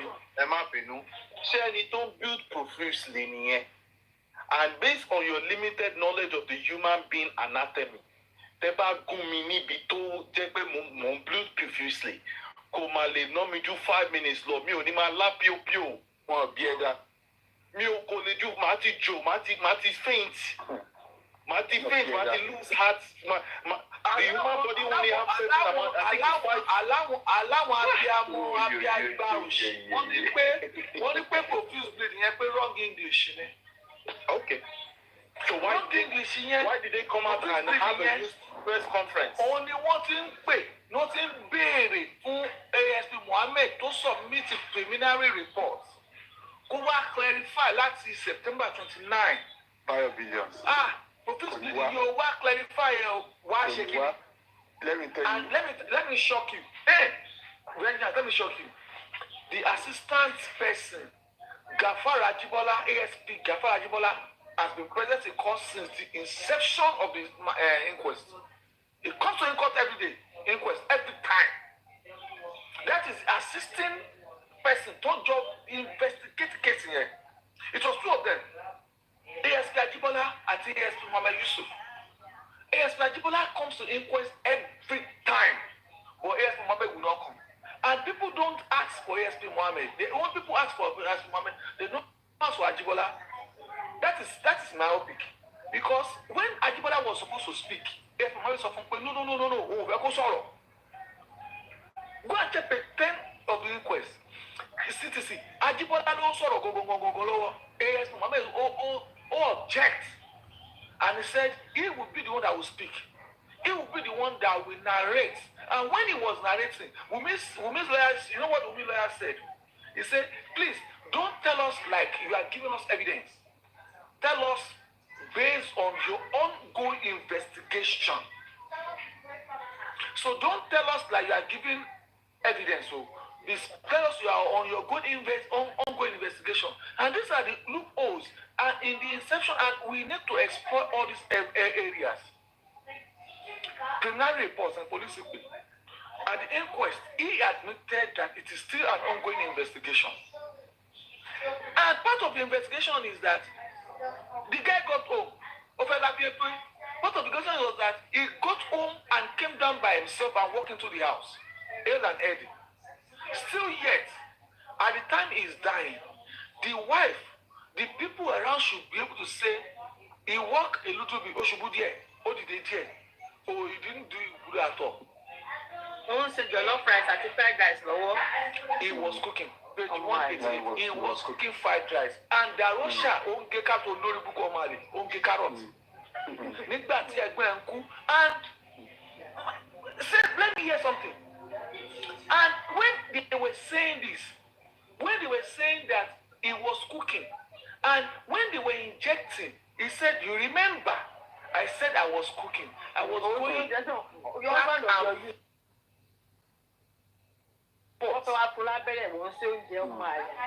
and he said it, I was going back and forth. I did not witness the second injection. And Baba's lawyer should have said that, okay, now, I will now ask, should she not turn off the cooking? Should she not turn off the stove?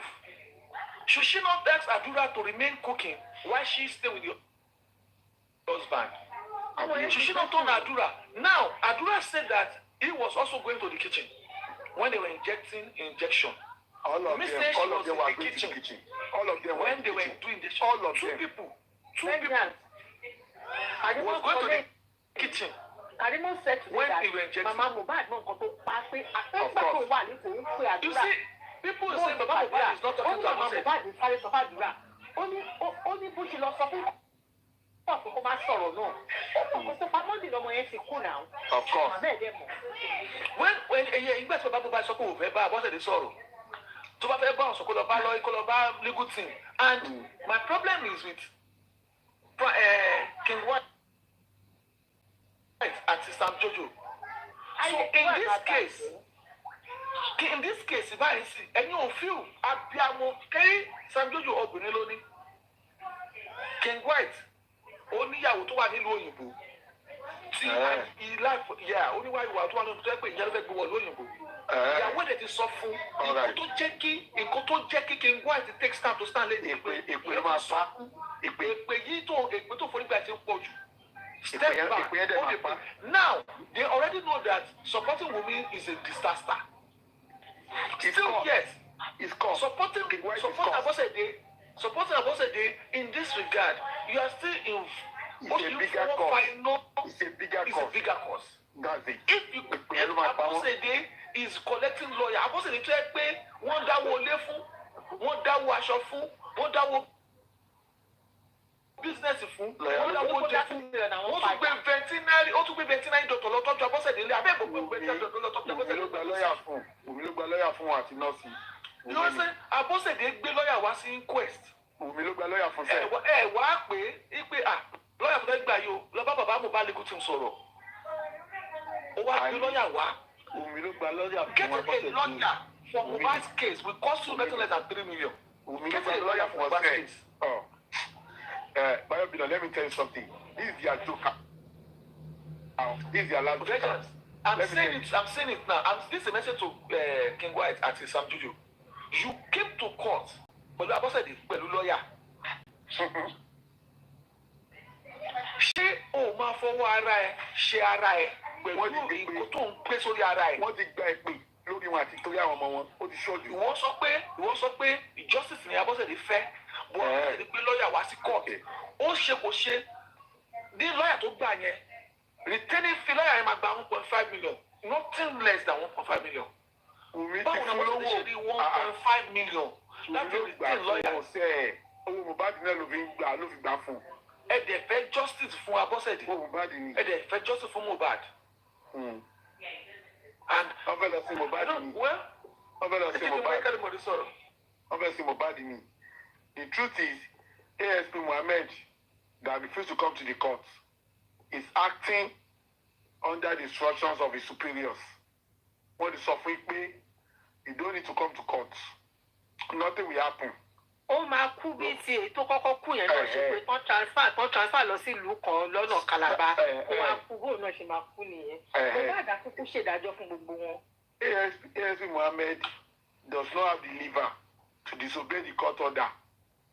Àwọn leaders ẹ̀ àwọn superiors ẹ̀ ló sọ pé má wọrí. Má wọrí. Yes, ní ìdàtí lọ dá wọn Now lóhùn. let me say something to you. This is a secret. Nígbà tí wọ́n investigate Prime Boy's case. Now, this is what people don't know. Lawyers work hand in hand. When they were drafting the petition of Prime Boy, they went to the police, federal, and the police appointed the case to Zone 2, which is headed by Durosimi, AIG, Assistant Inspector General of Police, Durosimi. And this is the same Durosimi that was handling the embalmment case. To mediate. When Prime Boy got to Durosimi, or statement based on the petition, ó wá pé Mohammed kó wá, Mohammed wá, ó kọ statement. Ó wá ní kí Mohammed kó padà wá petition tí ó ń treat tó fi arrest Prime Boy. Tó fi sọ fún Prime Boy pé ọ̀bẹ mákẹ̀jẹ̀ wà lọ́wọ́ kó lọ gbé petition yẹn wá. How he got that petition, how he was treating it. You understand? Kó lọ gbé wá, kò wá. Ó wá pé Wùmí. Ìgbà tó pé Wùmí wá lọ síbẹ̀. Now let me tell you something today.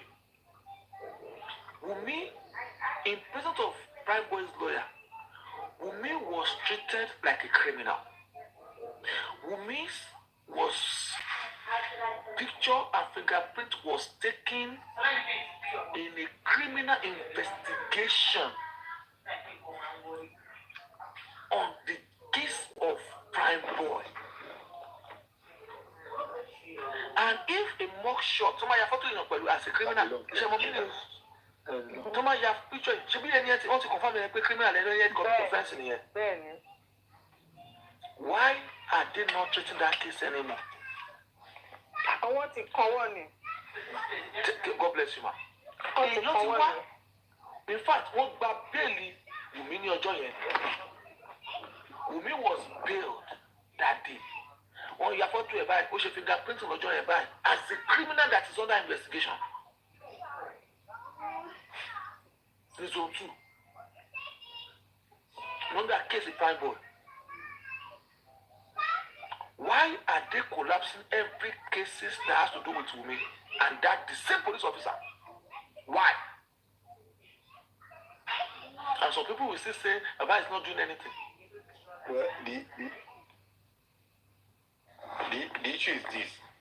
The backing of Wùmí is not ASP Mohammed alone.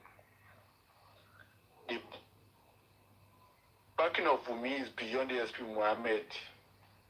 People in God, our Lomba, one call Muhammad, they don't want him on the black SP made as an instrument to front their own interest for. We are not partnering with DSP Mohammed. We are not partnering with Wumi. Àwọn Sanwó-Olú, Bàbá Liam, àwọn cabinet Sanwó-Olú, commissioner of police IGP, àwọn APC, àwọn Tinubu, àwọn gangan, àwọn náà dúró sórí kéèsì Mohbad. That's the truth of the matter. That is it. That they won't deny Mohbad justice. They are the wicked souls. Deny Mohbad justice. And those are the people we need to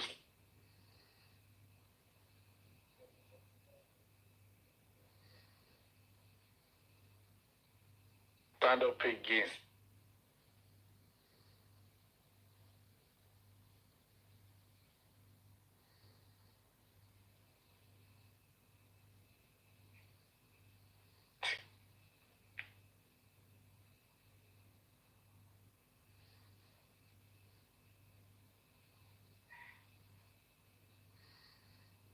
Those person now.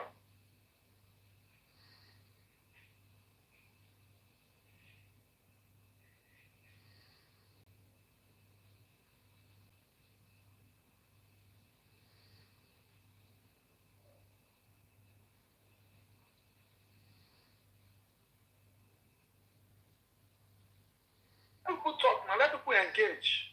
Are we tired of talking, guys? Let's engage, let's ask questions, let's talk. People will be here on the platform, they are not talking, they are not engaging.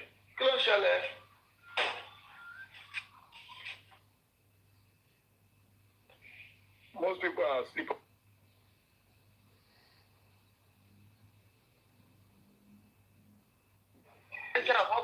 Are there issue 15 people we buy you?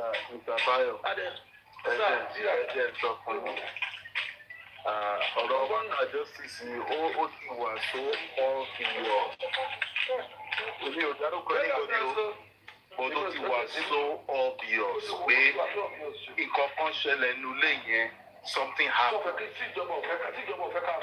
Yes, exactly. Because for every Emma mọ̀ pé for every 5 steps they take on my count.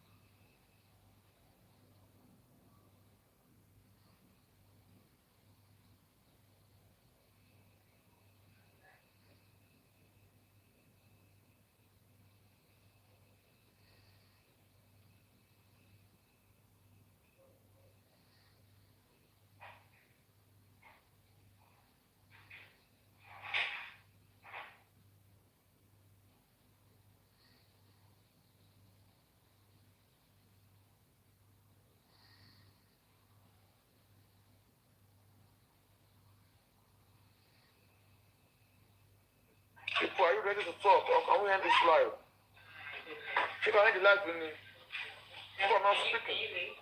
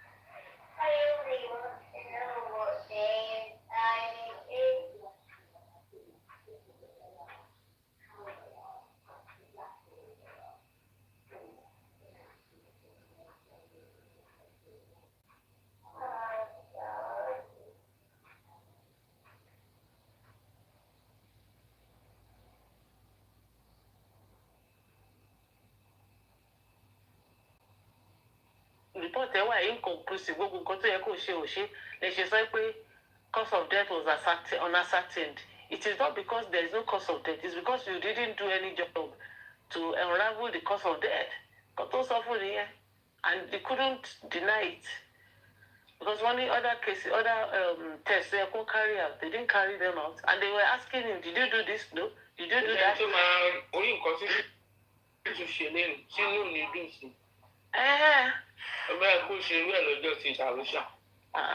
Ó jẹ́ kí Dàrúṣà kúrò nǹkan tí kò máa lọ máa post sórí Instagram.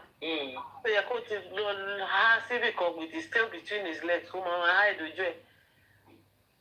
Irú pathologist yẹn kò ní farare sùn lálẹ́ yìí. Because nǹkan tó lọ ṣe ń kọ́ọ̀tì yẹn tó tó ó lọ sáì rìpọ́ọ̀tì tí òun nǹkan tó ń ṣẹlẹ̀ ó máa regret ni. Wọ́n ní òun gan gbé lọ́ọ̀yà wá pé pathologist gan tó wá represent bí wọ́n ṣe ó fún lọ́ọ̀yà dání. Because wọn kì í ṣe burúkú lòun fẹ́ ṣe. After hiding all these weeks, one day or two, but at least he meant, she to charging on all cylinders, which is good. And that's what we expect from Islam. Thomas Boom, Shitu, Abankoli, everybody, to under question. Moi, will be my photo after that court case. Okay?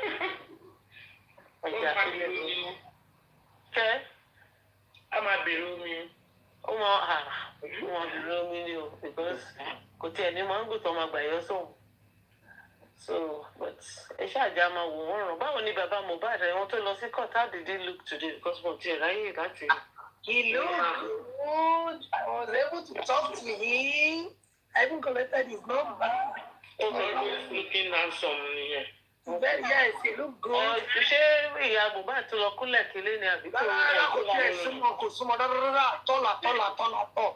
Ó ṣe bọ́ta mi ìmọ̀gbà tó wọlé mi ò mọ̀gbà tó wọlé so I don't know what happened kó tó di pé wọ́n wọlé bọ́ ìgbà tó máa jáde wọ́n bá wa níta wọ́n dẹ̀ lọ sínú mọ́tò wọn lọ jókòó síbẹ̀ wọ́n lọ jẹun with the hope that pé wọ́n lọ fún break so it was inú mọ́tò ibi tó ń jókòó sí ẹ̀ náà ni news ti bá wọn pé wọ́n ti yes wọ́n ti call ẹ̀ off for now so ibẹ̀ náà we all drove out at the same time it was looking good wọ́n rẹ́rìn good there's nothing even àwọn ọmọ Mohbad gan it was just I think forensic ló wà lẹ́gbẹ̀ẹ́ bàbá Mohbad tọ́jọ́ bọ́tà nínú court tọ́jọ́ rìn lọ ẹni ẹlẹ́ni òun nìkan ni kò ní ìsọ̀ǹgbè kò lọ́lọ́pàá lẹ́gbẹ̀ẹ́ àdẹ̀fà wọn. Ọlọ́run ní ààbò bàbá.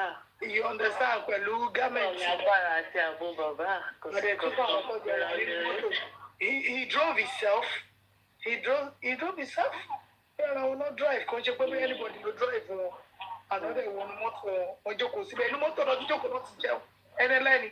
Inú mọ́tò náà ti jókòó náà ti jẹun. Nǹkan tí èmi kàn wọ̀ ni pé Ọlọ́run máa fún dáàbòbò bàbá yẹn á dẹ̀ kan mọ̀ ọ́ ṣe.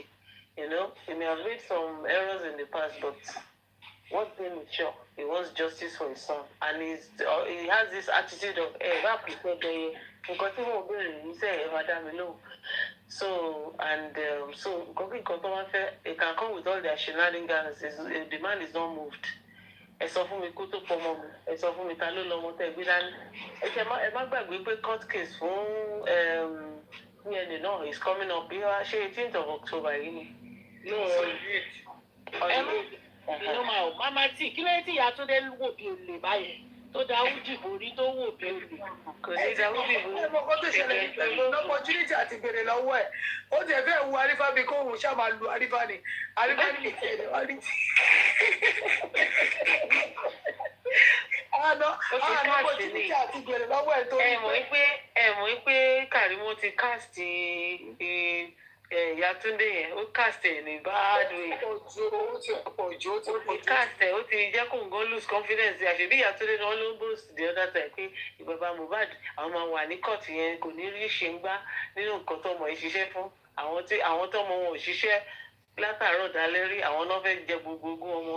Ṣé mo pé voice ẹ̀ ti jáde. Ó ti jáde náà tó ní pé wọ́n jà.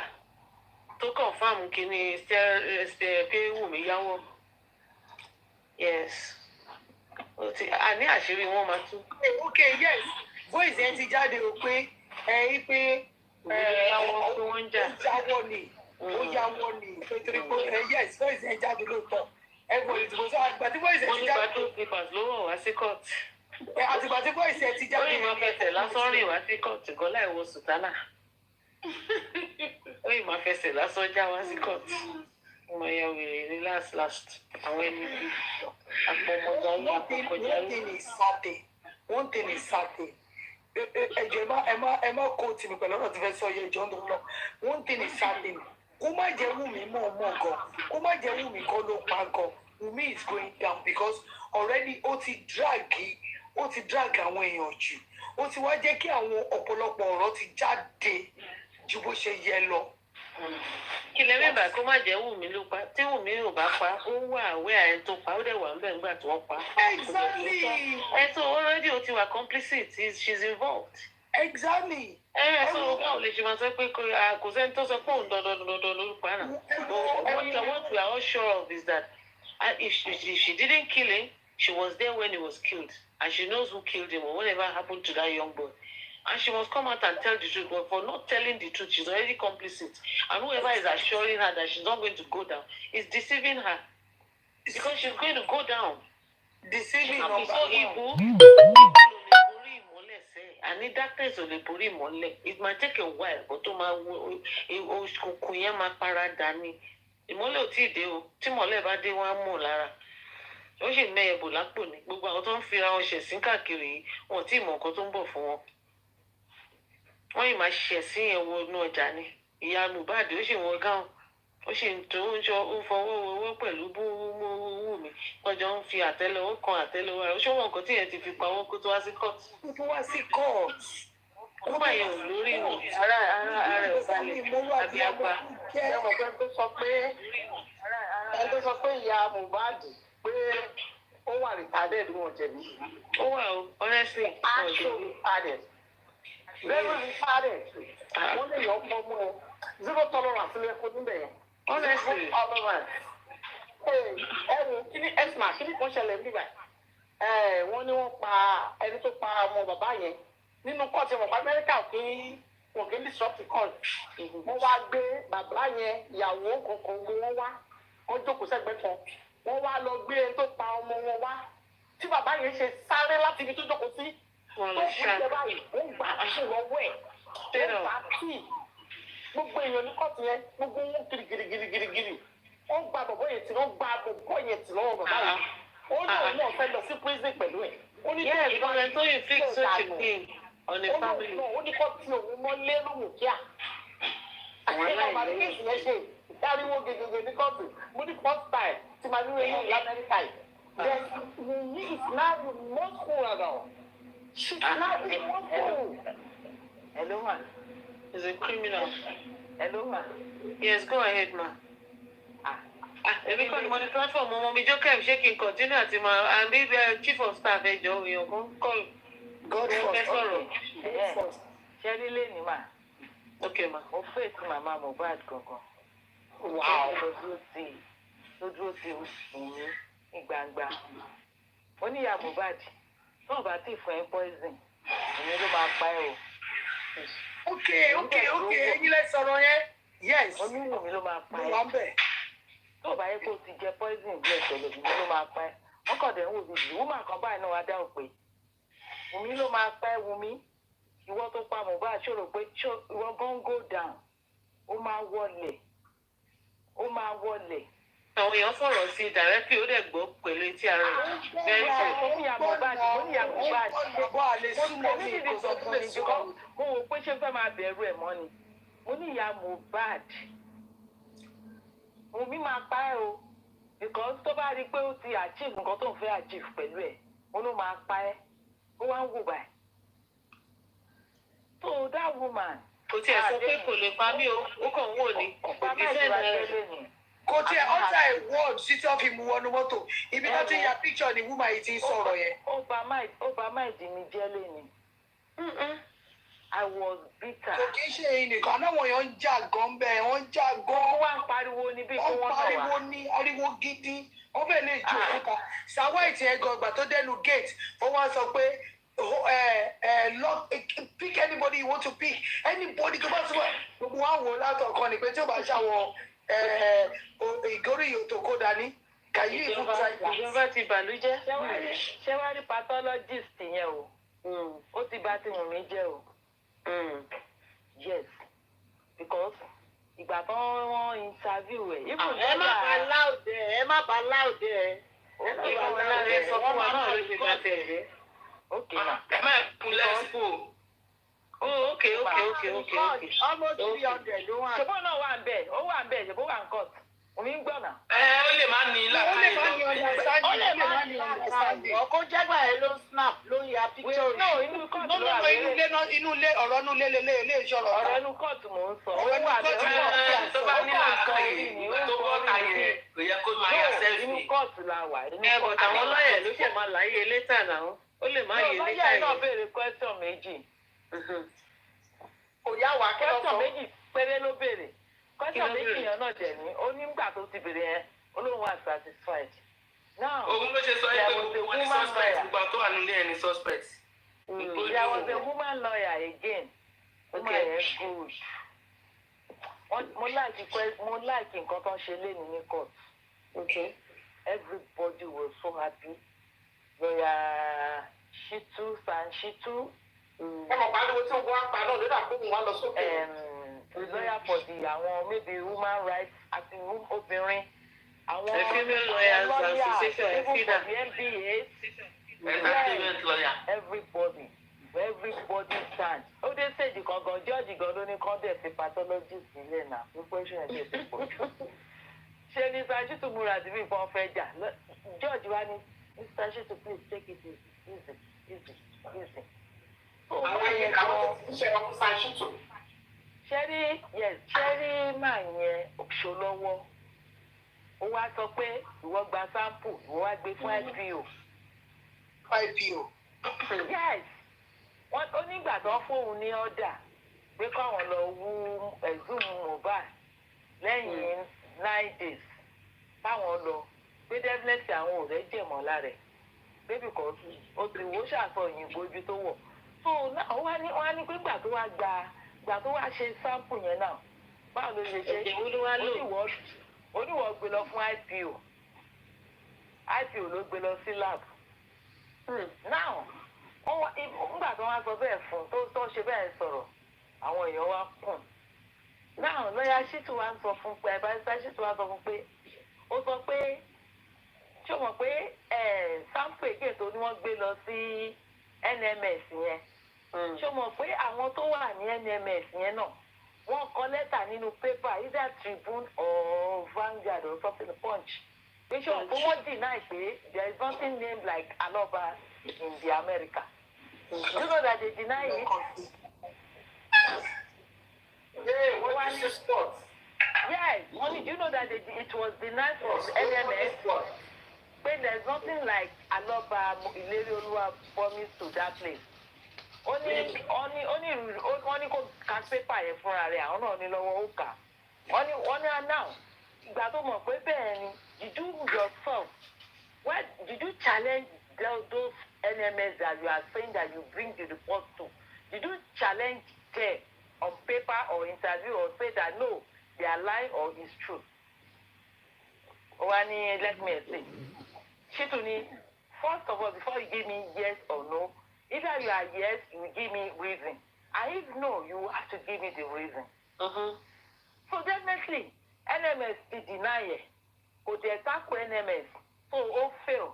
Ó ló tiẹ̀ sọ pé òun mọ̀gbà tán mo lọ sí NMS. Kò tiẹ̀ mọ̀ bóyá ó mo lọ. Nǹkan tí mo sọ náà ni ó ní NMS gan fẹ́ deny pé nothing like that. Ó lọ́wọ́ police làwọn fún ní sample. Ó lóun gbà so ìgbà tí lọ́ọ̀yà ti tiẹ̀ bóyá àwọn kìlómítà àti Dr. Somiari àbí nǹkan yẹn tó náà ló ní. Ó lóun ò lè recognize body Mohbad pé sóun. Ó lóun ò lè recognize body Mohbad. Wọ́n á nídẹ̀ẹ́ kí wàá ní iṣẹ́ as a pathologist. Wọ́n á tún béèrè lọ́wọ́ pé fine even apart from pé o fẹ́ take samples did you look Mohbad from head to toe? Ṣé orí kí ló tiẹ̀ rí ní ara ìbọn tó lè sọ́kàn pé bóyá this is it apart from pé olówó pancreas owó kìíní kan ṣé orí àpá ní ara ẹ̀ or ṣé orí anything bẹ́ẹ̀ wọ́n ló lọ sí Ìwọ́n tó notice gbogbo tattoo tó wà lára ẹ̀ o tó wá notice mọ́ ṣe bó ló notice gbogbo tattoo. Fún àtẹ̀dọ́ ti bàjẹ́. Ìfẹ́ àtẹ̀dọ́ bàjẹ́ ó dẹ̀ notice the tattoos tó yà sára. Ó wá sọ fún náà ní kókè náà let me put to you that tí ló fi ìpò wá pa Mohbad nígbà tó pé gbogbo ẹ̀ ti bàjẹ́. Ó ní injection tó ń fún Mohbad ló pa Mohbad. Wọ́n ní ibi tí mo ti ń sọ nìyẹn. Pé àwọn injection tó dámọ̀ yóò máa sínú bọ́dì. Ẹ máa gọ́tọ̀ ní wọ́n á ní pé èèyàn kan wá bèèrè lọ́wọ́ pé volume báwo ni quantity oògùn yẹn tó mọ̀ pé ó wá ní irú oògùn injection ló fi ìpò pa Mohbad. Ó dárúkọ àwọn oògùn yẹn ṣá tí wọ́n ní náà. Wọ́n ní òkè ṣé overdose ló fà á ó fi pa Mohbad yẹn ọ́ ṣé ó lè fáwọn ní describe quantity of the dose wẹ́ pé ìwọ náà mọ̀ pé ó lè pa èèyàn. Definitely wọ́n ti mọ̀ pé ìkà ni oògùn yẹn tó fi ṣe fún Mohbad. Ibi bẹ́ẹ̀ náà ti lọ jábọ́ tí mò ń sọ fún yín pé máa yẹn gangan ti kó bá wọn ti jọ kó bára wọn.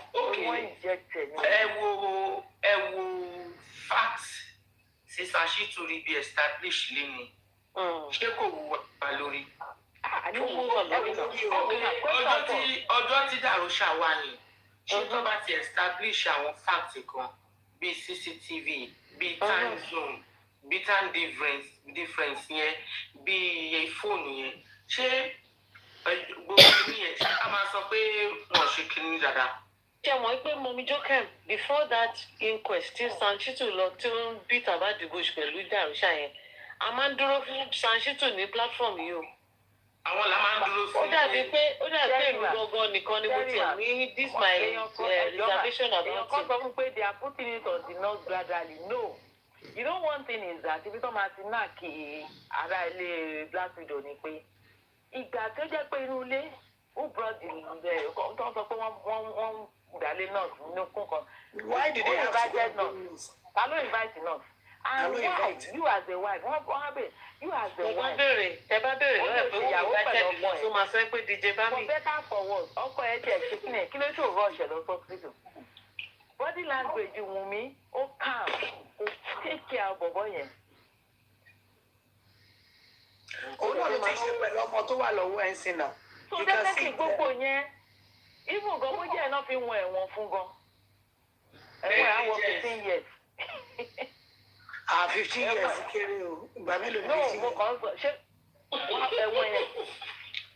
So irú àwọn negligence yẹn ìwà tó ń rò pé bóyá ẹni kàn pa ọkọ òun náà wá no òun fún ẹ ti fèwò fúlì ó fẹ́ bó kọ̀ ó ti fèwò fúlì tó bá gbọ́ dálẹ̀ kó gbọ́ kò síbi tó fẹ́ fi wẹ̀ mọ́ because àwọn tí gbogbo àwọn question tí wọ́n ti béèrè lẹ́yìn ó pọ̀ gan kò lè bọ́ bẹ̀ lè bọ́ bẹ̀. Òun náà ti sáré nínú ènìyàn igi ẹ̀ pẹ̀lú nǹkan tó ṣẹlẹ̀. Wọ́n ní eré tó mẹ́ta wọ́n ìjọba gan ò sáré ẹni tó lọ sí NMS tí wọ́n sọ tí Amẹ́ríkà dì náà ẹ̀ pé kò gbé nǹkan wá fún un tọ́dẹ̀ ni kò sọ tó rọ̀rọ̀ tó lóun náà kí ni kó gbàgbé òun ló ní ẹrù ẹ̀ ó máa jẹ́ ẹrù ẹ̀. Wọ́n kọ Mohbad náà kọ síbẹ̀ wọn kọ alọ́ba ìlérí ilé. No ó ní wọn kọ Mohbad ó ní wọ́n ní ìdìdú ó ní the NMS pépà yẹn wà níwọ̀n ni wọ́n kọrúkọ ó dìdì òyìnbó Amẹ́ríkà kan pé there is nothing no any name that they do have promise rárá or even anything so why not sọ kọ́ Mohbad àwọn náà ò lè kọ́ náà wọ́n ṣe máa kọ́ Mohbad gbogbo ẹ̀ náà ìkà ni wọ́n kàn mọ́mọ́ ṣe ìranù ni but today we are both happy. ẹ wo tó ṣe sọ pé àwọn handover specimen yẹn gan lé IPO Mohammed kájọwọ́ ó ní ṣé sọ yẹ handover yẹn gan pé ṣó pàkẹ́ dáadáa ó nílò àwọn kan ṣe báwo ló ṣe package ẹ̀ ó nílò lo code. àwọn kan lo code àwọn dẹ́ pé wọ́n ní ṣó sílẹ̀ ó ní no wọn ò sí specimen can you imagine. wọ́n ní ṣó wá sí pé àwọn rí dípò ọmọ yẹn gan nínú ayé àti ìgbà tó tún kú tán àná mi. ṣé rí wọn nǹkan tèmi rí ní èyí ni pé àwọn ìjọba tó ń ṣàìdí wọn gan ti sún wọn ti jáwọ́ lọ́rẹ̀ òun gan fún rẹ̀ bóyá wà ẹ́ àgbá òfìfo ni gẹ́gẹ́ bí àwọn mọ́mì kan ṣe sọ mí pé ká má wo irun òṣì tó ṣe ó gbé glass lò sójú wọ́n yọ wọ́n kọ̀ máa dẹ̀ remove it out. That is what you are saying. Power of social media lè rí yẹn. Adipin is family kìíní nìkan ni. Wọ́n ti máa jẹ lọ́bọ̀. Pàtó ti rí pé àwọn èèyàn bá. Ẹni tí wọ́n fẹ́ kọ́kọ́ classes tó wà lọ sí court yẹn. Wọ́n máa bọ̀ náà. Wọ́n ní kókó bọ́ ni o, wọ́n bí kú, ó wọ wọnú court ni tó dúró. Ni wọ́n á ní pé àwọn kan lọ́ọ̀yà kan á ní pé remove your glasses. Nígbà tí wọ́n á ní pé remove your glasses, ó ṣe your glass yẹn ẹgbẹ́ ẹ̀ máa wò pa olóṣì gáì náà ó kàn rò èmi ò rí fáì òṣì tí wèrè fáì máa wú ló ń lò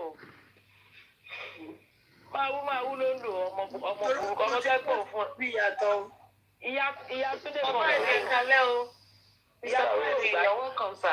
ẹ káàárọ̀ màá ẹ káàárọ̀ mo dúkẹ́ ó tó jẹ́ mẹ́ta o. ẹjọ́ kan pẹ̀lú. ẹ kú bó ṣe ń lọ. ẹ bá a dá sétò. àdúpẹ́ lọ́wọ́ ọlọ́run ìtọ́lọ́run ṣe dé. ṣe rí ọ̀rọ̀ mi ó máa ń yàtọ̀ láti day one ni mo ti dúró lórí àwọn lọ́ọ̀yà yẹn. ṣe rí kéèsì tó wà nílẹ̀ yìí ẹni tó bá mọ bí Nigerian system ṣe ń operate dáadáa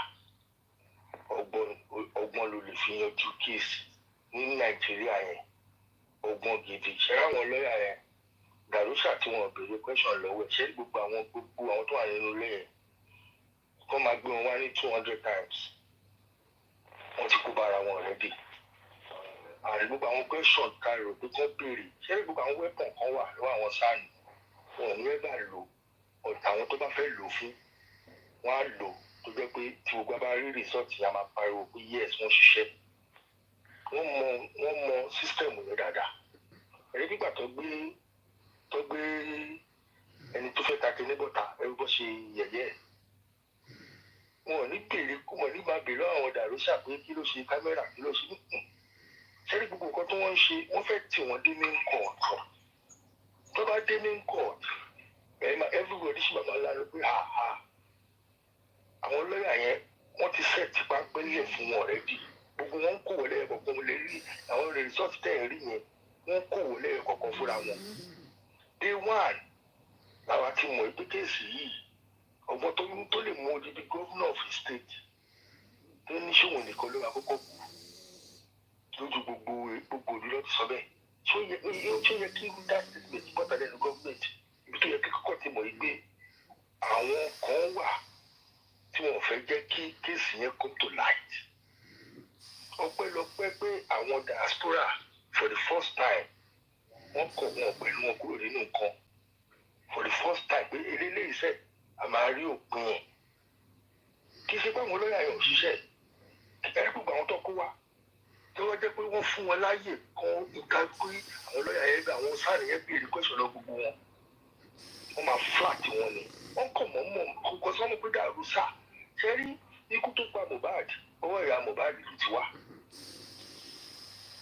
ikú tó pa ọmọ yẹn ìyá yẹn mọ̀ àwọn ọmọ ẹ̀dẹ́ yìí ọmọ ajá ọmọ ẹ̀ àbí cousin ọmọ ẹ̀ àwọn méjì yẹn wọ́n mọ̀ ikú tó pa bọ́ yẹn wọ́n mọ̀ 100% pé ikú tó pa. ṣé ìyá Mohbad mo sọ̀rọ̀ kan ní last time tí mo wá bíbá ẹ̀ mo ní ṣé ìyá Mohbad rẹ̀ ń ṣe rò pé normal ibi ìmúra ẹ̀ ṣe ẹ̀ rí pé ó múra bí àwọn ẹrú ayé àtijọ́ yẹn gbogbo ìmúra ẹ̀ rí pé ibi ẹrú ni ibi tó bá tì sí kì í ṣe kó normal kò normal in the brain kò normal bàbá Mohbad dẹ̀ mọ̀ pé kò normal kì í ṣe ẹni tí ó pé tó wá jẹ́ pé ìlú òyìnbó ni ìyá yẹn dàgbà sí tó wá pé ìlú òyìnbó ni òdìsébù wọn máa gbó òdìsébù Ọlọ́run kó wọn máa gbó òdìsébù so kò sí àwọn sáànì yẹn ló pè wá ní wọ́n ṣiṣẹ́ wọn kàn tí gbọ́rọ̀ wá pa wọn tí ọ̀rọ̀ tí ìdójú ọ̀rọ̀ ni gbogbo àwọn tẹ́lẹ̀ ní tẹ́fẹ́ kí establish yẹn àwọn ò ní ṣe bẹ́ẹ̀ tó bá ṣe bẹ́ẹ̀ jẹ́rí gbogbo ẹni tó lògùn wa tó ń ṣakọ wọn number one kò lè lògùn ní court any court of law níbí báyìí kò lè wọ that glass kò lè wọ kó máa bọ ni tó bá bọ ìfàkàwọ lọ́yà tó sọ̀rọ̀ ẹjọ́ ìjọba ló máa sanwó ẹkú kí ló wọ̀ yìí wọ́n lè tiẹ̀ mọ́nú bì kan for hours pé o tiẹ̀ lo o disrespect court nìyẹn gbogbo ìgò tó ń lò. So ọ̀rọ̀ tí wọn náà rò ṣáà wọ́n wò pé tí wọ́n bá tètè suspend kìíní yẹn tí wọ́n bá tètè suspend ẹ̀ bó ti suspend ẹ̀ yẹn àná yẹn àwọn kò ní fara rí lọ but a ṣì ń lọ síbi tó dáa náà ni a ṣì ń lọ síbi tó dáa thank God àwọn tẹ́ ẹ fún lówó ọlọ́run ló ní kẹ́ ẹ fún wọn kì í ṣèyàn. àwọn máa jìyà wọn àmì ìbákankan sọ̀rọ̀ rí nu wọn pọ̀ torí pé mo mọ̀ pé sísítẹ́ẹ̀mù yẹn ọgbọ́n ló lè fi jà ẹni pé mo lè sọ mo ní tó o bá fẹ́ kí kéèsì débì kankan kò lè débẹ̀ o tó o bá fẹ́ wò ó kágbá tó pírí lọ́yà 200 tó o bá fẹ́ kó kọjá bí tó yẹ kó kọjá ẹ kọ́ rí pé kéèsì yẹn wọn kò sọ fún mi pé ọtí fọ́dà notice wọn kò sọ pé 20 something àwọn tó extended akọ máa pariwo náà ni but àdúrà tẹ fi tẹ̀yà bí ọmọ kẹ máa fi tì wọ́n lẹ́yìn because so far àwọn guys yẹn ń ṣiṣẹ́ ẹni pé mi ò dá tún wọn láti day one wọn ti tó bá prove ara wọn otherwise wọn question wọn lè má béèrè lọ́wọ́ sáàlì wọn lè má béèrè lọ́wọ́ rúdàrúsà ẹ nínú quest pé ẹ ṣe kámẹ́rà lé yẹn ẹ ṣe gbogbo ló ṣiṣẹ́ dé because àwọn náà lọ́ọ̀yà mi ti béèrè lọ́wọ́ wọn ẹ kò ṣe dáhùn question because àwọn náà lọ́ọ̀yà mi ti ìjọ ti yé wa ń sìn so èmi ní confidence nínú wọn wọn ti ní question tó fẹ́ béèrè lọ́wọ́ anybody wọn àtàwọn Naira Marley ẹ̀rí pé Naira Marley tó bá débẹ̀ ó máa ṣèkì ní tí sàlẹ̀ bá béèrè ìlú question lọ́wọ́ wọn àwọn tó wà important ikọ̀ tí màá yẹn ń tẹ̀ láti ṣe ó fẹ́ establish pé ikú tó pa ẹ ṣe fi sẹ́ni gbogbo kámẹ́rà wà nínú ilé kíní kan wà nínú ilé ìyẹn kọ́ létà ní gbogbo àwọn yẹn ó máa débẹ̀ létà ní bákàkà wọ́n máa débẹ̀ létà òun ni mọ́tò tó gbé wọ́n máa débẹ̀ wọ́n ń bèrè last moment of that guy òun ni dẹ́gbà ṣe wá síbí wọn ló gbé ṣèbó sùn síbẹ̀ sẹ́ni gbogbo lẹ́yìn àwọn tó ń kú ni òun lè jẹ́ lọ́wọ́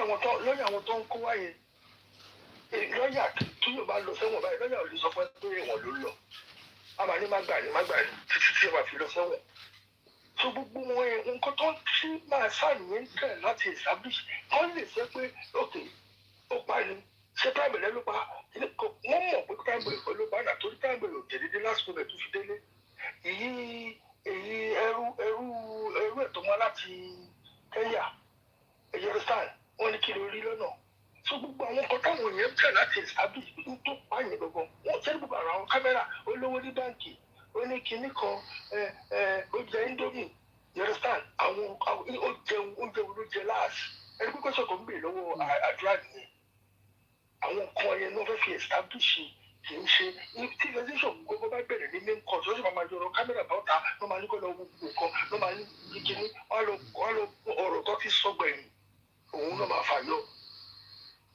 so gbogbo táwọn sọ pé kí lọ́ọ̀yà gbé pé kámẹ́rà ibi kíní kan wà nínú kò tí ì débẹ̀ last moment yẹ ni wọ́n sì ń sọ ẹni nígbà tó béèrè lọ́wọ́ dókítà ẹni bó ṣe yẹ̀yẹ́ irú àwọn question bẹ́ẹ̀ yẹn wọ́n ti mọ̀ pé ọ̀rọ̀ ti fẹ́ wọnú ọ̀rọ̀ òun ni lọ́yà ṣe sọ pé àwọn ibà ẹ̀sọ́mọ̀ gbogbo wọn wà nísàlẹ̀ ṣe ní ẹ̀sọ́mọ̀ gbogbo àwọn èèyàn báyìí wà fẹ́ bá wọn sọ̀rọ̀ ẹni pé gbogbo wọn ń yọ sẹ́yìn ni ṣẹ́yìn nǹkan máa ń ṣe tó ń ṣe ìpinnu yẹn ẹ̀ mọ̀ pé tí àwọn happiness kan wà sadness ni èyí dẹ̀ pé happiness tó máa juwọ́ tó máa rẹ́rìn tó máa múra wá court ẹ̀kẹ́tẹ̀ inú ìbànújẹ́ ló wà and kì í ṣe ọ̀rọ̀ ní 10 years 15 years time ni àṣìṣe yẹn ló máa kick in tó máa regret pé báwo mo ṣe lo ìgbésí ayé mi láti kékeré a time of regret ṣì ń bọ̀ fọmọ yẹn ẹ lọ kọ́lẹ̀ a time of regret ṣì ń bọ̀ opportunity ó lè jẹ́ pé ọlọ́run rán Mohbad sínú inú ayé ẹ̀ láti pa ẹ̀sìn ayé rẹ̀ láti pa family cost wà nínú ìrìn àjò ẹ̀rẹ́ ni ó lè jẹ́ kíkiri yẹn kókó yọbọ mọ́ òun lọ́wọ́ ìyá Mohbad èmi ò ní ẹ̀rọ àbò because mo ti di pé kì í ẹ má pè lábẹ́ àmọ́ ẹ má pè lábẹ́ àgbà kò mọ tó wà sí ilé ayé ni kò mọ ló pé kókò bímọ jọ tó wà sí ilé ayé ni àwọn ẹlòmíì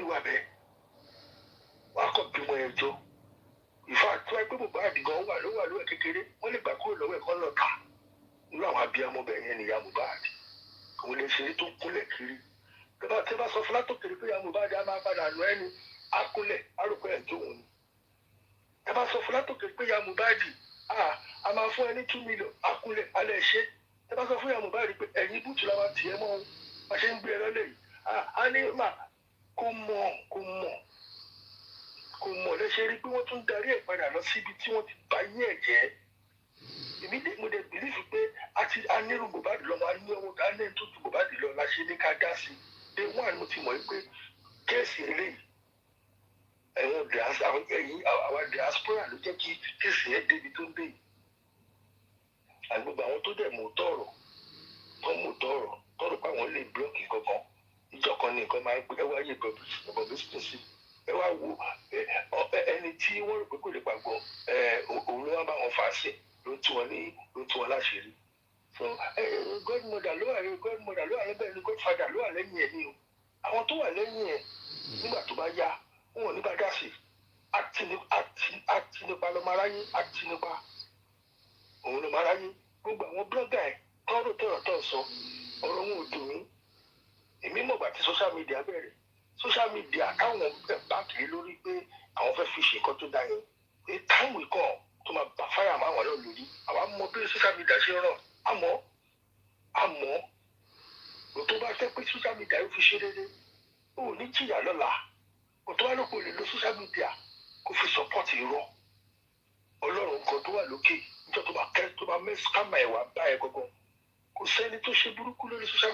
media kì í ṣe child's play àwa mọ bó ṣe ràn ṣé gbogbo ìtàn kíní kan tí wọ́n sọ pé òun kọ́ ló pe ní wọ́n mọ̀ òtítọ́ tí yẹn bá dé you will feel sorry for so many people who are writing down either under fake account or real account mi ò ní sọ jù bẹ́ẹ̀ lọ àjọ àníkẹ́ máa fi ran bàbá Mohbad lọ́wọ́ ọlọ́run àfọ̀njọ́ sí ìlú kan tí wọ́n fẹ́nu wọn tútùkùtù bí bàbá yẹn owó ló ń gbà ẹgbẹ́ owó ni ọlọ́run náà ráwọn náà bí nǹkan tí mo ti sọ rí ẹni tí rẹ̀ bá wùn pé kọ́lọ́run pa ògo ẹ̀ kúrò lójú ẹ̀ kọ́ máa fi fún lówó gbogbo àwọn tó ń béèrè pé bàbá yẹn owó ló ń wá bàbá yẹn owó kankan kò wá owó kankan kì í ṣe pé inú ẹ̀ dùn because kí nìyẹn bọ́mọ lọ́wọ́ ó jìyà rẹ́kọ̀dù ṣòkò jìyà ọmọ fẹ́ náà rẹ̀ sọ́kù jìyà gbogbo tí bàbá Mohbad bá jẹrẹ lé ń tó mi ò dúró ṣe fún lẹ́yìn abiyamọ lẹ́yìn èèyàn ṣe fún wọn kò sẹ́ni tó gbàgbọ́dẹ̀ fún bàbá yẹn kò sẹ́ni tí wọ́n ń di lọ́wọ́ kò sí àsìkò bá tó ẹ̀rín mọ̀ pé àwọn lọ́yà yẹn ṣiṣẹ́ a time is coming ó kẹsì ìyàwó kọ́sọ̀ tó bí ìlọ wọn báyẹn ti sọ àwọn àṣẹ kankan wọn ò gbé lọ́bì kankan ó kẹsì kí la máa ṣe sí yẹn sìn nígbà tó wọn gbé lọ́bì kankan a lè yá wọn jẹ lẹ́yìn ká fi àwọn gọ́ọ̀mẹ̀ntì ẹ̀ mẹ́sì fọlọ́run a lè yá wọn jẹ ìjọba ta ni ó mú wa náà ṣe ìjọba ta ni ó mú wa wọ́n ti ní gbogbo pílánì wọn lẹ ẹ bó ṣe gba gbogbo stéètì lọ́sìn wọ́n máa gbà á ní go to court ni àwọn èèyàn wọn kọ́ náà fi sílẹ̀ ẹ lọ wo chief justice obìnrin tó fi sílẹ̀ ara wọn náà ń tóra wọn fún next election ni ìyẹn ìyàwó Mohbad ń sìn ẹ fún wọn ní few years time nígbà tó wọ́n bá tán ṣàpèjì sìn wọ́n ṣe rí kí ni music ọmọ ẹ̀ stream òun náà ṣe rò pé wọ́n rí ṣẹ́ńjì o godfather tó báyìí pé èèyàn tó wà lẹ́yìn ó máa kú dọ́kan awakọ̀ òun ọlọ́pàá tó ṣe tó rí òótọ́ ọ̀rọ̀ tí ò ṣe tó bá ń lé àmúrọ̀bà lọ tábùrọ̀bà yí padà tọ́ pa ṣé tí ò ti gbé láyé ṣáwọn mi ò ti dùn wọn ní jẹ̀yà ni wọ́n jẹ̀yà our son they are doing a great job bí mo ṣe rí o torí nǹkan tẹ́mi wò láti rẹ̀ èmi dẹ̀ mọ bí system ọlọ́pàá ṣe ń lọ mo dẹ̀ mọ gọ́ọ̀mẹ̀ntì yẹn bó ṣe rí ohun tẹ́ bá fẹ́ kán rí ohun tẹ́ bá fẹ́ kẹ́ ẹ rí òun lè máa rí wọn máa ṣe jáwọ́ kò lọ́rọ̀ ọ̀rọ̀ Mohbad tó jẹ́ pé àwa rí àṣírí gidi mi ní sọ́jú bẹ́ẹ̀ lẹ́kàárọ̀ lẹ́kẹ̀mí náà wà ní abẹ́kọ́ mẹ́sẹ̀sù káwọn náà enjoy program mo kàn tají sí ní kí n lọ ẹjọ kẹtọ lọ sà ẹ ṣé gan ni thank you for your submission and nǹkan tẹ́ ti sọ yé wa mo mi jókè mẹ́jọ mo fẹ́ crave indulgence láti béèrè question kan even though ẹ ká move on ọ̀nà kí lè rò sá nípa ọ̀rọ̀ Yomi Fabiyi àti travel to Europe sà ṣe ní ẹni pẹ̀lú láti ṣe àpèjú ráńpẹ́.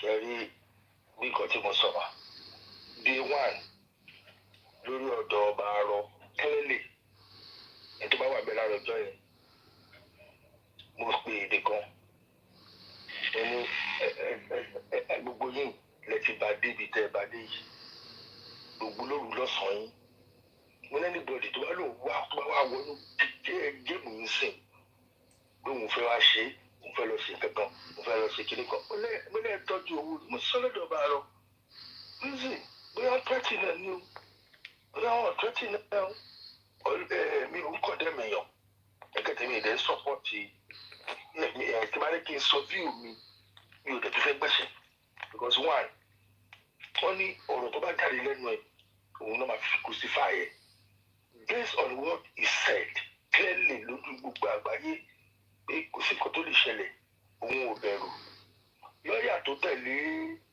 vdf lọ sí court ṣé wọn kì í kẹ́tì ẹ̀ ṣé wọn náà máa pa wọn ni àwọn gáìsì yẹn tó ń ṣe human rights ṣé wọn náà máa pa wọn ni so kéèsì àwọn ẹ̀ define lórí kéèsì Mohbad kalẹ̀ yìí tó ti pa gbogbo àwọn arífà tó mú gbà yẹn based on point tó pìkì nínú ọ̀rọ̀ wọn òun ló ṣe mú wọn ẹ pé mo máa ń sọ èmi máa ń sọ ni dáṣọ pé mo máa advice àwọn tó bí wọn wà ń tà be careful of what you are saying mo máa ń sọ if you going to that Nigeria ṣọ wọn kan tó bá ń sọ lẹ́nu and èmi Fabiyi yóò dẹ̀ ká sínú ọ̀rọ̀ tó ń sọ so kí ló fẹ́ fàtọ́ ní wọ́n wà kiri kí ló fẹ́ fàtọ́ ló fẹ́ pa àwọn olófẹ́ pa you understand mo lè sọ láàárọ̀ pé mi ò believe those words mi ò kúrò fún yàn because if you want to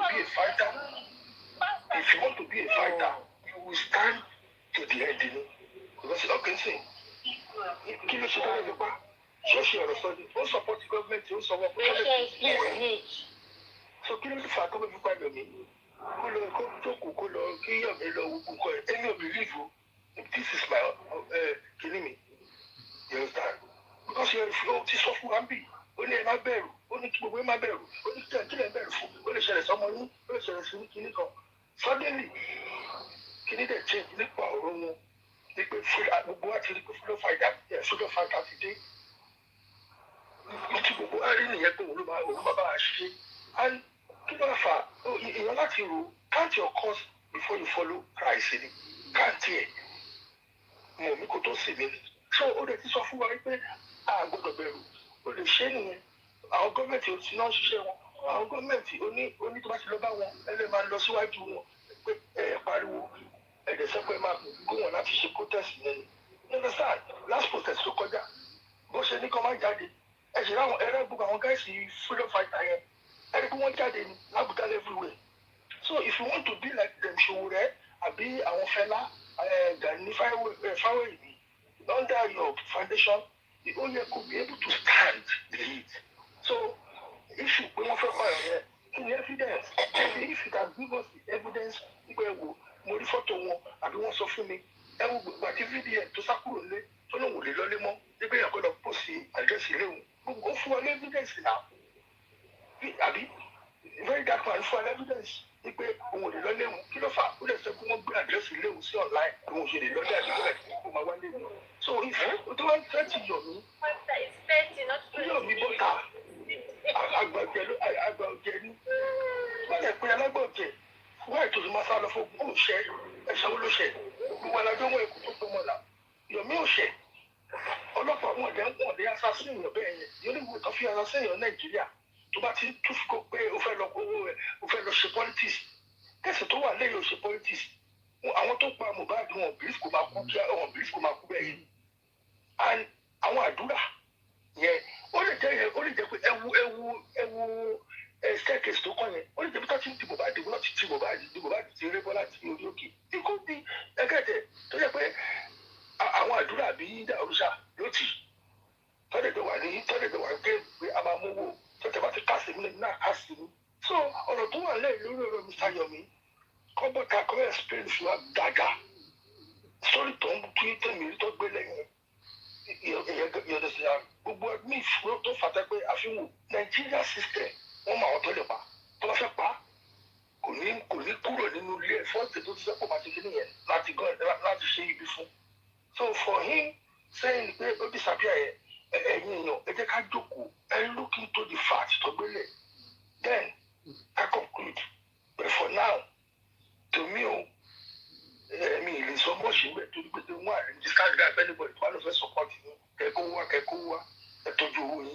ti sọ lọ́dọ̀ ọba àrò láàárọ̀ wọ́n ti iṣẹ́ tí mo sọ wọ́n náà fẹ́ kó ṣiṣẹ́ ni wọ́n fẹ́ kẹ́nìkan ṣiṣẹ́ ni ẹ wo wàhálà tá à ń ṣe ló tẹ̀ ń ṣe lóru lọ́sàn-án tẹ̀ àrùn láìsí tẹ̀ ń ṣe gbá tẹ̀ ń ṣàwò yẹsẹ òun ló jẹ́ kó máa ṣe kí ni o kì í ṣe gbogbo afẹ́ lọ ṣe investigation kan kì í ṣe gbogbo bẹ́ẹ̀ ṣe lùlù yẹn tẹ̀ ń lùlù yẹn lóru láàárọ̀ tẹ̀ ń ṣíwọ́ fúnra yín táwọn kan ń gbé lọ́sàn-án kan ń gbé láàárọ̀ òun ló jẹ́ káwọn pípù yìí òun ló jẹ́ kó ṣe kọ́kọ́ wọn mi ì ní sọ jù bẹ́ẹ̀ lọ wọ́n jẹ́ pé wọ́n wà náà ẹgbẹ́ tẹ̀ kọ́lọ́run dáàbò bò lórí ọ̀rọ̀ lọ́rọ̀ kọ́lọ́run máa pa gbogbo wa ìṣẹ́tú ní kọ́sọ́ mi lè fẹ́ bèrè mà.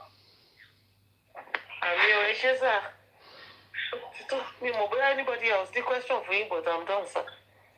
so ẹkọ tọ́jú gbogbo ìyá bí àwọn tẹ máa ń sìn gbogbo wọn ti fi ojú wọn hàn àwọn tẹ máa fún lówó náà anybody tó bá fẹ́ ẹ̀pù ní náà kó yọ owó náà pẹ̀kọ́ lọ fi ẹ̀pù ní àfẹ́ tó bá irú bribe ẹ̀ ń sìn àti mọ̀ pé tẹ́lẹ̀ wọ́n fẹ́ nà pẹ̀lẹ́kẹ́tẹ́ sọ fún wa ní proof wípé wọ́n fẹ́ nà òun wọ́n fẹ́ nà bàbá Mohbad ẹ̀gẹ́ tiẹ̀ pẹ̀lú wọ́n fẹ́ nà bàbá yẹn ṣé wọ́n ṣe àṣàrẹ́ ní fún ọ ní security bàbá yẹn tí ó ní fẹ́ẹ̀tì ni ó lè rí ìdàṣe kí ló ń tàjẹ́ lọ pé ikú tó pọ̀ mọ́ mi ikú tó pọ̀ mọ́ mi ikú tó pọ̀ mọ́ mi tó ń wá adẹ́rìí so anybody ni mò ń sọ yìí ibi tí kẹ̀sì dé yìí anybody tó bá fẹ́ pé ẹjọ́ mo lè lọ wá ẹ má fún ọ lówó tí ò bá kí n ṣe lọ́ọ̀yà you understand tí ò bá kí n ṣe àwọn lọ́ọ̀yà ẹ má fún wọn lówó.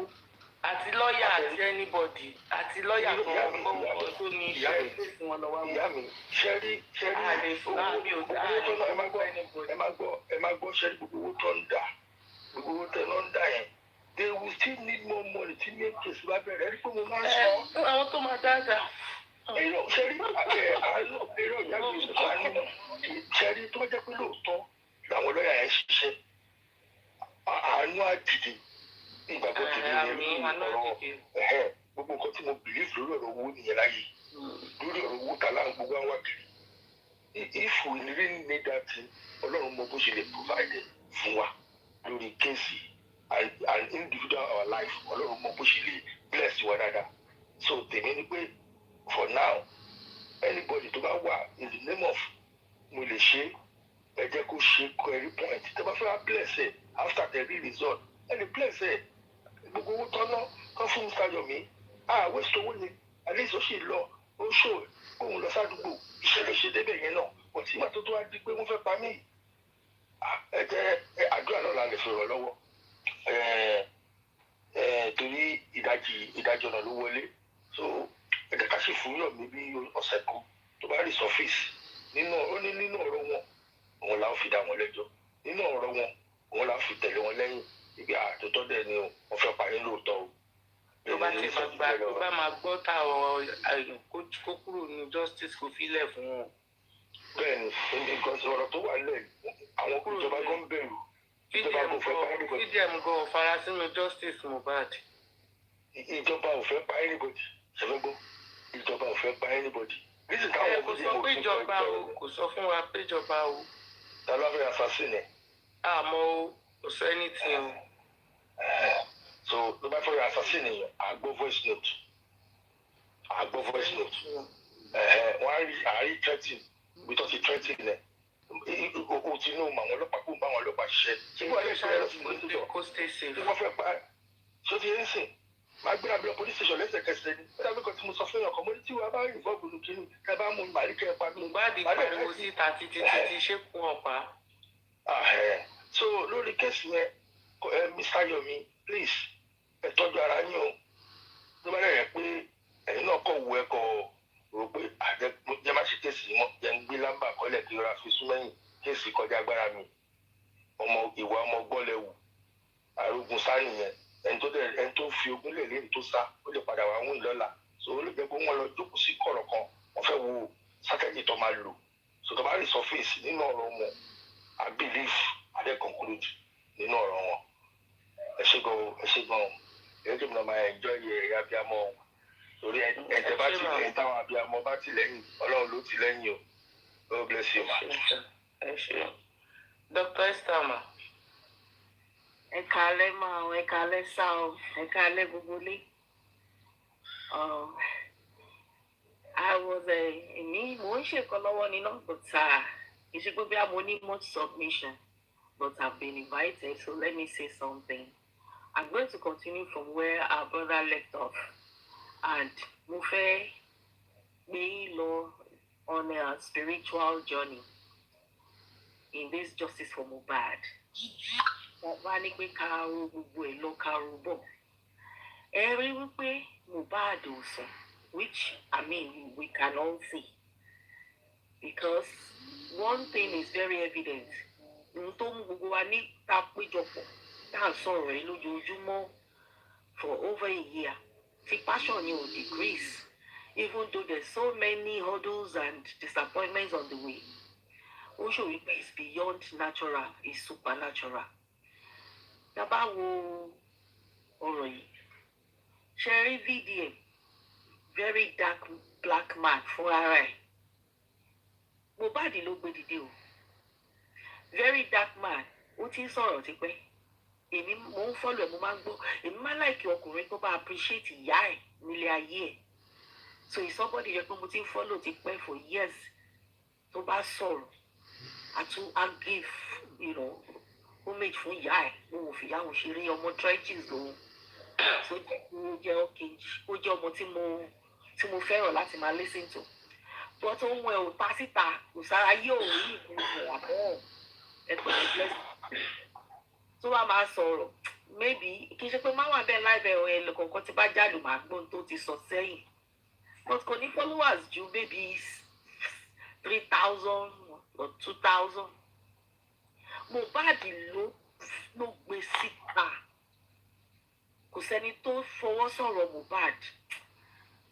Tọ́lọ́hùn ní blessing. Ẹni tó dẹ̀ ti rí blessing náà rí títí ẹ̀ lórúkọ Jésù. We will not do this in vain in Jesus' name. The Lord will replenish it on back unto us a millionfold. So Mohbad tarí VDM síta. Ó là lóhùn, gbogbo ayé gbóhùn ẹ̀. Kí ló dẹ̀ fà á? Tó fẹ́ sọ, tó fẹ́ káyé gbó ní, tó fẹ́ kí VDM sọ káyé gbọ́. Ẹ tún wá máa bá lọ. À ń sọ̀rọ̀ Kàrímọ́. Mohbad ló gbéjà ló là lóhùn. A lè má wò bẹ́ẹ̀. Nígbà tó yọ owó títí tó ní I told him kíní kan. Tó lọ sọ ní ọ̀dọ̀. Please mute your mic o. Mute your mic local. Tó lọ sọ lọ́dọ̀ Daddy Freeze. Lẹ́yìn ìgbà yẹn, bó ṣe sọ ní gbogbo ìlú, gbogbo ará ta dìde, tí gbogbo ayé mì tìtìtìtì ta bẹ̀rẹ̀ rally tó wú òkú Mohbad síta. Tí Kàrímọ́ ò bá fọhùn bẹ́ẹ̀ yẹn, I'm trying to think back, correct me if I'm wrong. Maybe it will not have gone this route.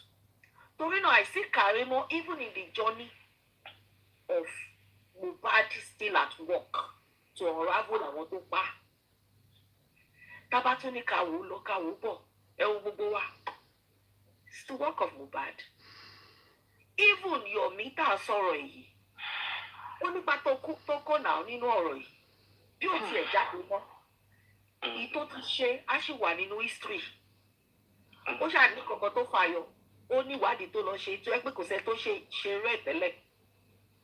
Ó ní àwọn ibi tó dé tó ẹ pé àlè ibi tó débẹ̀ tẹ́lẹ̀tẹ́lẹ̀. So bí ò bá tiẹ̀ jáde kó wá sọ nǹkan míì mọ́, òun náà ti kópa. Mohbad náà ló yìn tí wọ́n síta o. So we may think that wípé this lady ó wá sí court lẹ́ni ó look pretty, ó ṣe gbá. Tó bá yá, tí Mohbad bá gbé gbogbo ẹ̀ jáde tó finish iṣẹ́ lórí wọn, gbogbo wọn ló máa kà. Kò sí ni. Ìdájọ́ máa bá gbogbo wọn. Ìyẹn dá mi lójú. Because I see his hand, I see the hand of God. In all of this, ẹ má jẹ́ ká relent. Ẹ má jẹ́ ká relent. Tó sọ wípé ẹ̀rù bà òun or anything. Nígbà tó máa gbé àwọn àárín ifá tó máa gbé àwọn vì náà bí eré náà lọ́gbìn jọ ẹ pẹ̀lẹ́ máa ọ̀ ṣé ẹ mú mi ẹ take a sip of water. So bí eré náà ni wọ́n ṣe gbé wọn ọlọ́run tó dẹ̀ nípò máa fi wọ́n lẹ̀ ọlọ́run dẹ̀ jẹ́ kó tó bá wa fi wọ́n lẹ̀ àìmọye èèyàn tó gbé tọ̀ fílẹ̀ o sọ ni ẹlẹ́ni tó rí nǹkan tó sá ọlọ́lọ́mọ tó rí tó bá dẹ̀ jẹ́ wípé ó fẹ́ fi lọ forí ẹ̀ pamọ́ ní whichever way ó ti kó ṣàti kópa ó ti ṣe kankan sílẹ̀ jẹ́ pé tá a bá máa sọ sítórì Mohbad àti gbogbo tí gbogbo ẹ̀ bá tán láìka ẹ̀ẹ́dẹ̀ lọ́yìn àárín kankan sọ yes he did something so yes to thank God at the way everything is going ọlọ́run ṣì wà lórí iṣẹ́ yìí. The truth shall be unraveled, and the culprits will pay the sentences. In Jesus' name. Eshema. All right. Eshema. Thank you, ma. Agunbiade.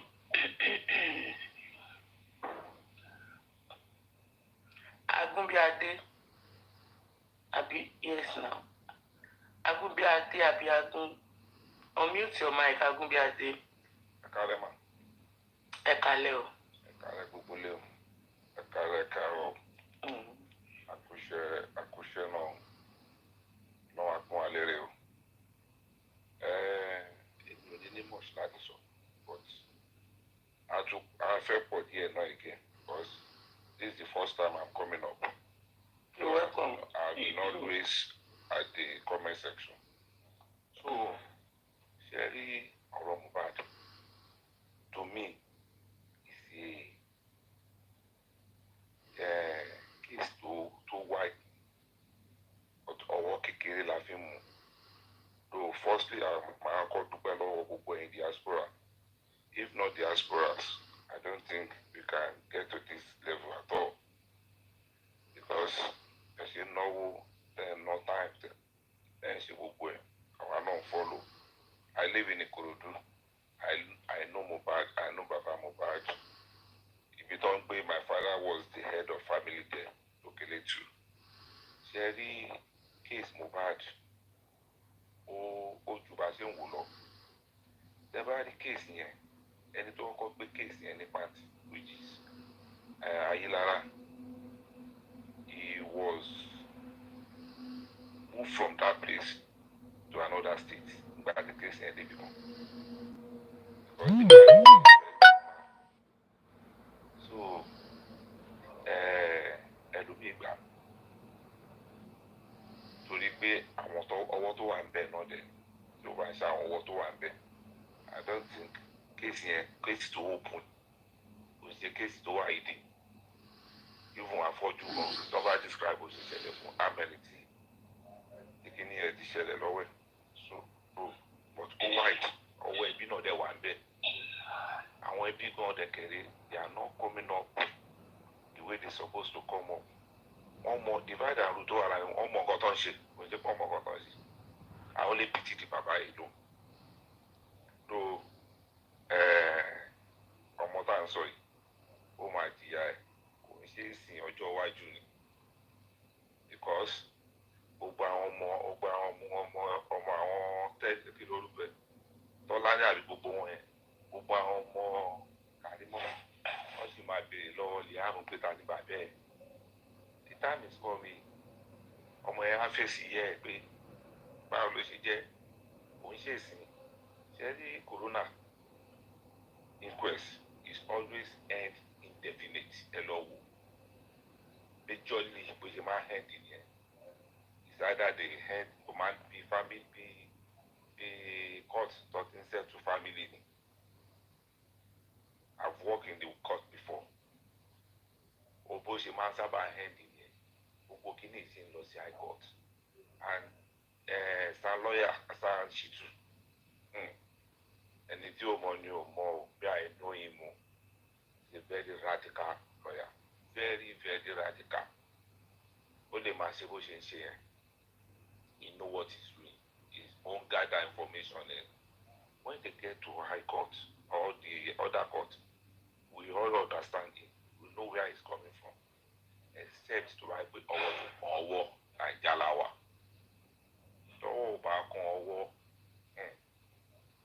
putting information and gbogbo àwọn ẹ ló máa lọ sí o.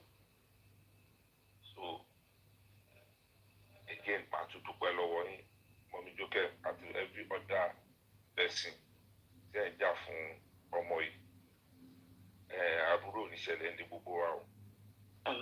Kọ́sílẹ̀ bàbá tó dẹ̀ ṣẹlẹ̀ sí náà, Ọlọ́run á bá wa dúró ti bàbá yẹn. Ìwọ bàbá yẹn nìkan ni ló wà lórí kìíní.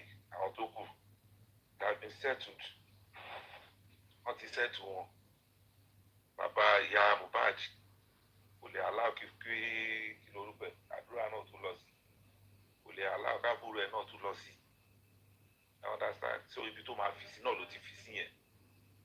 Nǹkan tó ṣe lánàá ẹ̀ kò ní ìwọ̀n. Nǹkan tó ṣe lánàá ẹ̀ kò ní ìwọ̀n. Èmi I know nothing will come out from that corona inquest. I know láti lẹ̀.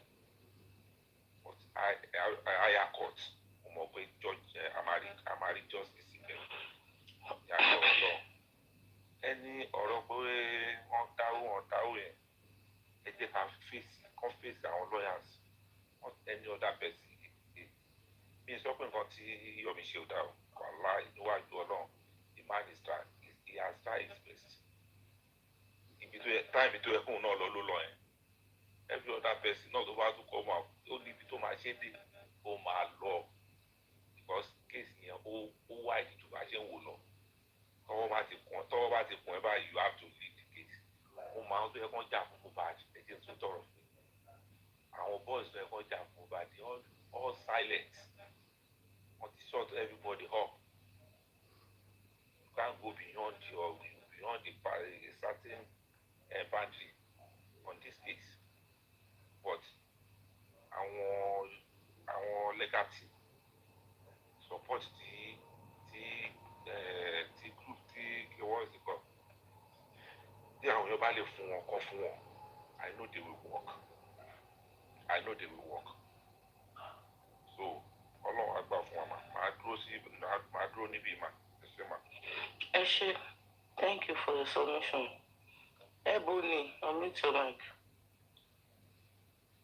Ebony. Ekale. I see everybody here. We are more to share. So number one, favorite pẹ̀lú Yomi Fabiyi. So, I'm not gonna stop me trust one because nǹkan tí mo máa ń rò ní mo ro etí gbàtí kíní àyàmí káyẹn náà ṣẹlẹ̀. Tẹ̀wé arántí gbà yẹn náà kò pé bóyá 1 day àbí 2 days tó arrest lady yẹn náà lẹ́yìn protest náà ni. Mo dẹ̀ wà lórí platform gbàtẹ́ fi lọ sórí platform Yomi lálẹ́ tí ó ṣàlàyé kíní yẹn ṣe lọ. So I will not say pé bóyá mi trust nǹkan tó ṣẹlẹ̀ yẹn. The only thing tí mi kàn like tó ṣe ni pé maybe ọba ti try láti notify àwọn èèyàn tó fẹ́ lọ sí assembly lẹ́nu ọ̀tọ́ tí mo látàná yẹn at least wọ́n yà kọ́ sọfárí fa one of those ones pé bàbá báyìí ló ń ṣẹlẹ̀ wọ́n ló ti clear ilẹ̀ dì wọ́n. Okay, so because if you prepare àwọn ẹlòmíì nǹkan tó ń fi òun yẹn pé bóyá àwọn sọ fẹ́ anybody but kókó máa show proof and everything yẹn well. Especially pẹ̀lú Àyàmíká, she didn't really show us any proof, but èmi feel pé nǹkan ṣẹlẹ̀ náà, for real nǹkan ṣẹlẹ̀ náà. Tí ìtọ́jú jẹ́ pé tó bá ti ṣe protest yẹn tán, ní kíní ó máa ń ṣẹlẹ̀. So something is here. Tèmi I don't think that is lying. And ọ̀rọ̀ owó, from what I know, mi ò rí bọ́ bẹ̀bẹ̀ owó lọ́wọ́ anybody náà. Mi ò gbé wọn kọ́ tọrọ owó rí. Everybody, àwọn fà ní pé a fẹ́ contribute fún wọn ni. So I really don't see why is a big deal. Àwọn tó dáwó lágan fún tí ṣe accountability ti ṣe àbínú sáwọn yẹn. So I don't really think Bekini, and I feel like he's done the best he can, even with Karimo now, she's done the best she can. At the end of the day, everybody, oníkálukú náà take risks ni. Àwọn tó dẹ̀ lọ́rọ̀, wọ́n relax, wọ́n sùn, wọ́n jí, wọ́n ṣe fídíò, wọ́n ṣe fàájì. Àwa jókòó síbí over a year and see everybody in sunkún everything. Àwọn tó dẹ̀ lọ́rọ̀, wọ́n relax. See, so Amy, I would really say I appreciate the Abiyamo platform. Everybody is doing great. But Emma, clinically could not marry sensing because at the end of the day, we stressing on she. They be among your own complaint, Shani. VDM got us or tons of it, got on your support in VDM. I was watching complaint about so you comment, I was watching support. I don't want to share commercial. So it's like, hey, they tell you on your long. That is what I noticed, especially Yoruba. You cannot tell one complain from Kokoni. But you have to go there, no, all of things are okay, go to someone say, it's Nico Soro, because evidence is there, like one of the treaty, there for some. But you know, the Nico Soro, it's just very confusing, you know. And if I carry, don't sorrow, don't stop, don't play audio buying. Everybody's up on long back, fake audio, or treaty them. It's like there's always something. There's always something, and now I understand because VDM, which if I were fully involved, because Mama to complain on it. That at the end of the day, you can look because you're not you know, and you can't trust anybody because my co-evidence, you can't trust anybody, so it's just really confusing, you know. But people go and I know everybody is frustrated because everybody's tired, you know. But don't know my phone was all of them are phone. But thank you to you guys on platform. They were like Bashiman, coordinates platform. I'm so proud of you because Maureen, your platform, share my social media, just start to their link on. But you really did well, even if the questions you were able to handle it well. So kudos to you, because I don't even know if I could do that. So kudos to you, ma. So that's all I have to say about everything. So all of them are from one strength. Because everybody try everything in there, guess so. But the Kaliku so yeah, we take a break if you need to, because it's easy, you really mess up brain and when you. Exactly. So just take time for yourself and please, you know, your health matters. I want to learn or relax into what you find. Say job. Lose mind. So God bless you all. Have a good night. Thank you so much. Thank you, Bonnie. Look, I'll mute your mic.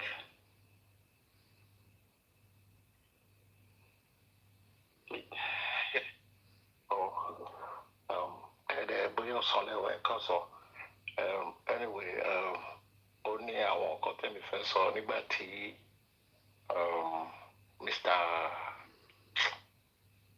mo ti gbàgbé orúkọ wọn Mr. Friday àbí nǹkankan nígbà tó sọ̀rọ̀ yẹn èmi ò ní anything láti sọ lórí ti Yome because ó wà very sketchy láti máa make any submission nípa Yome ẹsẹ̀ ó ló máa prove rẹ̀ fún àwọn èèyàn.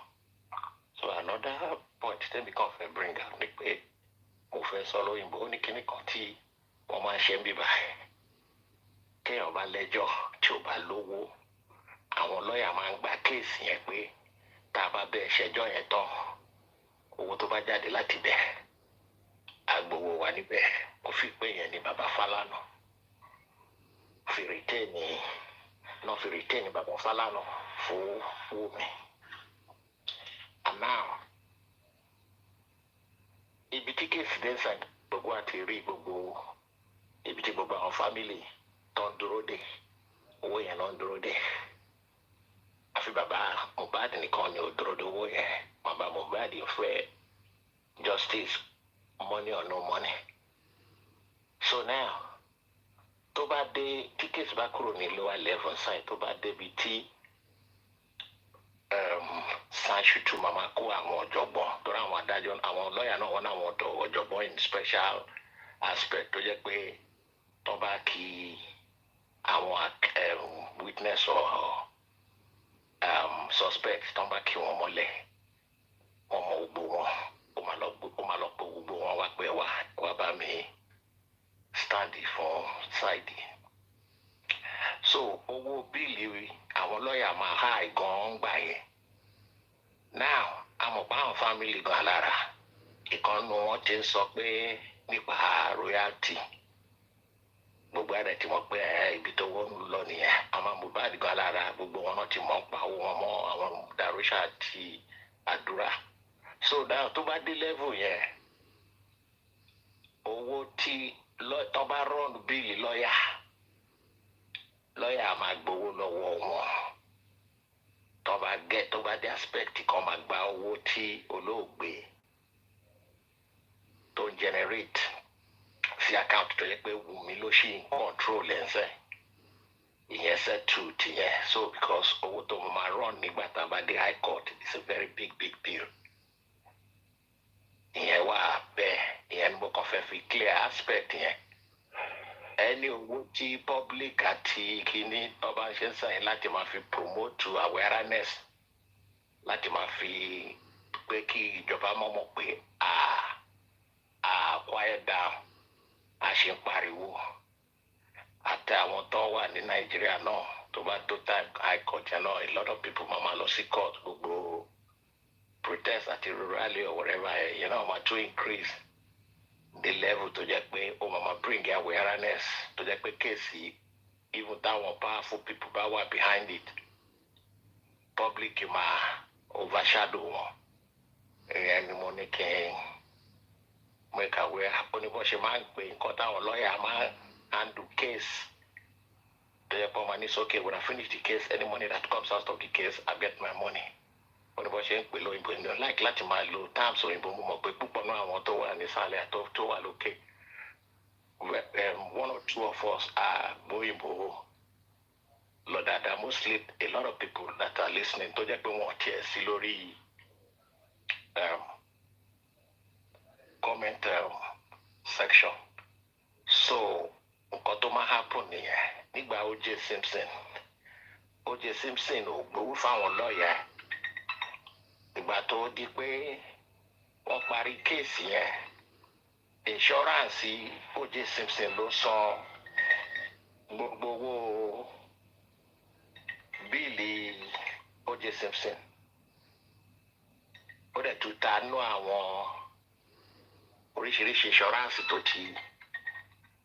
tó ti sign fún nígbà tó ń ṣe movie àti nígbà tó dẹ̀ ń play baseball ìyẹn ni the aspect yẹn so èèyàn máa cover àwọn ọmọ pa àwọn lọ́ọ̀yà mọ gbogbo kíní bọ̀tà wa tá ń tà àmọ́ gbogbo. either win or lose àbí. either win or lose bọ̀bọ̀ lówó náà. ṣé wọ́n máa ní kí. ọ̀rọ̀ tẹ́ ń sọ ni mo bá yín fi sí. yes ẹ máa rántí pé nígbà kan. yes princess we had name say that. tí lady kan tó pè ní crunch queen before kẹtó gbé wá pé kó wá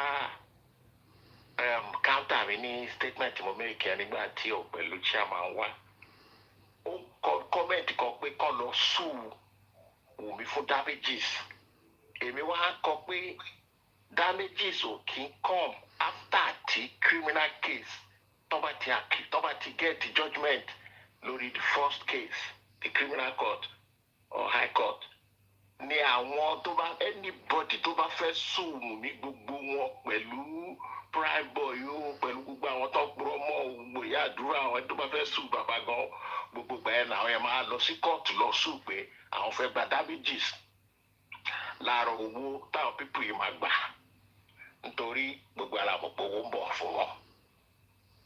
then ìyẹn ló jẹ́ kí àwọn lawyers níbí báyìí tó fi gba case tó bá ti study about tó bá ti gba owó máa jáde láti case wọn á handle àwọn tó wà lórí panel yìí most of them American wà kọjá mi tó bá pẹ́rọ ni mo ń pa so ìyẹn ni kọ́ tí mo ní mo fẹ́ sọ.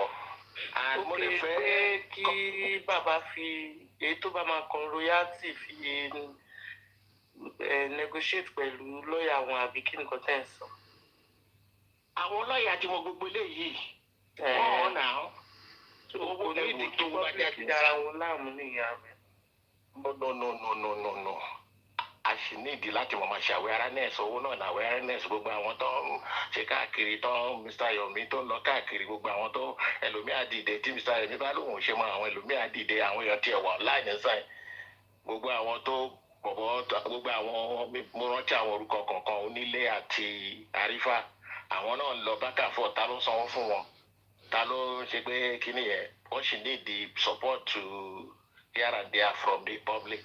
Àwọn yẹn ò lè file any damages against the family for wrongful accusation or whatever èèyàn ni mo sọ ẹ ṣáà rí èyí kí ló ti ń pe àbúrò màmá Mohbad tó ń jáde tó ń béèrè pé royalties ńkọ́ kí lẹ a year or two ago kí ló mọ̀ ǹjẹ́ ó gbọ́ language ẹ ní dictionary ẹ nípa royalty but nísìnyí àwọn náà ti mọ̀ nǹkan tó ń pè ní royalty bàbá Mohbad tó jẹ́ the innocent person tó jẹ́ pé ẹni tí gbogbo wa fi wà ń bẹ̀ nígbà tí kinní yẹn ṣẹlẹ̀ nígbà tí mo wo kinní yẹn láàárọ̀ tó jẹ́ pé hit yẹn pọ̀ lórí àwọn family yẹn mo pe niece mi mo ní kó stop láti màmá fowó sí personal account bàbá Mohbad nítorí yẹn tí a máa bá mi jà pé kí ló dé tí mo mọ̀ wọ́n rí ni mo ní máa wọ́n rí that's my own business owó mi dẹ̀ ni owó tó wà lé so àwọn pípù yìí mọ̀ títí kan dọ̀rúṣà títí kan àdúrà àti màmá wọn ọmọ bẹ́ẹ̀ owó náà fẹ́ ra mọ́tò àwọn boys náà ra mọ́tò yẹn ibi olówó tó fẹ́ ra mọ́tò tí ń wà ọmọ tó ń control ẹ̀ ni and royalty ò lè lọ títí lọ bẹ́ẹ̀ torí ẹni tó ń ṣorin gan alára tẹ́ni tó ń ṣorin gan bá ti kú royalty máa die down because ẹni tó ṣorin tó bá wà láyé làwọn èèyàn ṣe máa lọ sample ọ̀dà normal stream àwọn normal download gbogbo àwọn owó tó ní kí wọ́n ti ń pè á mi music ẹ̀ but Nigerian music ẹ̀ rí gbogbo àwọn hip hop kìíní wọ́n máa fade after a time new generation will come out Àṣàkẹ́ ló reign inside and bó ṣe máa rí nìyẹn their music don't last long they are not evergreen music like àwọn oldies tó jẹ́ pé they are timeless music àwọn ẹ̀ wà bẹ́ẹ̀ so bó ṣe lọ nìyẹn kì í ṣe pé ká má support to àwọn family tá a bá fẹ́ support right now most especially baba Mohbad but a ti mọ̀ pé àwọn galára gan everybody ti mọ̀ pé every one of them is win-win omi ò lè work out way with all the money ìyẹn gan ló mú àwọn both left and right mo dẹ̀ fẹ́ bring attention sí kíní kankan tó ṣẹlẹ̀ lénìí there was a man tó pè ní King White ó ti throw video kan I don't know whether it was before the inquest ó make one video lórí TikTok tó ń sọ pa òun fẹ́ bring our family together ní kíní kan páwọn kan ń harass òun gbóhùn gan alára gan ó ní dáadáa ò lè jà ó lábúrò tó gbójúlé pé tíwọ ọba dẹ̀ ṣe tíjọba ọba dẹ̀ lè táwọn ọlọ́pàá ọba dẹ̀ lè assist òun gbóhùn náà mọ àwọn èèyàn so gbogbo nǹkan tó display tán according to bó ṣe ní bó ṣe ní kọ́ ọlọ́pàá máa kó wọn yẹn he already said it in the morning torí mi máa watch so many things I just see a lot of things tó yẹ pé ó wà attending to àwọn actors àtàwọn supporters lórí kéèsì. And Madam Ezoflex abi mo watch program tẹ lọ ní ìjọ tí wọ́n gbé yín sí hot seat yẹn èmi ò tẹ́ mọ̀ pé ẹ máa gòkè lọ torí kẹ́ tó wá nothing plan nígbà tó ti rí pé ẹ wà ń sàlẹ̀ yẹn nothing plan pé kọ́ gbé wá sókè and there was one lady tó wà bẹ́ẹ̀ Àdùkẹ́ or something nípa gbogbo the last name Àdùkẹ́ àbí Àdùkẹ́ yẹn ni mo pick. That lady really was very antagonistic seeing God. I really understand because she came out telling you that I'm recording you, I'm going to give it to Sanshitu. Maybe that's all of it. What are you going to give to Sanshitu? All what she's saying is not something to just pay any water, only fini, okay, we are going to sue you. Okay, the best threatening you. And I think you did good, but I don't think you should go on that platform because I see them as mostly young people that don't have no manners. And I said one guy, Tony Barrister, what's his name? Barrister something, I can't remember it. Mo rí bí ẹ ṣe wá ọmọdé ni mo mọ̀ pé as a matter of fact ó lè jẹ́ grand táwọn èèyàn bá tètè bímọ tẹ́ bá tètè bímọ gan at 16 or 17 ó lè yẹ kó lè jẹ́ grand grandson, the way to think come at you, I was so pissed off. But anyway, in contact mind get but that was a very hostile platform anyway. Anyway, Shah can stuff and inventory. I was trying to eat some stuff and I'm very hungry, I'm pay more mo compose ara mi dáadáa. Mr. Luka, thank you for okay, so Bosheri Eitemusi last year. I don't like it. I don't really want anybody to draw us back. It's like the king of mat where instigate a fight. We don't call names out on this platform because what you are in what I want to skin record, what is skin record. One want to call our house in Joken platform. And I don't want to have anything. Yes, I don't want to have anything to do with them. So, sorry láti hit aspect torí mo máa rí wọn kọjá wọn sọ̀rọ̀ recklessly but ìyẹn really draw attention me to very negative aspect nígbà tó ń ṣe kí nìyẹn because. You don't listen to those things. Tí madam ò bá jẹ́ nìkan tó strong ni. Their intention was to just try and, roll.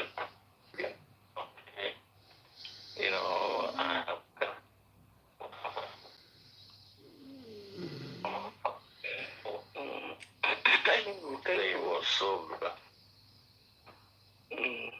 Mommy, I do fail me to my phone.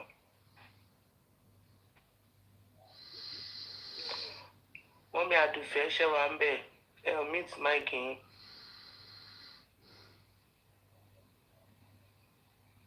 Mommy, I do fair. Mama, see. Yeah, honestly, one little bell.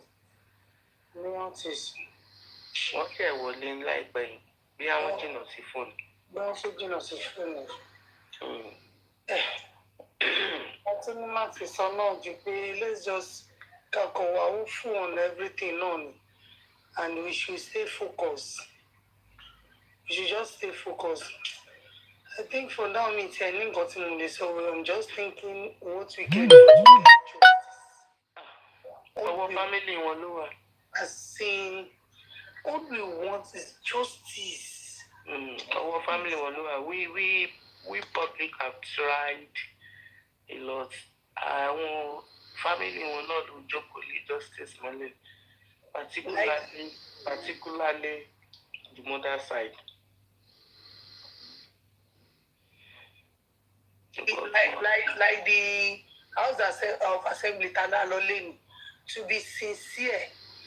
If not because we look at it that okay, people at our back and all that.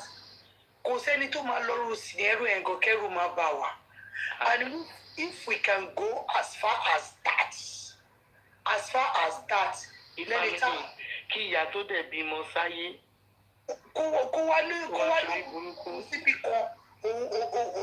òun ṣe wẹ̀dẹ̀wẹ̀dẹ̀ pẹ̀lú ẹni tó torí as a suspect tó yẹ kó máa bùjẹ́ kó máa fàṣẹyà kó máa mú ẹ̀. tó ṣẹlẹ̀ connection yẹn tí ìyàmbá ti rí yẹn kò rí láyé ẹ̀ ó dẹ̀ ń wò pé Wùnmí wà connect gan pé so tó ń bá wà bẹ́ẹ̀ yẹn á bá òun bu àṣírí àdúrà àti ìdàrúṣà so èèyàn tó rí irú connect yẹn rí nígbà tọmọ ẹ wà láyé gan kò rí irú ẹ̀ rí so àwọn nǹkan yẹn gangan ni oúnjẹ kó máa ṣe pé Ọlọ́run ju ẹ̀dá lọ láyé nítorí pé kò wò ni tó bá wò ni instantly ìgbà tí wọ́n pè é tó sọ pé ọmọ ẹ̀ kú tọkọ náà ti kúrò bẹ́ẹ̀ tó ti gbókù ọmọ tó ti ń lọ yẹn mi expect ẹ̀ kó má tẹ̀lé ọkọ ẹ̀ this time with the connection tí Yome ní. family the entire family Abọ́sẹ̀dé padà sínú ilé yẹn tó ń sùn tó ń jí tó ń jẹ tó ń mu ni. tí tẹ́nibọ̀dì bá wo the length Baba Mohbad God has connected him now ó ju nǹkan tí. ẹ power tap wọ́n ti flag iṣu yìí ẹ power tap. èmi nìkan ni mo power tap látẹ̀kan ẹ jọ àní fọwọ́ wa gbọ́ mọ́ sí i. ẹ jẹ́ sáré answer wọn náà ẹ power tap. ẹ jọ power tap ẹ má jẹ́ kó drop show ayò tá a ti ṣe látàárọ̀ so tẹ́lẹ̀ wo the light tí bàbá gan fi tó ti fi ní connection ìyá Mohbad á mọ̀ pé tó bá yẹ pé òun ló dúró ló ti di justice for ọmọ ẹ̀ á mọ̀ pé àwọn èèyàn máa ti gbé kọjá ibi tó rò pé òun wà yìí wọ́n ti gbé kọjá ibi tó rò pé òun wà yìí òwà jókòó. I was even pissed off this afternoon ló tún àná yẹn with what I am seeing in the court. That means you ìtì ẹ̀ mọ́ mi. ọkọ tó pọ̀ ọmọ ẹ̀ náà kí ni fẹ́ sọ ọkọ tó pọ̀ ọmọ ẹ̀. nǹkan tí mo lè fi kọ́ ní fẹ́ràn ìjà rẹ̀. ọmọ ọkọ tó pọ̀ ọmọ ẹ̀ á kàn stress ara wa ni. àṣù most of àwọn tó stress ara wa ni. most of àwọn èèyàn tó wálé ní tó wá fún justice for Mohbad. Look at how people are looking tattered nítorí pé they are looking for justice for the boy that they don't even know. A lot of people will be telling you, mi ìmórí òǹgbà tó wà láyé o ṣùgbọ́n báwo ló kọ́ ṣe máa dédé pọ̀ ọmọ yẹn bẹ́ẹ̀ yẹn. ṣèbí Ṣadé ti ní ká máa wá justice dáhùn wa. àbí God, I don't know. kú kalẹ̀ gbogbo abiyamọ. mo kí wa lọ́kùnrin lóbìnrin o lórúkọ Jésù wọn ò gbọ́mọ sí o. àmì Ọlọ́run ká. ẹrù tí abiyamọ tí wọ́n ní gbé káwa mọ́. ẹ jọ̀wọ́ mo fẹ́ rọ gbogbo wa ni torí Ọlọ́run ká máa ń ro dídùn ìfà ká ọ̀rá dé igun ẹ jẹ́ ká torí ẹ̀ tiwa ẹ jẹ́ ká take it easy Ọlọ́run á gba gbogbo ògo torí tó ṣe ń sọ wá lẹ́nu ní platform ni pé a jẹ́ abiyamọ tòótọ́ àti mami jókèmù tó jẹ́ olùdarí platform yẹn wọ́n jẹ́ ni tí ọmọ mú láyà ẹ̀ òun ló jẹ́ gbogbo nǹkan tá à ń ṣe kì í ṣe páwọn èèyàn wá fi ṣe ìtẹ̀ká tó sọ àṣàbíyamọ àti tètè yìí àti rí àti fẹ́ ṣe òun ló jẹ́ kó rí bẹ́ẹ̀ ló jẹ́ kó bọ́ síbi kó bí a lot of people nínú àwa tá a wà ní platform ká má fi ṣèbínú mo mọ̀ tó dẹ̀ dá mi lójú ni pé ọmọ ẹ̀ máa rí ìdájọ́ òdodo ojú òní tì wá ẹ jẹ́ ká tèkẹ̀ easy tó bá jẹ́ 80% la fi gbé sáyà tẹ́lẹ̀ ẹ jẹ́ ká jà kù sí bíi 50 or 60 so ká máa wọ́ọ̀ṣì wọn ká máa wọ́ọ̀ṣì ìgbésẹ̀ so power tá a fi mu tẹ́lẹ̀ yẹn ní kákan rọra dínkù a sì máa wá tá a máa ṣe gbogbo nǹkan tó bá yẹ ká ṣe bẹ́ẹ̀ tí bá ṣe máa ń tètè gbé pé afẹ́ ṣe gẹ́gẹ́ bí abiyamọ bó ṣe rí lára wa bó ṣe rí lọ́kàn wa so kákan dín yẹn kù díẹ̀ torí health wa ẹjọ́ torí Ọlọ́run bẹ̀ everybody agbára Ọlọ́run àní firu ilé ìsan fúnra ẹ má jẹ́ àwo gbogbo nǹkan táwọn èèyàn ń sọ kéèyàn ṣáà máa ṣe bọ́lọ́run bá ṣe ní kéèyàn máa ṣe ẹ wo gbogbo àwọn tó ń lọ sálánsá lẹ́nìí sìn mo dájú ni mo ti jí gbogbo kan tó dá lánsá yẹn bá ṣe ń débẹ̀ everything bá ṣe àtẹ́ẹ̀dì sí wọn mo mọ́nítọ̀ wọn torí 90 ni mo ṣe so mo ti jí as early as 5 o'clock bíbá ni mo ti jí ni mo bá ṣe ń débẹ̀ ni mo àjọ ń débẹ̀ àjọ ń ṣe mo ń wo gbogbo everything mo dẹ̀ rí effort àwọn èèyàn yẹn in fact wọ́n dẹ̀ àtẹ́ǹdì sí wọn dáadáa bí Yọ̀mí ṣe ń bá wọn sọ̀rọ̀ bó ṣe ń ṣe lórí tí Mr. Yọ̀mí yẹn mo rí pé àti kúrò lórí ẹ̀ bẹ́ẹ̀ ẹ má jẹ́ ká sì rò pé bóyá wọ́n ṣe bákan wọn ṣe ó lè jẹ́ tó bá tẹ̀ jẹ́ pé èrò ọkàn tiwọn ni pé náà ṣe bóyá wọ́n travel wọ́n ṣe ó lè jẹ́ pé lóun tún máa wá lo travelling yẹn gan láti fi fífọ́ justice yìí ni wọ́n lè wá bí tán wà yẹn kán dẹ̀ máa ju gbogbo àwọn líǹkì oríṣiríṣiríṣi kán dẹ̀ máa ju àwọn everything tá ti ní sọ́wọ́ táwọn èèyàn tó máa fún wa pé àwọn àti ẹ̀sìn láàráàdì wọn àti káwọn náà tún láwọn èèyàn bá tún máa jù sí so tọ́lọ́run bá ń ṣe nǹkan gbà míì ó yí Ọlọ́run kọjá òye wa so kákan tètè ẹ̀yìn sì ni ó lè jẹ́ fẹ́fọ̀ ló tún máa padà jẹ́ fún wa so ẹni tọ́lọ́run dẹ̀ máa lò ó ti mọ́ a lè fọkàn sọ́dọ̀ Yọ̀mí kó má jẹ́ Yọ̀mí ó lè jẹ́ ní tá a fojú sí ó tẹ̀ tí lè má ìgbẹ́ nìyẹn dìde bẹ́ẹ̀ tí wọ́n mọ̀ wípé àìsùn àìwo gbogbo abiyamọ ẹ̀ kò lè lọ lásán lágbára Ọlọ́run a máa rí ìdájọ́ òdodo yìí ọmọ yẹn máa gbà lórúkọ Jésù kì í ṣe torí ẹ̀ torí àwa tá a wà níbí àwa tá a sì lọ́mọ sí Nàìjíríà gbogbo everybody gbogbo wa ò ṣáà lè travel bá a travel náà ilé làbọ̀ sí ní oko so ẹ jọ̀ọ́ mo bẹ̀ gbogbo abiyamọ ẹ má jẹ́ àfi ṣèbínú rárá ẹ ṣáà jẹ́ ká máa wọ́ọ̀ṣì ká máa bá a lọ bó ṣe rọra ń bá lọ ká mú gìrìgìrì yẹn ká mú kúrò lára díẹ̀ ọlọ́run á fún wa ṣe lágbára ọlọ́run mami jókè ẹ má bínú kò sí bó ìrìn àjò lórí bó ṣe máa rí nìyẹn gbòósì lọ́tún ẹ̀yin gan ló yẹ ká ẹ máa bínú jù bẹ́ẹ̀ mo dúpẹ́ lọ́wọ́ náà pé ọlọ́run kọ́rẹ́jì tó fún yín àti ìwà tọ́lọ́run fún yín ẹ̀ẹ́dẹ̀ fi bá everybody ṣe yẹn tó bá yẹ kẹ́ ẹ bínú ẹ̀ tẹ́ bá dẹ̀ ti bínú yẹn láàárín wákàtí tíṣẹ́jú kò ti tán tó àwọn ilé àfiṣèsì fún yẹn àwọn ọdẹ àfiṣèsì gbogbo àwọn tó máa wà lórí párẹ́lìsì náà iṣẹ́ tó dáa máa ń ṣe ọlọ́run fìfẹ́ yẹn ó fi so wá pọ̀ níbẹ̀ yẹn lágbára ọlọ́run ọlọ́run á máa gba gbogbo á dẹ̀ á máa kọ́ wa máa ṣe mo kí gbogbo ilé lẹ́ẹ̀kan sí o. ẹ ṣe máa ẹ ṣe pẹ́ fún àwọn ẹ ṣe mọ́mí àdùfẹ́ àdé iṣẹ́ wa ń bẹ̀. Princess, why are you scared? Mọ́mí àdùfẹ́ iṣẹ́ wa ń bẹ̀ well no problem. Okay ṣé mọ́mí èsùn PlayStation náà ni. God first tó o máa sọ̀rọ̀ lénìí àfi kó kọ gbórin sí God first. Nothing to say. Okay ma God first ó ti sọ àbí. àwọn náà ti gbàgbé sùn lọ. Well ẹ̀ẹ̀kan tó mátà jù ni pé ẹ ṣáàjẹ́ ká calm down gẹ́gẹ́ bí mo ṣe sọ and then ọlọ́run á bá wa ṣe torí ọ̀rọ̀ Mohbad yìí ó dìbò gan-an ó justice yìí ó kọjá òye bàbá Mohbad ó kọjá òye bàbá Mohbad don't be surprised if by tomorrow nǹkan tí Mr.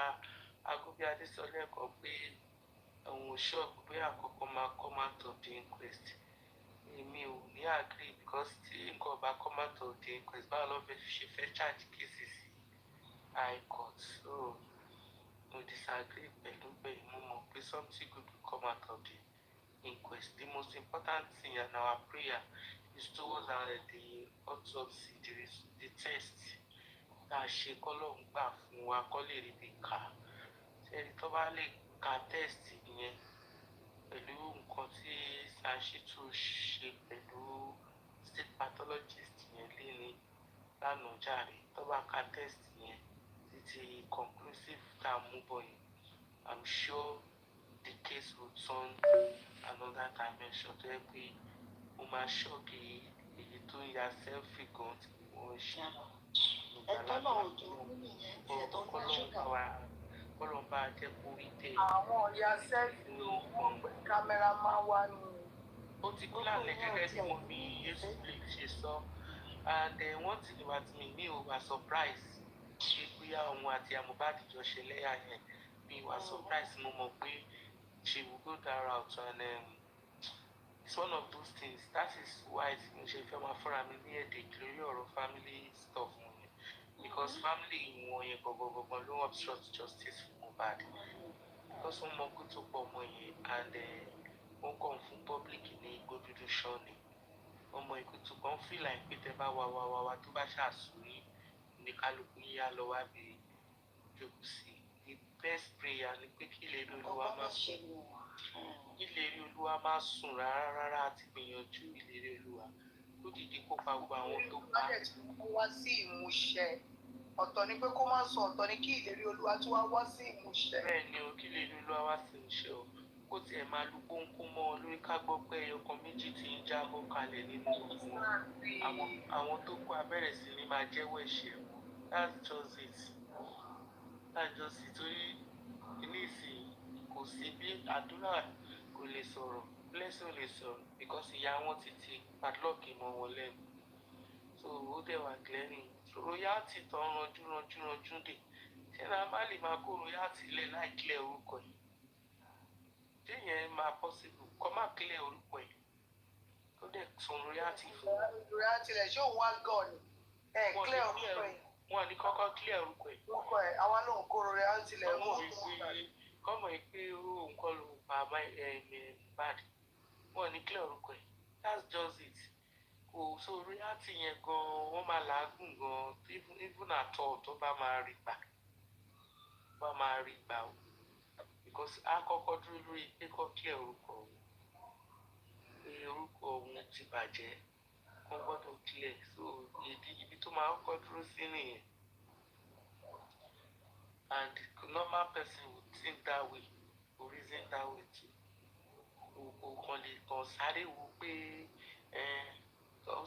ok nísìn nígbà tó gbọ́ pé tọ́ba wá sí quest wọ́n á ṣàwọn ní supina ṣé wọn ò rán lọ́ọ̀yà wọn wá kẹ́ ẹ mọ̀ pé gbogbo ọjọ́ ọmọ géèmù kan ta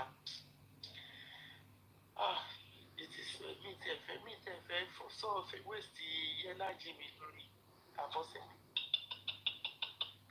ìfẹ́ waste energy mi lórí ó ti go astray òun dẹ̀ ló mú kó ọmọ ẹ lẹ̀ because kò lè sọ pé gbogbo nǹkan tó ń ṣẹlẹ̀ lọ́mọ òun ò lè sọ fún un obìnrin yẹn òun náà agbárí owó ló ń wá káàkiri ayé owó yẹn tẹ̀ owó ẹ̀jẹ̀ ni because kò lè búra fún òun ọmọ òun ló ẹ̀jẹ̀ royalty yẹn wọ́n máa làágùn royalty wọ́n máa làágùn gidi wọ́n máa làágùn. bọ́tà pé kọ́ ní kó jẹ́ kó lọ sin ọmọ òun o ọmọ òun yọ sọ lọ sin ọmọ òun. ó máa yọ sí náà nígbà tó ọmọ yẹn mọ̀ pé ó mọ kú tó pa òun. tó pa òun tí ó sọ̀rọ̀. bí ọ̀rọ̀ bàbá Mohbad lọ́jọ́ tí Mohbad bá yọ sóun ló máa tó mọ̀ pé òun yọ sí gbogbo èèyàn káàkiri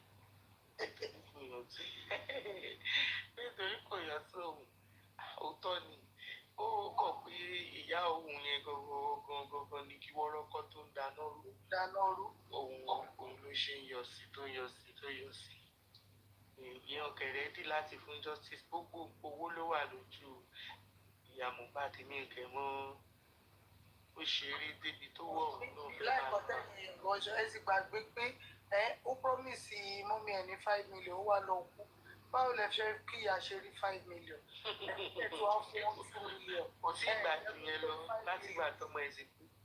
kò tí ì gbà tó bẹ́ẹ̀ ló dà sí ọ̀sà ló dà sí. òkè ò lè yọ lára wọn náà torí owó gbóná náà. ọ̀sà ló dà sí. kò lè yọ lára wọn. lẹ́yìn 2 mítà tá fún bí wèrè tún ń wá fóònù kiri pé ó jí fóònù òun ṣó yẹ kó sọ pé ó jí fóònù àbí kó bọ́ sí store kó lọ ra fóònù. kó ra fóònù èlò ló fẹ́ ra fóònù kò kúkú máa. ẹ máa ti mọ̀ wípé even gan kọ́kọ́ royalty lè síta pé kí bóyá 10% àbí 20% royalty fẹ́ kàn yà Mohbad ó máa dànù náà. kí ló sí bó ṣe sọ èmi kàn. kò lè dúró. we kàn rí pé we should just ignore those families jare come because ọmọ kú tó pọ̀ ọmọ wọn if they are ready for justice they will help the public. They will come together and come out and say they want justice. That's just it. So jare o we have tried. ṣé inú ẹ dùn ni inú ẹ dùn ọkàn ńlá ṣúgà ni ṣé báwọn ẹgbẹ́ ẹ ṣe ń rìn ní connection tó ń rí yẹn kò ní rí láyé ó láyà kó rìn báwọn ẹgbẹ́ ẹ ṣe ń rìn ó lè lọ pàtí báwọn ẹgbẹ́ ẹ ṣe ń lọ pàtí ni bàbá nífòkò pa mọ́nà orí títì ẹni tó sì ọmọ 20-something years tí ilé ayé ẹ̀ tí ò ní sinmi tí ò ní fọkànbalẹ̀ ṣé ilé ayé ló ń gbé yẹn ayé kọ́ ló wà kò lè ṣe nǹkan tí gbogbo ẹgbẹ́ ẹ̀ ń ṣe ayé òun fúnra ẹ̀ kàn ń dunnú ara ẹ̀ kò láyọ̀ lọ́kàn. Primeboy máa borí ó máa borí wọn. ó máa borí ọmọ ẹ máa borí. ó máa borí kò sí nǹkan tó lè ṣe máa borí. Primeboy òun ló lẹ́rù ẹ̀ ló máa borí ara ẹ̀ gbé. kò sí nǹkan tó fẹ́ fi ṣe ṣùgbọ́n kàn wẹ́n tó máa rògbò ni ó máa bú ọmọ ẹ máa bú ẹ̀ ìyẹn náà dẹ̀ ti sọ ó lọ́ máa sọ pé ọmọ olówó lòun ọmọ olówó ń bo ṣé ọmọ mi tó ti ń ṣiṣẹ́ ló tẹ̀ ní Kòròdú àbí Ẹjọ́ ṣàwámọ̀. Tasha ẹ ṣé màmí Ṣàwámọ̀. Ọmọ yẹn ti wọnú ayé bámúbámú. Tipẹ́ kó tó fẹ́ Mohbad ló ti wọnú ayé. Mohbad tètè fura ni. Ìgbà tójú ẹ̀ máa là tó máa fura yẹn ẹ̀pà ògbóró mọ́.